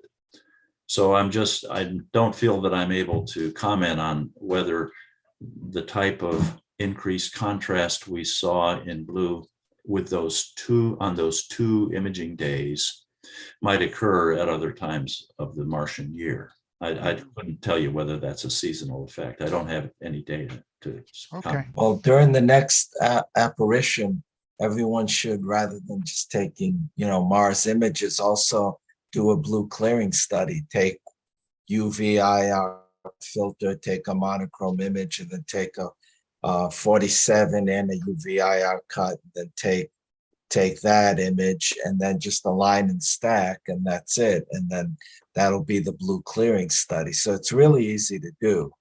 It's much easier than taking a real nice image. You'd have to sharpen and Photoshop it, or you just align and stack and you're done. Much easier. Yes, I agree that. I think the next apparition 24-25 would occur. The northern hemisphere would be tilting more toward us. I think there's a lot of high altitude blue clouds, white clouds were taking place at that time, especially when the northern hemisphere we occur in summertime, and the northern hemisphere facing us. They have a lot of water vapor clouds will appear more often in the atmosphere when able to pick it up in the blue light. In addition, probably we can detect blue clearance also. Well, that's right, Frank. But one of the problems is that extensive clouds might exclude an image from the study. I have to cut out the cloud areas because I'm interested not in clouds, but in blue clearing, other stuff. If I can see the clouds, I cut them out and don't include them in the contrast measurement area. I see. Okay. All right. Okay, great. Thank you very much. All right, moving on to our next speaker, Ken Peshedley. Before I let Ken talk, I just want to let everybody know, if you don't know, last night Ken was appointed the executive director of the ALPO for the next 2 years. So big round of applause for Ken. We're in good hands with him in charge now, and I hope. And also, I have sent out the links for tonight's banquet meeting. So if you have not received it yet, please drop me a note. I think I hit everybody. Some people I have email issues with that I send from a different email. But I also want to thank all the speakers for making this a successful conference. Again, you guys are amazing. What you do, all I sit here is push buttons, and you guys do all the work. So I really appreciate all your work. And Ken, I appreciate all the work you put in this as well. And Matt, you too. This has been I think it's a wonderful conference again, doing it online. It looks like we might be doing this type of conference again next year. So Ken, with that, I'm going to hand it over to you. Thank you. I'm honored to once more serve as your executive director and as publication section coordinator with considerable help from Sean Dillis. One thing that we do when we distribute the journal, the PDF version of the journal, the online, what we call the DJALPO, the digital journal of the association, is that after we have it prepared, we put together a nice announcement with an image, and assistant coordinator of the online section, Steve Siedentop, who could not be with us today. He works with a program called MailChimp, very similar to something called Constant Contact. And we provide a list of email addresses and that nice write-up and so forth. And then what you all get is the announcement that your journal is now ready for downloading. And Steve turned me on to MailChimp, but it got to be rather problematical for me, because if I only use the program once every 3 months, I forget what the keystrokes are and so forth. So Steve has been gracious enough to do that. Again, when I was doing it, one of the things that I recall about MailChimp was after I hit the send button to distribute the announcement to all of the email addresses on file provided by Matt Will, usually the next day, I would take a look and I can see how many people actually opened the email announcement and how many people actually clicked on the link to download their journal. And I wasn't impressed. Normally, it was something like about 50% downloaded the announcement, and then 50% of those clicked on the link to download the journal. So not everybody has time to read this thing. I understand that. We all have, some of us have busier lives than others. So what I want to do right now is, for those of you who that may be PDF challenged, and you are perhaps intimidated by portable document format files, that's what a PDF is, I want to run through the most recent issue of the journal to show you, how really simple it is. Let me ask with a show of hands, because theoretically you're all muted, but how many of you do not know how to handle a PDF file? Anybody here? That's good. Considering all the highfalutin talks we saw today, this is good. But I'm going to share my screen, if it works right here, and pull up the last issue of the journal. Can everybody see that? Okay, yes? Okay. I have it set when it's distributed so that you'll have a bookmark page and theoretically the front cover. These are all what we call links, bookmark links, and they will take you. These are shortcuts. So like Greg Shanos had a major presence in this journal. He had a front cover and an article. So let's see, where the heck is Greg? Well, we go down here on the left, and there's how to see Venus in a different light. Click on that, boom, it takes you right to his article. Now, it's set to fill the screen, so you would experiment. You can use one of the links up at the top, or what I do is I use Control and my scroll wheel in and out. And that's all it is. Now, to go back to the front page, you have an Alt key, Alt with your left arrow. And that should, well, that'll take you to the most recent series of little keystrokes. So right off the top, you don't have to page through it to find something you want to see. If you want to see a write-up, how did the cover get taken? How did Greg perform that? Well, click on that. Here we are. Where he was, Sarasota, the scope, and so forth. So again, and by the way, Sean Dillis got a great mention because he also has been honored with a minor planet, his own real estate somewhere out there. And I don't know if he put up his don't trespassing sign, but there it is. Okay, so let's say that you don't want to mess around with bookmarks. Well, use that little arrow up there and they're gone. There's your front cover. Use your page down and page up keys. There's a big supporter of the ALPO, Celestron. Again, there are speed bumps and everything. Our new company was supposed to turn these into hot links, but they usually are when I did it, but they will be next time. Just like those bookmarks, if you were to click on any of these, you would go right to that article, pure and simple. This is the legalese stuff. When it was done, when it was copyrighted, there's our copyright notice, and blah, blah, blah. So who's who in the journal and the organization, an overview of what's in the journal. Now, when I took over the journal back in early 2001, I reorganized it so that the front chunk of it is called Inside the ALPO. The second part we call Papers and Presentations, and the third part ALPO Resources. So this is where I think last night I gave everybody here a pat on the back and thank you. Oh, by the way, I have this chair here, the cat's perch chair, and maybe some of you do as well. These are great, adjustable height. And the guy's friend does these great eyepiece cases, collimation. This is a collimation thing. But anyway,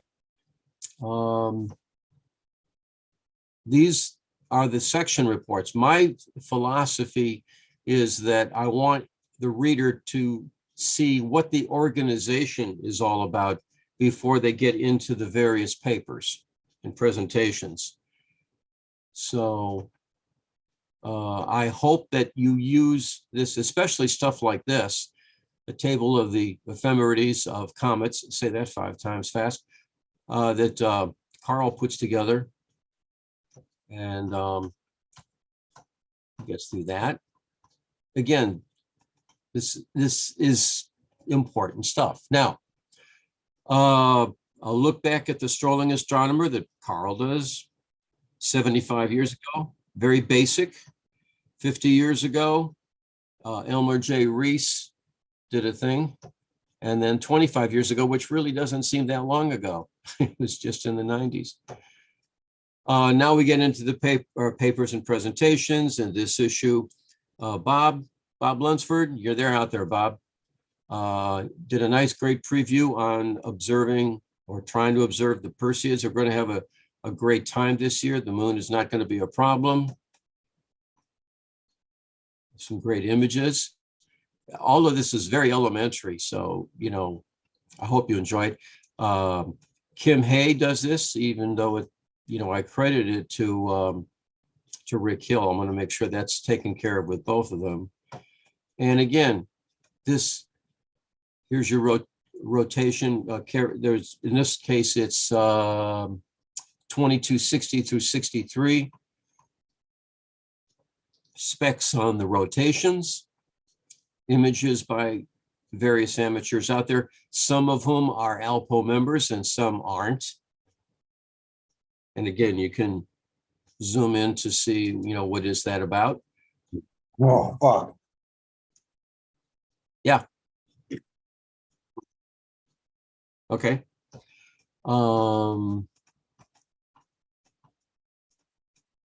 Another one of Julius's great peppers. This is on the 2018 Eastern evening apparition of Venus.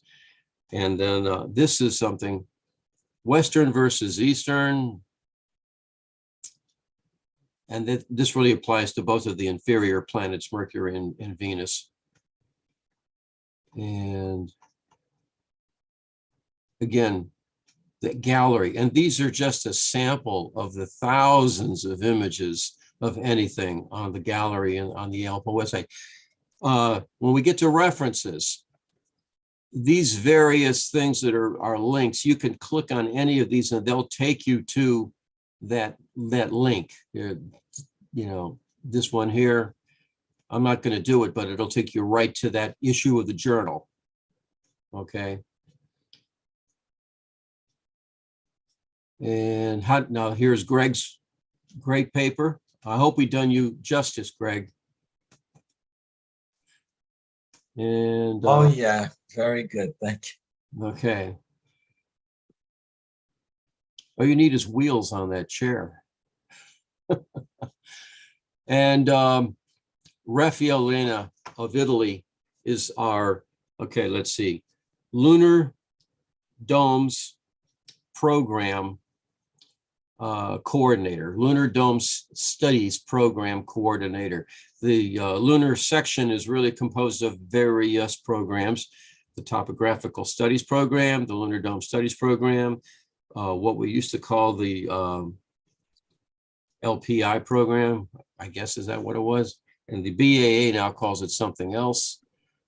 But this is really great stuff to me. Lunar Domes, a failed volcanoes, I guess is the best way I could, and this is another thing. This journal, this is what sets us, I believe, way above your local astronomy club newsletter, which is good for learning what's out there and getting how to use my scope. Well, now that you've known or learned how to use your scope, here's what you can do with it.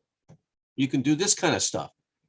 Here's good old Mr. Schmoody's whole disk J&H filter bright. Now this was of the moon. His paper today was of Mars. And now that doesn't look that complicated. Here's his setup. And more stats. And then another paper by Rich, Dr. Schmoody on the remote planets. Too bad that Pluto's been dropped off, but we understand. It'll always be a planet to some of us. So that's the way it goes. And then finally, ALPO resources. And I'm not going to name names, but it was disheartening to me not that many years ago when I would see people on the ALPO discussion list asking, who do I call for this or who do I call for that? My God, it is right here. The board, what the sections are, all of the various section coordinators, and if appropriate, assistant coordinators. And then here, I believe, is a very unused feature. We have a number of publications, and these are online. The monographs and let's see. I don't know if I can move in here a little bit.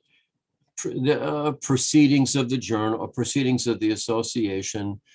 Those are the monographs there. Observing and understanding the minor planets is number 10, for instance. This is a big one. The charts de Geberge de Medez of the moon, Schmidt maps of the moon. That PDF is 21 megabytes. If you want it, there it is. These are all free for downloading. Then we have observing section publications. Solar, Lunar Planetary, the Novice Observer's Handbook for Lunar and Planetary Training. This is from Tim Robertson. I was asking Tim about this the other day. How long, I have been asked, does it take to go through the Lunar and Training Program, Lunar Planetary Training Program? Tim told me that he had one person do it. What was it, 6 months or 3 months? Tim? It was, I don't know, Dave, how long did it take you to go through the program?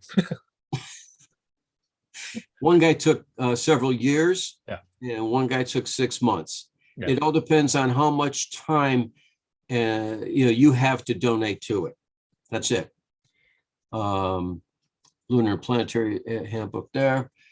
There's a Venus, Mars, minor planets. Yeah, the minor planet bulletin that's about 115, 120 pages itself right there. And then the journals. Now we are gradually depleting our backstock of hard copy journals. And you can get these from Matt Will. Here's the ordering information, how to get them, right to Matt.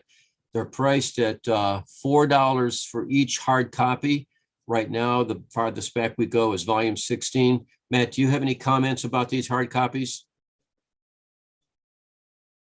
They're available and at various quantities. We have some single issues left. We have more of course, of the later later issues. But yeah, just write to me if you want and send your check in, and I'll ship them out. And if you order a large quantity, we can lower the price accordingly. We're just trying to make up loss on postage on this. Right. And the current issue, in this case, issue number 3, is $5, such a deal.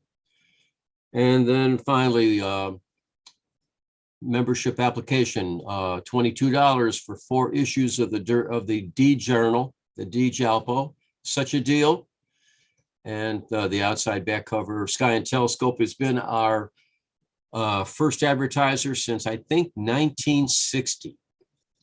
And we're glad to know that, first of all, they're still in existence. They had a close call about what, 2 years ago or so, when the last owner of the company was going out of business, and And thankfully, the American Astronomical Society came through. So by the way, if any of you write to Sky and Telescope, it's skyandtelescope.org, not .com. But I just wanted to go through this to, I don't know, show you some little tip or trick or something that you might not have known on how to get through how to navigate through the journal. This is, you're paying for it one way or the other. And by the way, the journal, especially the hard copy, is the one tangible benefit that you as members get. The camaraderie and the friendship and the knowledge, that comes with any organization, but the journal is the only thing that only members get. And that's why the first year's worth of the journal are only available to members of the ALPO. Those journals that are over a year old, we make those available for free on the ALPO website. So before I say anything else, does anybody have a question or two about the journal, or did I go too fast, or did I miss anything? Bueller? Okay. Okay, so let's all have a great meal. I know what I used to do when we started doing these online things. I had my supper on a tray in front of my computer. So I had a dinner meeting right here, me, myself, and I, all three of us, and enjoyed the keynote speaker, whoever we had. And Tim, especially since he's been the chairman of the event, and I'm kind of like behind him, taking all the little things that he can't get to.